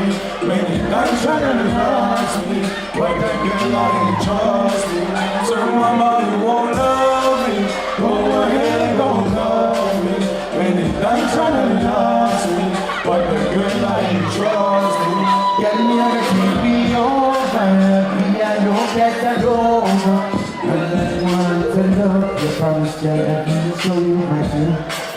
If you ain't no other man that's ever given to me, you want the things you want me to do for you, my love is true. That's so. Big love. Yes, sir. Big love. Congratulations to the party group. I love you guys so much and all this and this. We gonna do one more. Let's get it. You don't want to ask the party group, y'all.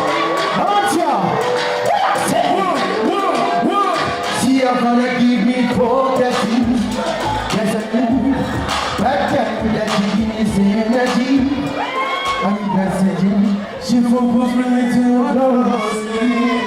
Goes home. Ready to control me. One love. God bless you all. Big love. Yes, sir. Enjoy the rest of your love tonight.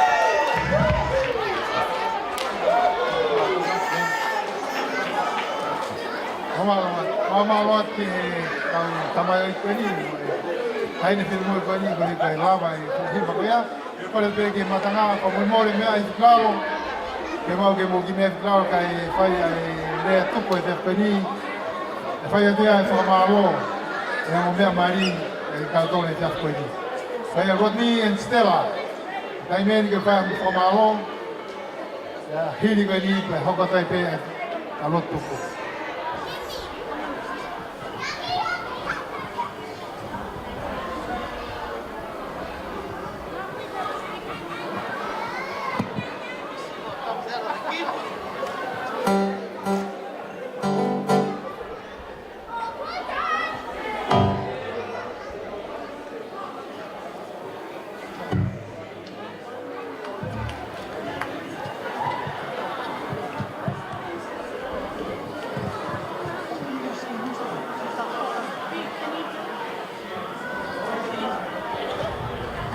Moimoi pe mua matanga. Kau fa lang lagi. Ni korek mua motokanga. Ni kata fa lono kai pausa te tau katongia te fini. Malo. Hello, check. Kau pe ke ufana nai kala tapu ka ata mo maua ke mawhai haki lea whakamalo. Patapo ni ke o toa Mafi, he ene ofa mo taui ki tau tolu, whakatata tolu e a whakatolo lia, whakatoloa mo whakawhiawhia koe ni. Whakatapu e ni ke whaiwhekao ngā palu, te whakatapu e ni ke seas whakaongo, ismeli lutui maia, te whakatapu e ni ke ongo whahu. First and foremost, I'd like to thank our Heavenly Father for His never-ending love and guidance, and for also gathering all of us here today. I'd like to thank the Whaiwhekau Palu for the blessings and words of encouragement they've given us today. I'd also like to thank both my whahu and Rodney's whahu for traveling out just to come to our wedding. Thank you to Rodney's family for welcoming me into your family. Thank you Lepa, Moetau and the kids for all that you have done and continue to do for Rodney and I. I thank you guys and love and appreciate everything you do, not only for Rodney and the family, but for myself. To Rodney's dad, Nisa, and his brother, Joey and Medina, thank you for everything. You guys have done so much to help Rodney be the person he is today. I know that the last couple of months have been a rough one for your little family. And I know the one person Rodney wanted more than anything in the world to be here with us isn't here. But we all know that Mum, Mele Tataha, is so proud of the man that you have become, and she's dancing away in heaven with Iona Lahi having their own reception. To my dad's family,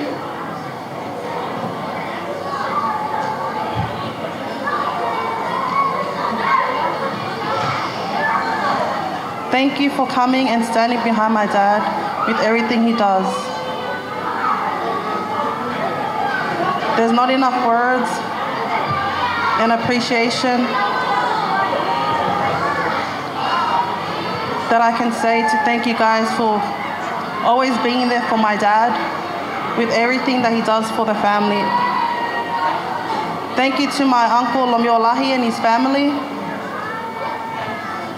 Auntie Anna and Mele and Uncle Liku for traveling across borders to be here and taking time out of your lives to be here.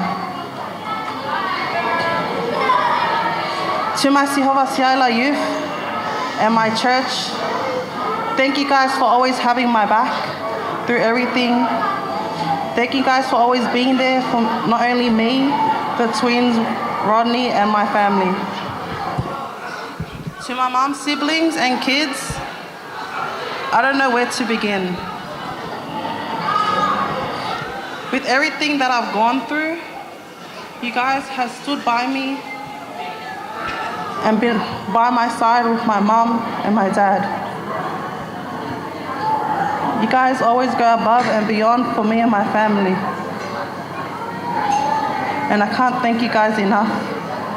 I know the last couple of weeks have been stressing and we stayed up late doing stuff for the wedding. But I thank you guys for everything. To my sisters, Sil, Sia, Faina, Nane, Nell, and Mele. Thank you guys for always sticking by me through everything. It has always been us six that did everything together. We all got our first jobs at the Alamoni when we were clipping out on the farm, to upgrading to driving Paula or Dad around in the mule because we thought we were cool driving, then Harvest, and now the Iconic. Like we're not sick of seeing each other as it is. I thank you girls so much. I know the last few days have been a headache.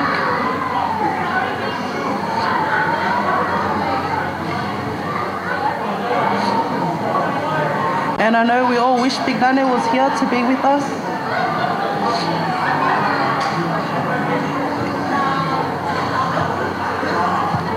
But I know Big Nane and Big Sammy was here. I love you girls so much and I appreciate you guys for everything. To my brothers, Sione, Siwa, Betty, Wella, Lomio, and Benny in France who couldn't make it. I thank you guys for everything. I know I'm the biggest headache and I complain about everything to you guys, but you always tend to do what I want at the end. Thank you for the many pep talks and lectures that I got from you guys and that you continue to do. Last but not least, to my beautiful parents, no words can express how grateful and blessed I am to have you guys in my life.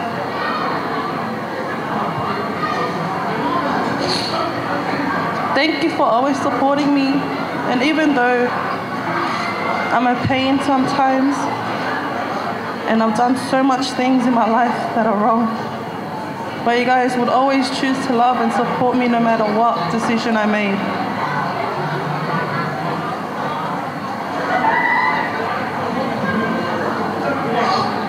Thank you for always guiding me.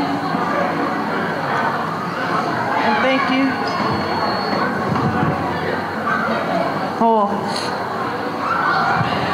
for helping me and Rodney with the wedding stuff. I know we planned everything and told you last minute, but you guys still went ahead and supported the decisions we made. Nothing can repay the love that you guys have shown, not only for me, but Rodney and his family too. If I've forgotten anyone, please forgive me. I thank you all for coming and showing your love and support. I hope you all enjoy your night and get home safe. God bless.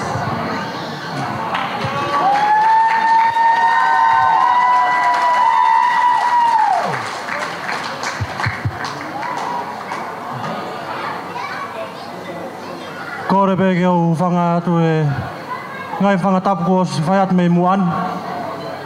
Ka tā mua mai toko taha ko ni ke whai atu pēha whakawhetai mua whakamahalo. Ke o tō ai langi ko e iko ne ofa mo e tāpu kino ko ne whai mai. Ke teki tau tolu hono ko tā pēha o ausia mai. Ke aho whakakoloa ko e ni.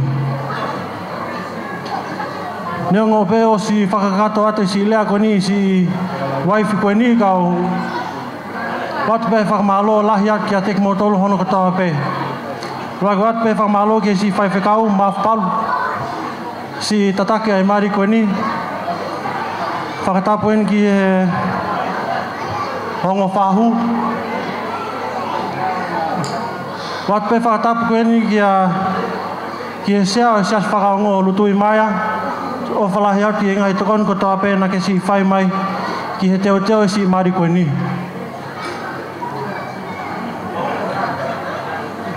Ka wat pe whamalo lahi au ki e hongo whamiri si saia lute.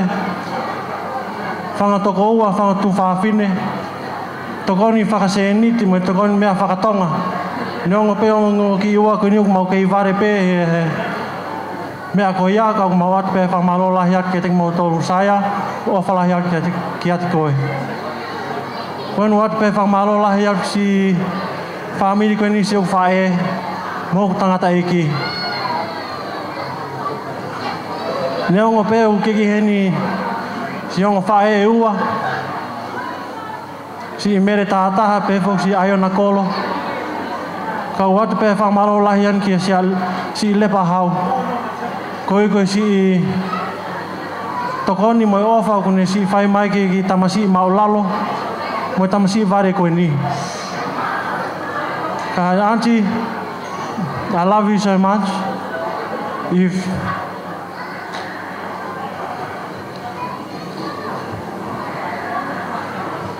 You've helped me a lot with preparing this wedding, even though it hasn't been 1 year since Mum passed. But just wanna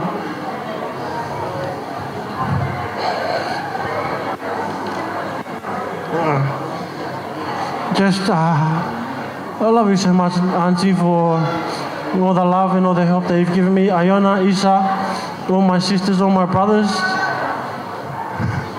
Maya, One, Nase, Selu, Sione, Siweri, Poko, Kami. The list goes on. I'm not going to name any more names. I'm going to forget someone. But you all know who you are. I love you all so much. Joey, you know how much I love you. And Evelyn and Maya.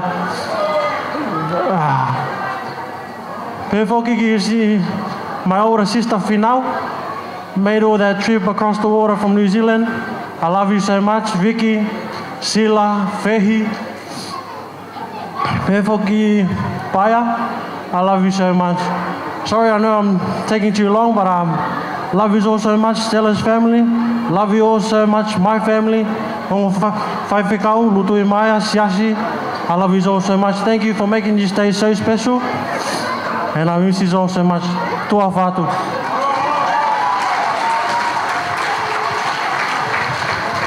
Malo, tau toi ang mua paspasi whakao sike hongo mea mare e pōko ni ko tau lava i ko tau i kuna. Ko tau au maen ki ngalu tuku e pōko ni kau keke ngata ai ke ospe ni tau hokat pe dancing floor. Ka kou tuene whakamare ke wangi ki whaiwhekau o tawha. Whakao se anga mua e au whangatuku e whiafko ni. Malo. Pamalo atu. Teke whai e tau lotu tuku. O kui kai ko hawhakaloloa eni. O whiawhia pe ke whakatonga i ange o kui ai si kau tangata eiki mo kau whine eiki heni. O kunau kei mea pe o whakahonga ai koloa ai honi. Ka malo ke whaiwhekau kai o maa e sea. Kai o maa kau whakalanglang koni muani. O mo mea loloa heni o whakalanglangi e honi. O kuai be talaia o e whai o e mari. Ko hono tai o e langlang o e mari o tai be ke tau. Ka ngai ka te awi au te ke tau e langlang ia o e whiawhia e pon. O rewa ke ose tau lotu pa mo toki hoko atu. Ka mau mātuku mau tōru. Ka koko rea tu be ke MC ka malo atu no whakakau ato foa e poni. Kai whakafua pe na whaiwhai ku kakate pire ai kau malanga pe aku ngari ware ai tau lotu. Whakaosi pe Sitela kau ma Rodney. Oa e tānaki pe ai ofa ngā whamiri he pōni. Koe koloa koe na e tuku mai e tuku atu he whai whekau koe ngā hirea ma moua loua. Koe ki himina e tauhi wai ane nai he mari e whāngea ua fulu. Koe whai o e mari ke whai ke tau. Koe mo ui whea whawhani koe waine whisimua. Pea koe talaloto ai whatutanga e ahoni o kutolonga ta ngata e alo ofa e o tua. E Rodney ka uma Sitela koe whaamuia e whaiwhekau he ahoni, whaamuia ai sea ka uma e sea whakaongo, whaamuia ngō whamiri ke tolonga o ta ngata aho mono whamari. Wai be ai whare ia e mātua whai whekaua neafi o kutu o tahabe. O kutu o tahabe a hono whai o e mari. Ke tau lotu. O toa Mafi mo tae ngata e a Fiona. Ai a Fiona u ke ao niu ai mea ko toa be ilangi pea mo mamani. O ku whawhetai ai au maulau maari e. A o tuku mai ke mau ikuna ai kātoanga o e ahoni. Ta koe kātoanga whia pea ku whakamoni mai a hono rireu e sisua e uaine. Ke oa e kei whai e mari ke whia ka e whai ke whakaangeange. Ka whakamui a e tangatai ki whai whikau kai umaa e sea o e mo e kāinga whakaongo o ngō whamiri. Koe nofo mari koe ni whai ke whakaangeange. Ke hoko bea e mari a kua waine bea e vai. Koe mauloto e a hoa whio. Whau whamiri whou koe ni. Ke waine bea e vai. Ngāhui mua e ngō whamiri. Ke mau whawhetai atu. He alofa e a Fiona ku tai ngata. Moni be ai porea ku whai e he punake nā mau whase aki he aho koeni. E tukuange ai ka inga kotoa pe. Ka e pikitai ai waifi mo e huse pānete. He koe wai nei au kulerei. Koe tōtō nea me i tānete. Pea koe mau loto ea mo e mau whawhetai. Ke hoko e nofo mali. Kua whau e Rodney ka uma Sitela. Koe waine o ku whesimua. He whalala atu ke he a Fiona. Ke tāpu aki mai ai po koeni. Tāpu aki mai a Rodney. Tāpu aki mai a Sitela. Tāpu aki mai a ngō whamiri. Tāpu aki mai a sea ka uma e ka inga lotu. Mo e ka inga ofa kotoa pe he po koeni. Pa koe ai ha mau mātoko. Mōni o ki kai honge whaingata. Ka mua bea e a Fiona ia he mau whanonga. Pa te mau ausia ai whanua. E ke whakakato atu e mau moui. Whakakato atu a Rodney ka uma Sitela mo yonga whamire hono katoa pe ki he a Fiona. Ke a Fiona mai ko mau atoa whai mai sia mau tāpu aki. Ka mau nofo atu ko ho whanau. O mau whakangonga kato e ki. O whinangalo mau tol ke mau whai. Koe lotu ia ku mau whai o ua whako sisu, kāko koe au mau whamoi. Amen. Pea koe keresia iki ko sisu kalais. O whalaya o toa koe tamai, mo i whio i tō mau e lau maari e maanioni. No whoia e mo ia Rodney, o maa Sitela, mo i ngō whamiri mo ki mau tolu ko toa pe, e po koe ni. Pea whai pe ia o tai ngata. Amen. Kore tuheni tau ai mua whakapapa mawahe ke ongo mea mari e pōni tau aia hip hipi ki ai, hip hipi, hip hipi, hipi hipi. Bravo.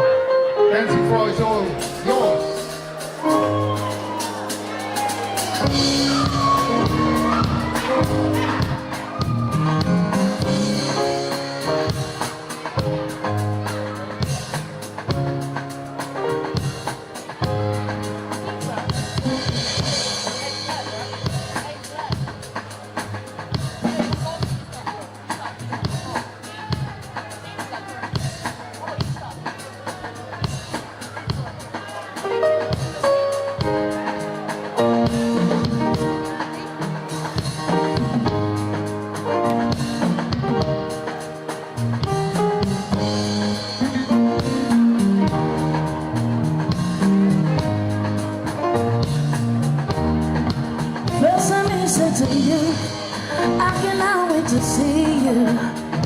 You're the treasure I've been waiting for.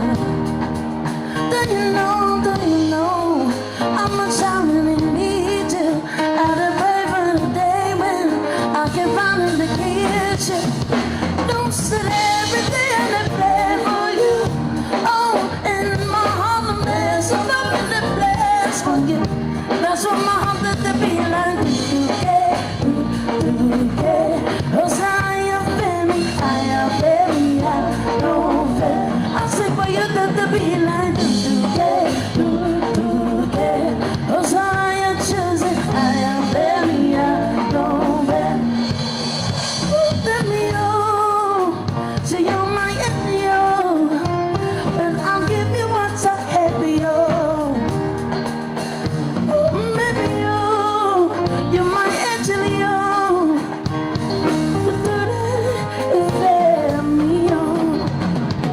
know, said every day I play for you. Oh, in my heart there's a permanent place for you. That's what my heart did to be like this. Cause I am very, I know that. I sing for you that to be like this. Cause I am chosen, I am very, I know that.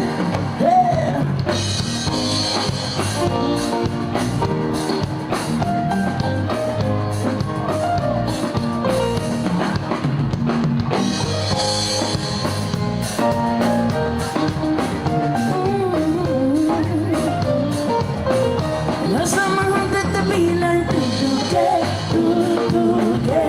cause I am very, I know that. I sing for you that to be like cause I am children, I am very, I know that. Right, y'all, this is our last bracket. What if you know song?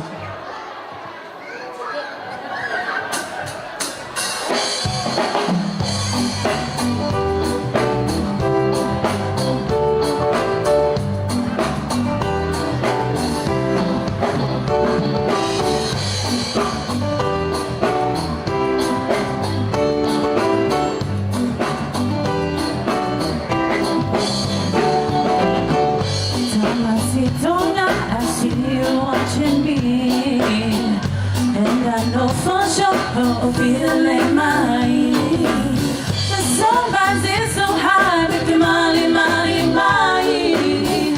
And the look tells me that you wanna be with me. Baby, I know that you like me. Come and tell me. Don't be so shy, baby. Please just tell me. I'll be all up, don't put out the money. I need to know.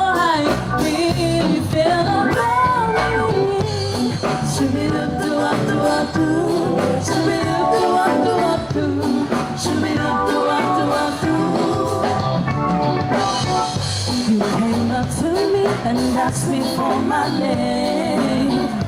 Playing up your love, but I knew you felt the same. Holy, don't you won't think it was low. And I said to myself, I'm naive. Baby, I know that you like me. Come and tell me. Don't be so shy, baby. Please just tell me. I'll be followed, don't put I'm without the mind. I need to know how you really feel about it. I know you see what you mean by sunrise to sun. I know the sugar likes it, don't go back. But how you love is someone and make you never tell. I know you want me, I know you like me. But in the back, go to my music. I wanna tell you how far I'm not here. I know that you like me, come and tell me. Don't be so shy, baby, please just lay on me.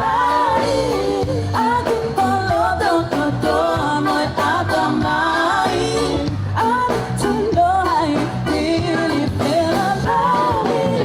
Baby, I know that you like me, come and tell me. Don't be so shy.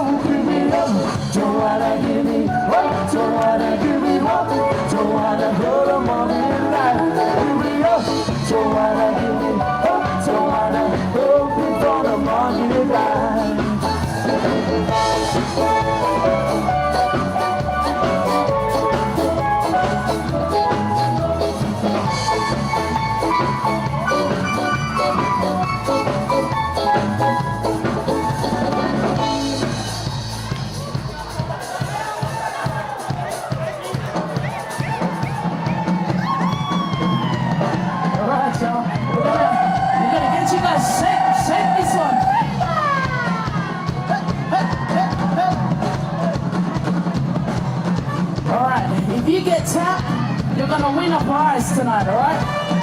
So you gotta shake. So shake it up.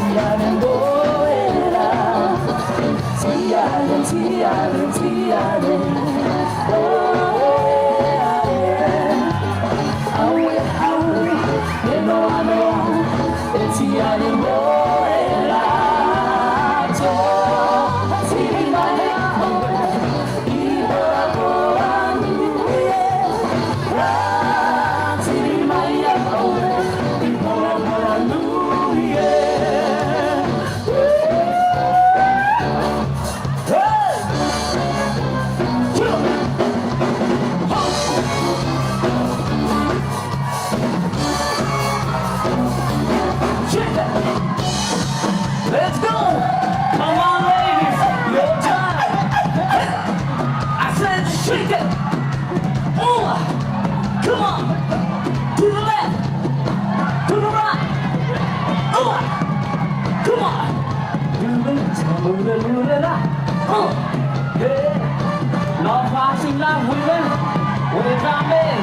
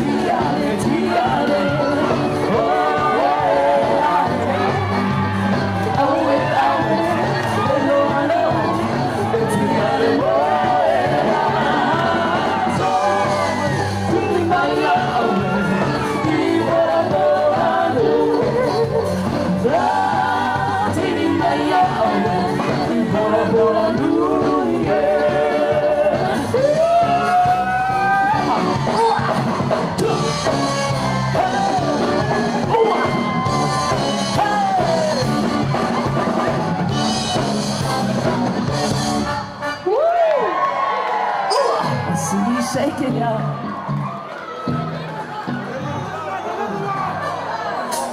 Alright, this next one is a bit of a Newcastle solo against some others. Hope you guys like it.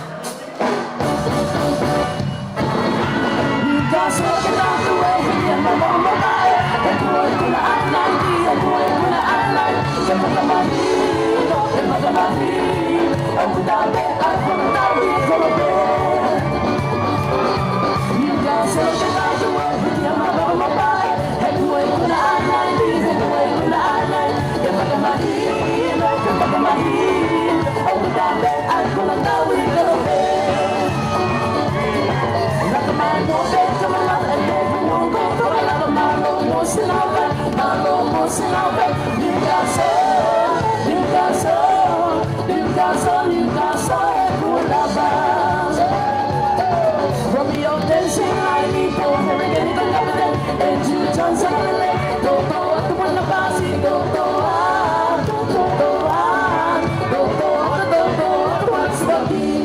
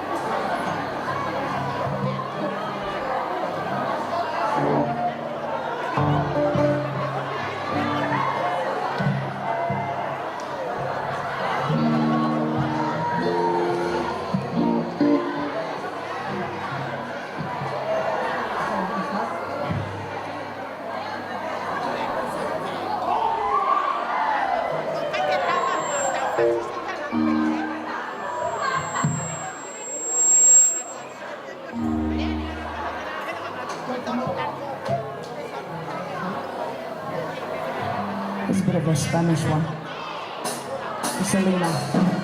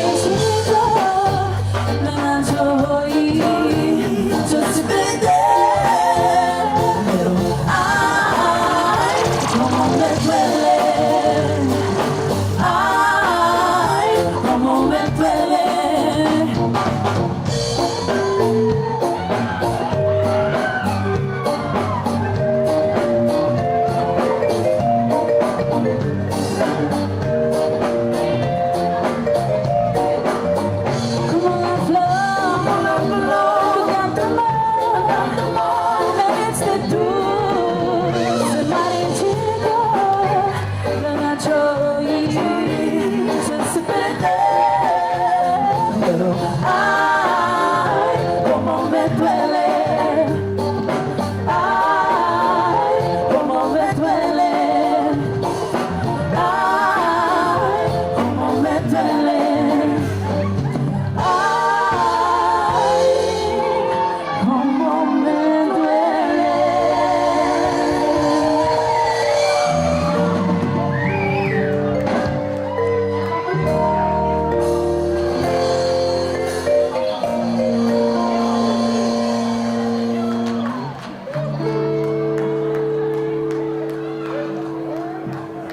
we alright, singing? Is it okay? All good. Got a few more songs for you guys tonight.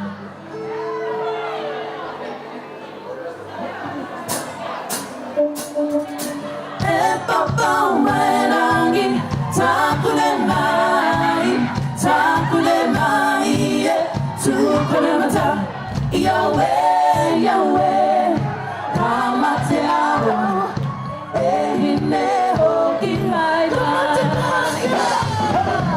Papa, Wairangi, Takulemai, Tukulemata, Yahweh, Yahweh, Kamatearo, Ehineho, Kihaida, Naku,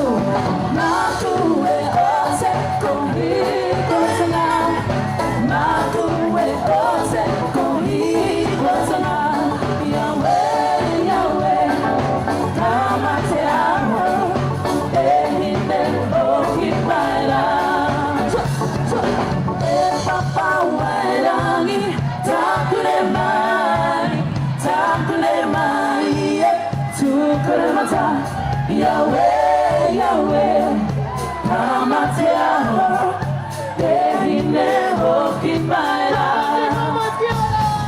Kamai, Onte Aloho, Itewai, Onte Aloho, Enaiwi, O Ataloho, Halemai, Halemai, Okimai, Okimai, Itewai, Karinga, Etu, Etu, Manako, Ise, Kaka, Kaka, Hiroto, Hiroto, Hinara, Mirumati, Yamanae.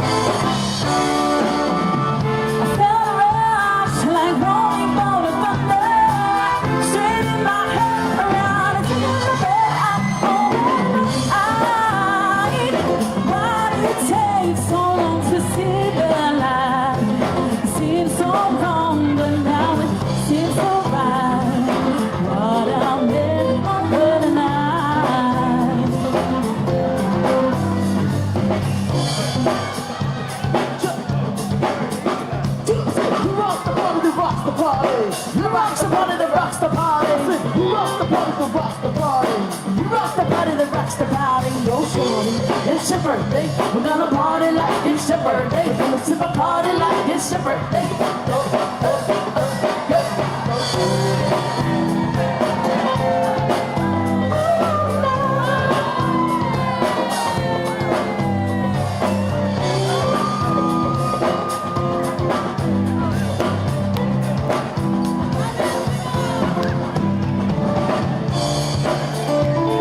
I got a funny feeling when you walked in the room, and as I record, it ended fast too soon. Oh,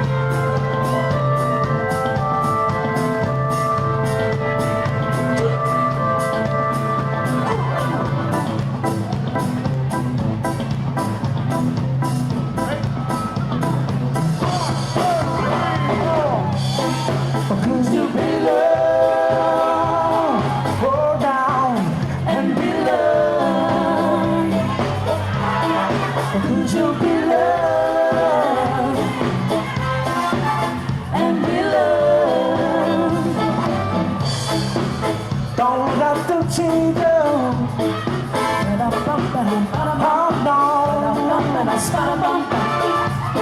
Oh, you've been trying to school you. Oh, no. We got to mind of our own. Help to help him, but that's right. Love will never leave us alone. After that, you must come back to life. Shed light, would you be loved and be loved? Would you be loved and be loved?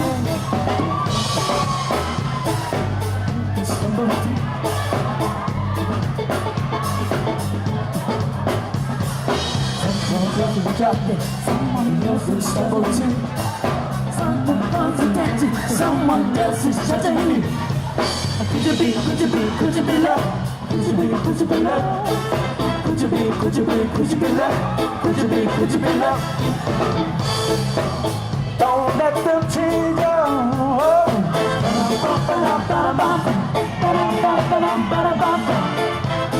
Oh, if it's real.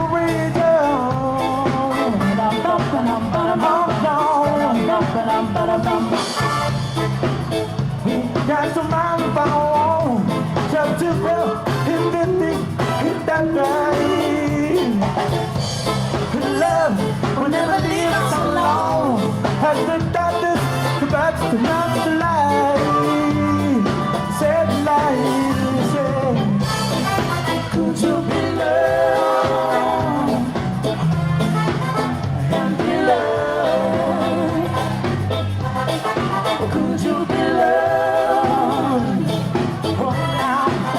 and be loved?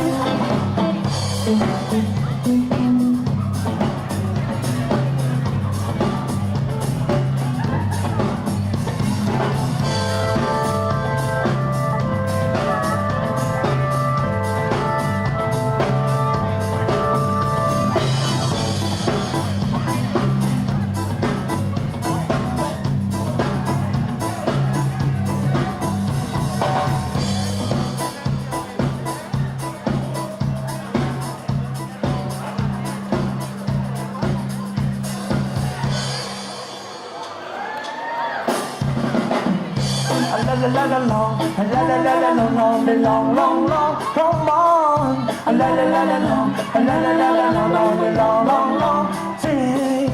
La la la la long, la la la la long, long, long, long, come on. La la la la long, la la la la long, long, long, long. I see this in myself, she loves me out now. You don't know the love we used to get. It's a big bone gone, we got bone so deep down. My tongue is down, it lasts no light. Look in your eyes, look at the big eyes. Ooh, girl, and I got to say to you, hey, girl, I wanna make you sweat, sweat till sweat some more.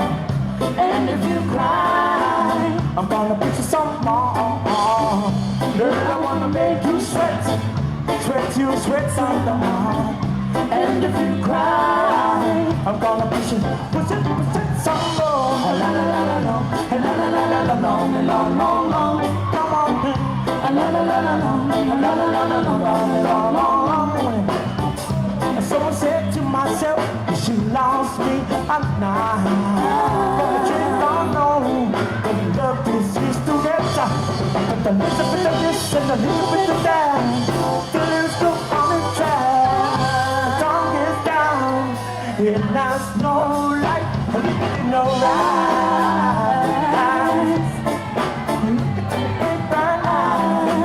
Girl, and I got to say to you, hey, girl, I wanna make you sweat, sweat till sweat down from my heart.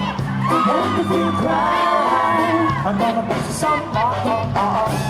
Girl, I wanna make you sweat, sweat till sweat down from my heart. And if you cry, I'm gonna push it some more. La la la la long, la la la la long, long, long, long. La la la la long, la la la la long, long, long, long.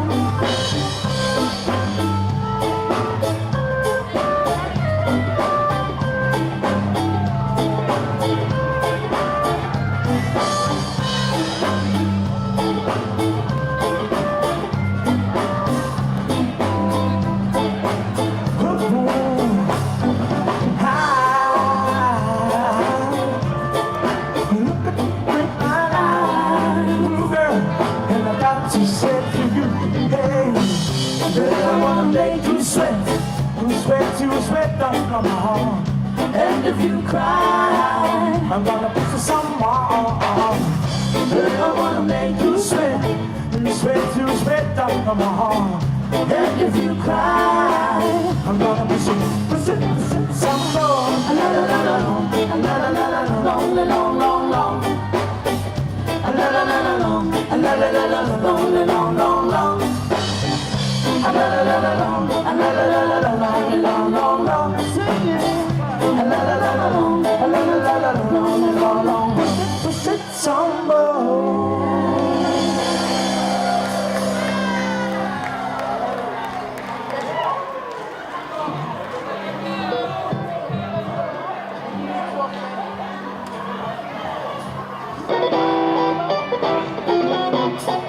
Hey.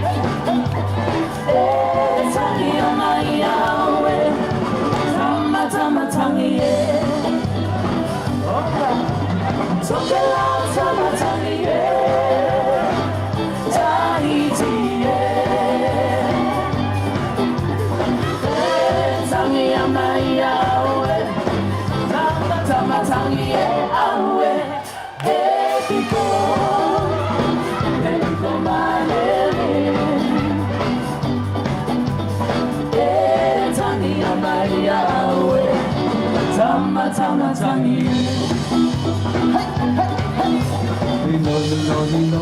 They know they are so lost. I see the sweet I know So I say somebody they are so lost. Tata no away.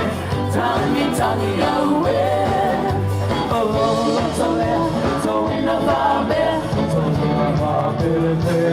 You don't mean no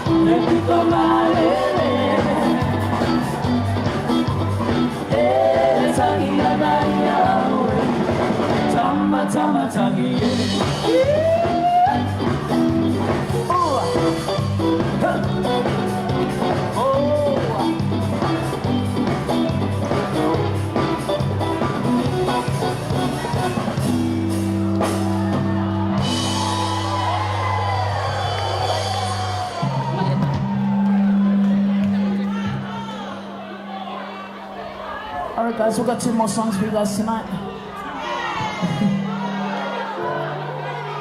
Congratulations again to Sitela and Rodney. We love you guys.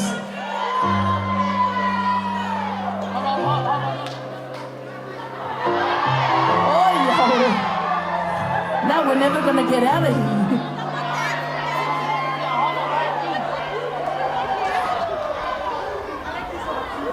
Two more songs, y'all.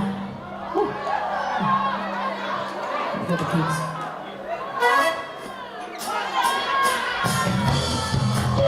Alright, y'all. Second last song and one more song after this.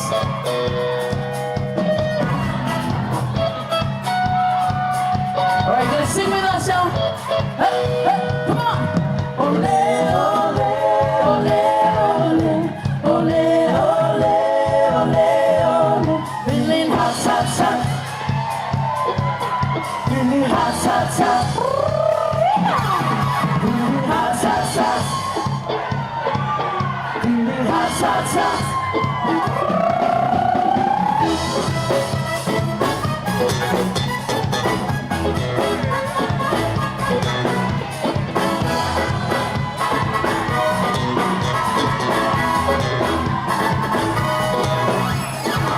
Fire's on fire, so fire, feeling hot, hot, hot.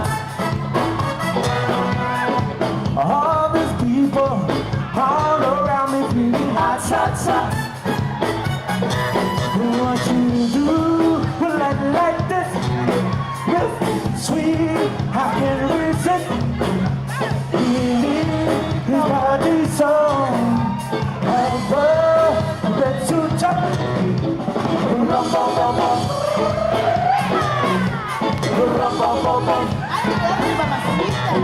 Feeling hot, hot, hot.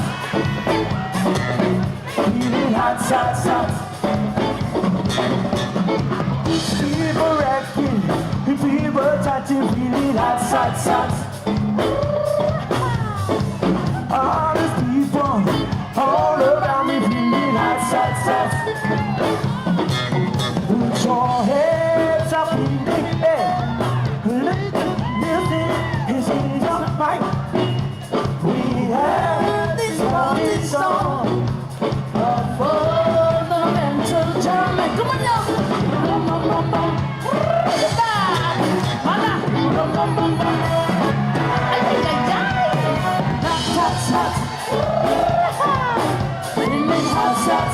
Come on, come on.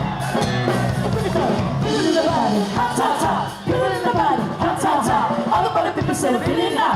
All the body people say, feel it now. You hit it from the top, you feel it now. You hit it from the top, you feel it now. You come to the party, go, what they got? You come to the party, go, what they got? You're hot, I'm hot. He's hot, she's hot. You're hot, I'm hot. He's hot, she's hot. All the body people say, feel it now. All the body people say, feel it now.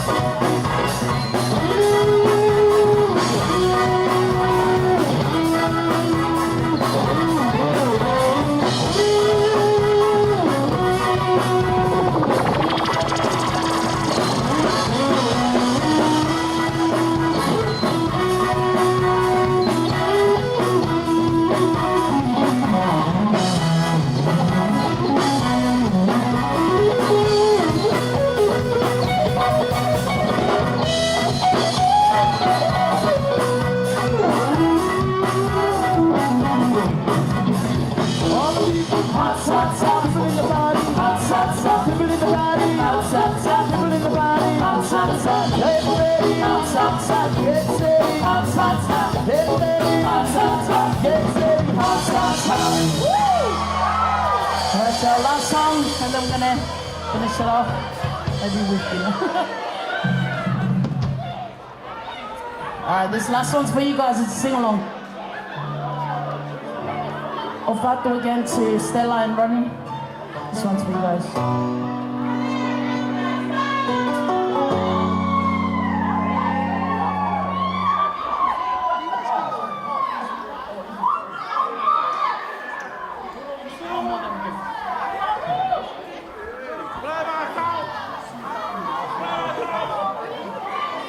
Alright, this last one's for you guys.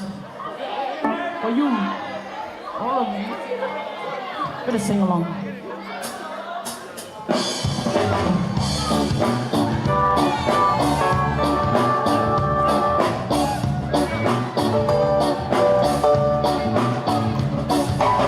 We've been together a while.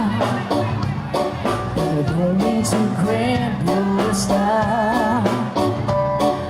Sometimes I wonder just how things happen this way. And I'm just reminiscing about what a night you just been. Come on, sing with us. You pick me up every morning. I just get through it again.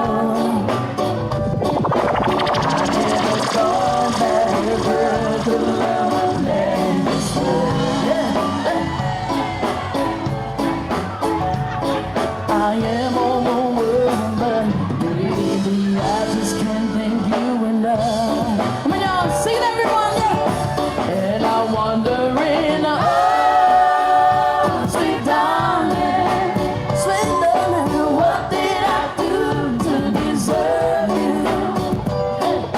What did I say to make your angel eyes turn away?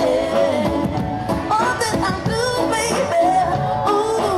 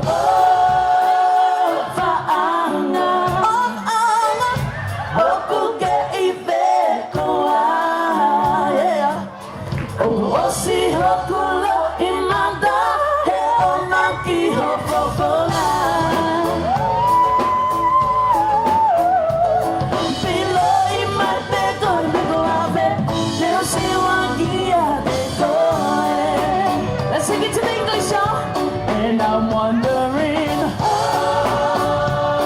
yeah, say, darling, what did I do? Yeah, deserve. What did I do to deserve it? What did I say to make your eyes on my way? Only I have the word. I'm giving all to you, babe. Ooh, if only I had the word. I'm giving all to you, babe. One more time, y'all. Ooh, if only I had the word. I'm giving all to you. Right, y'all. Oh, my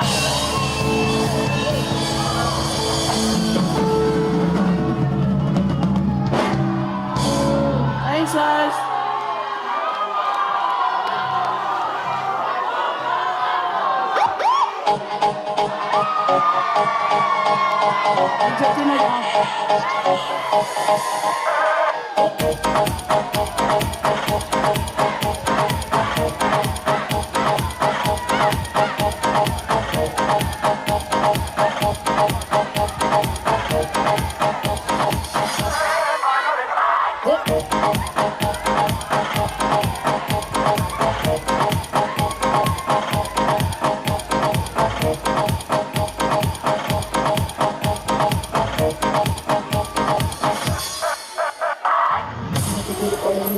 Que tu cuerpo para dar la alegría que se vuela. Baila tu cuerpo alegría Macarena, Macarena.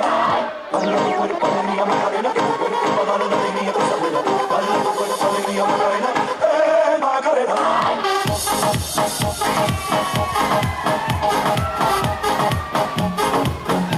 It's me. See, I just came back from Ghana, and I want to share the stuff that everyone was doing over there. So the Cuban chap to show me how to do it. He sat me down in this place, and he said to me, nobody wanna see you rising. And when they do, they don't even like it. They just wanna see you deep in crisis. Drive yourself, you don't need the license. All of her, she can even ride it. Go ahead, move your feet just like this. Then he showed me the latest. We walk over the haters. But what you do, my Azundo, Azundo, Azundo. Now watch me do my Azundo, Azundo, Azundo. Now watch me do my Azundo, Azundo, Azundo. Now watch me do my Azundo, Azundo. We walk over the haters. What you do, my Azundo, Azundo, Azundo, Azundo, Azundo, Azundo, Azundo, Azundo, Azundo, Azundo, Azundo, Azundo, Azundo, Azundo, Azundo, Azundo. We walk over the haters. What you do, my you all wanna learn how to do this. So I'ma take you right through this. I told you not system movement. So when you jump on the floor, better use it. First step is a step, step. You can move to the right, to the left, left. You can even freestyle when you step, step. Put your hands in the air and you rep, rep. So go, go, go. Twist your fingers, you can wave and say hello, low, low. Make a fist and you can pretend go down low, low, low. No balance, that's how you do it. So, let me see you go, go. Nobody wanna see you rising. And when they do, they don't even like it. They just wanna see you deep in crisis. Drive yourself, you don't need the license. All of her, she can even ride it. Go ahead, move your feet just like this. Then he showed me the latest. We walk over the pictures. Now what you do, my Azundo, Azundo, Azundo. Now watch me do my Azundo, Azundo, Azundo. Now watch me do my Azundo, Azundo, Azundo. Now watch me do my Azundo, Azundo. We walk over the pictures. What you do, my Sorry, Azonto. We DNA yo yo. Empty man, you go slow. Yeah, when in a two blow. Move to the rhythm, here we go. I'll show you how to do this. So, some inside, make us stop. Open cross on the south side. Move to the left and right and watch me free. Azonto. All my ladies try to pose and free. Drop it low and make the boys sing down. I put some more. We started the way we want to play. What you know, what you know. Now watch me do my Azundo, Azundo, Azundo. Now watch me do my Azundo, Azundo, Azundo. Now watch me do my Azundo, Azundo. We walk over the hills.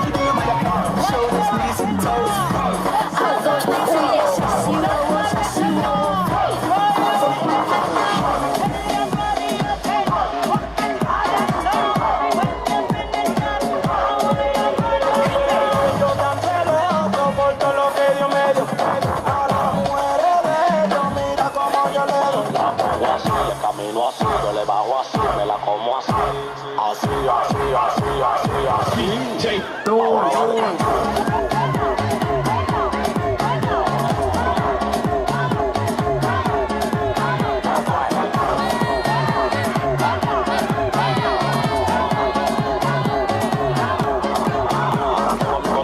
preguntándome qué es lo que pasa. Tengo una mata pariendo cuarto en mi casa. Yo salgo a la calle flow con la grasa y ustedes con su tubo pidiendo su taza. Lo que tú dices es verdad. Me gustan las colombianas así, de verdad. Tenemos la pata y como un pelotero me la saca. Yo tan celoso por todo lo que yo me dio. A las mujeres de esto, mira como yo le doy. Así, camino así, yo le bajo así, me la como así. Así, así, así, así, así.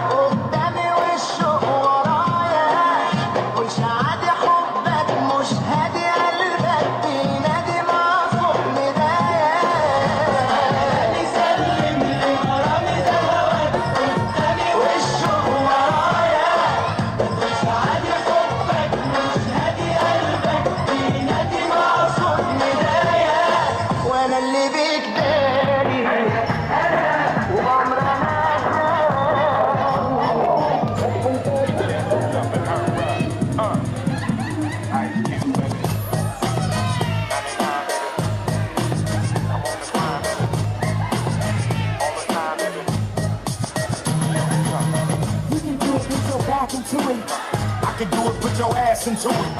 You can do it, put your back into it. I can do it, put your ass into it. Put your back into it. Put your ass into it.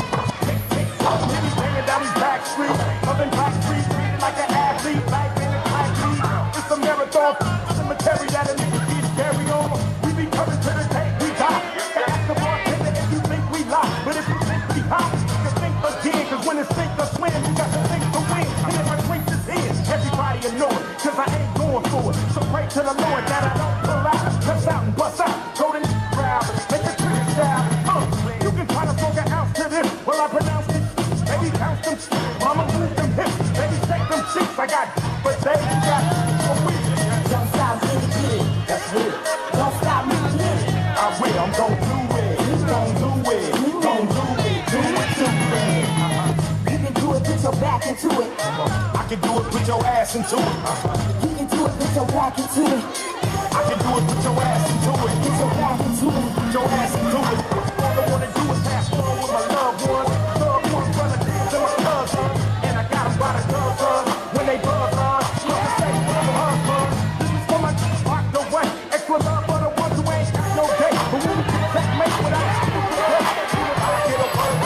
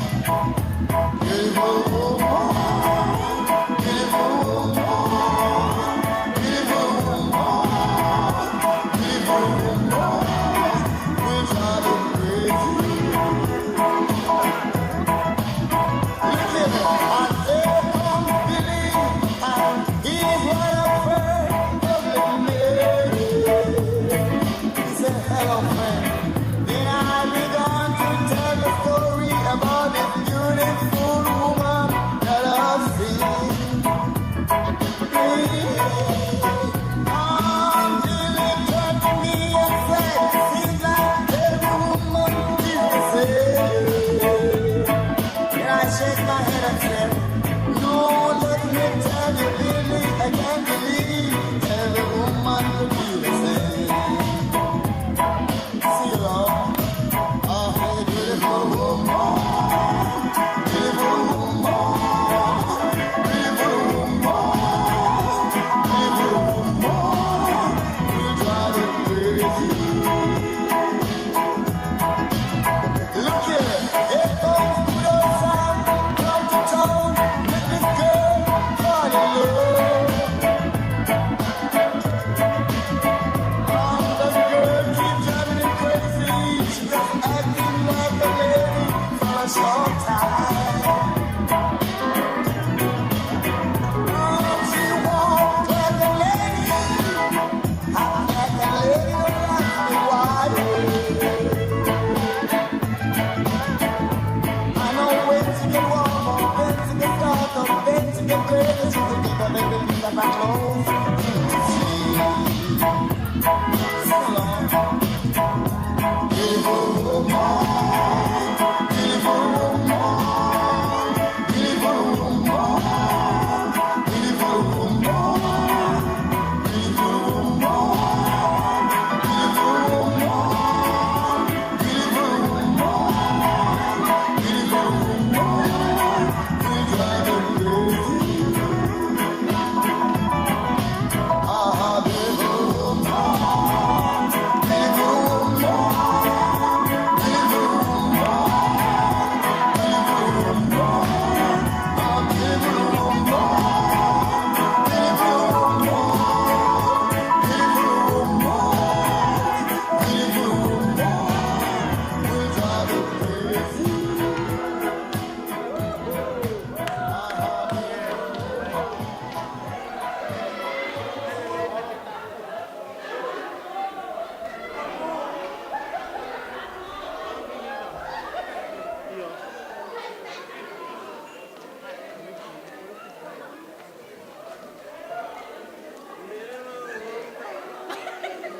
Beautiful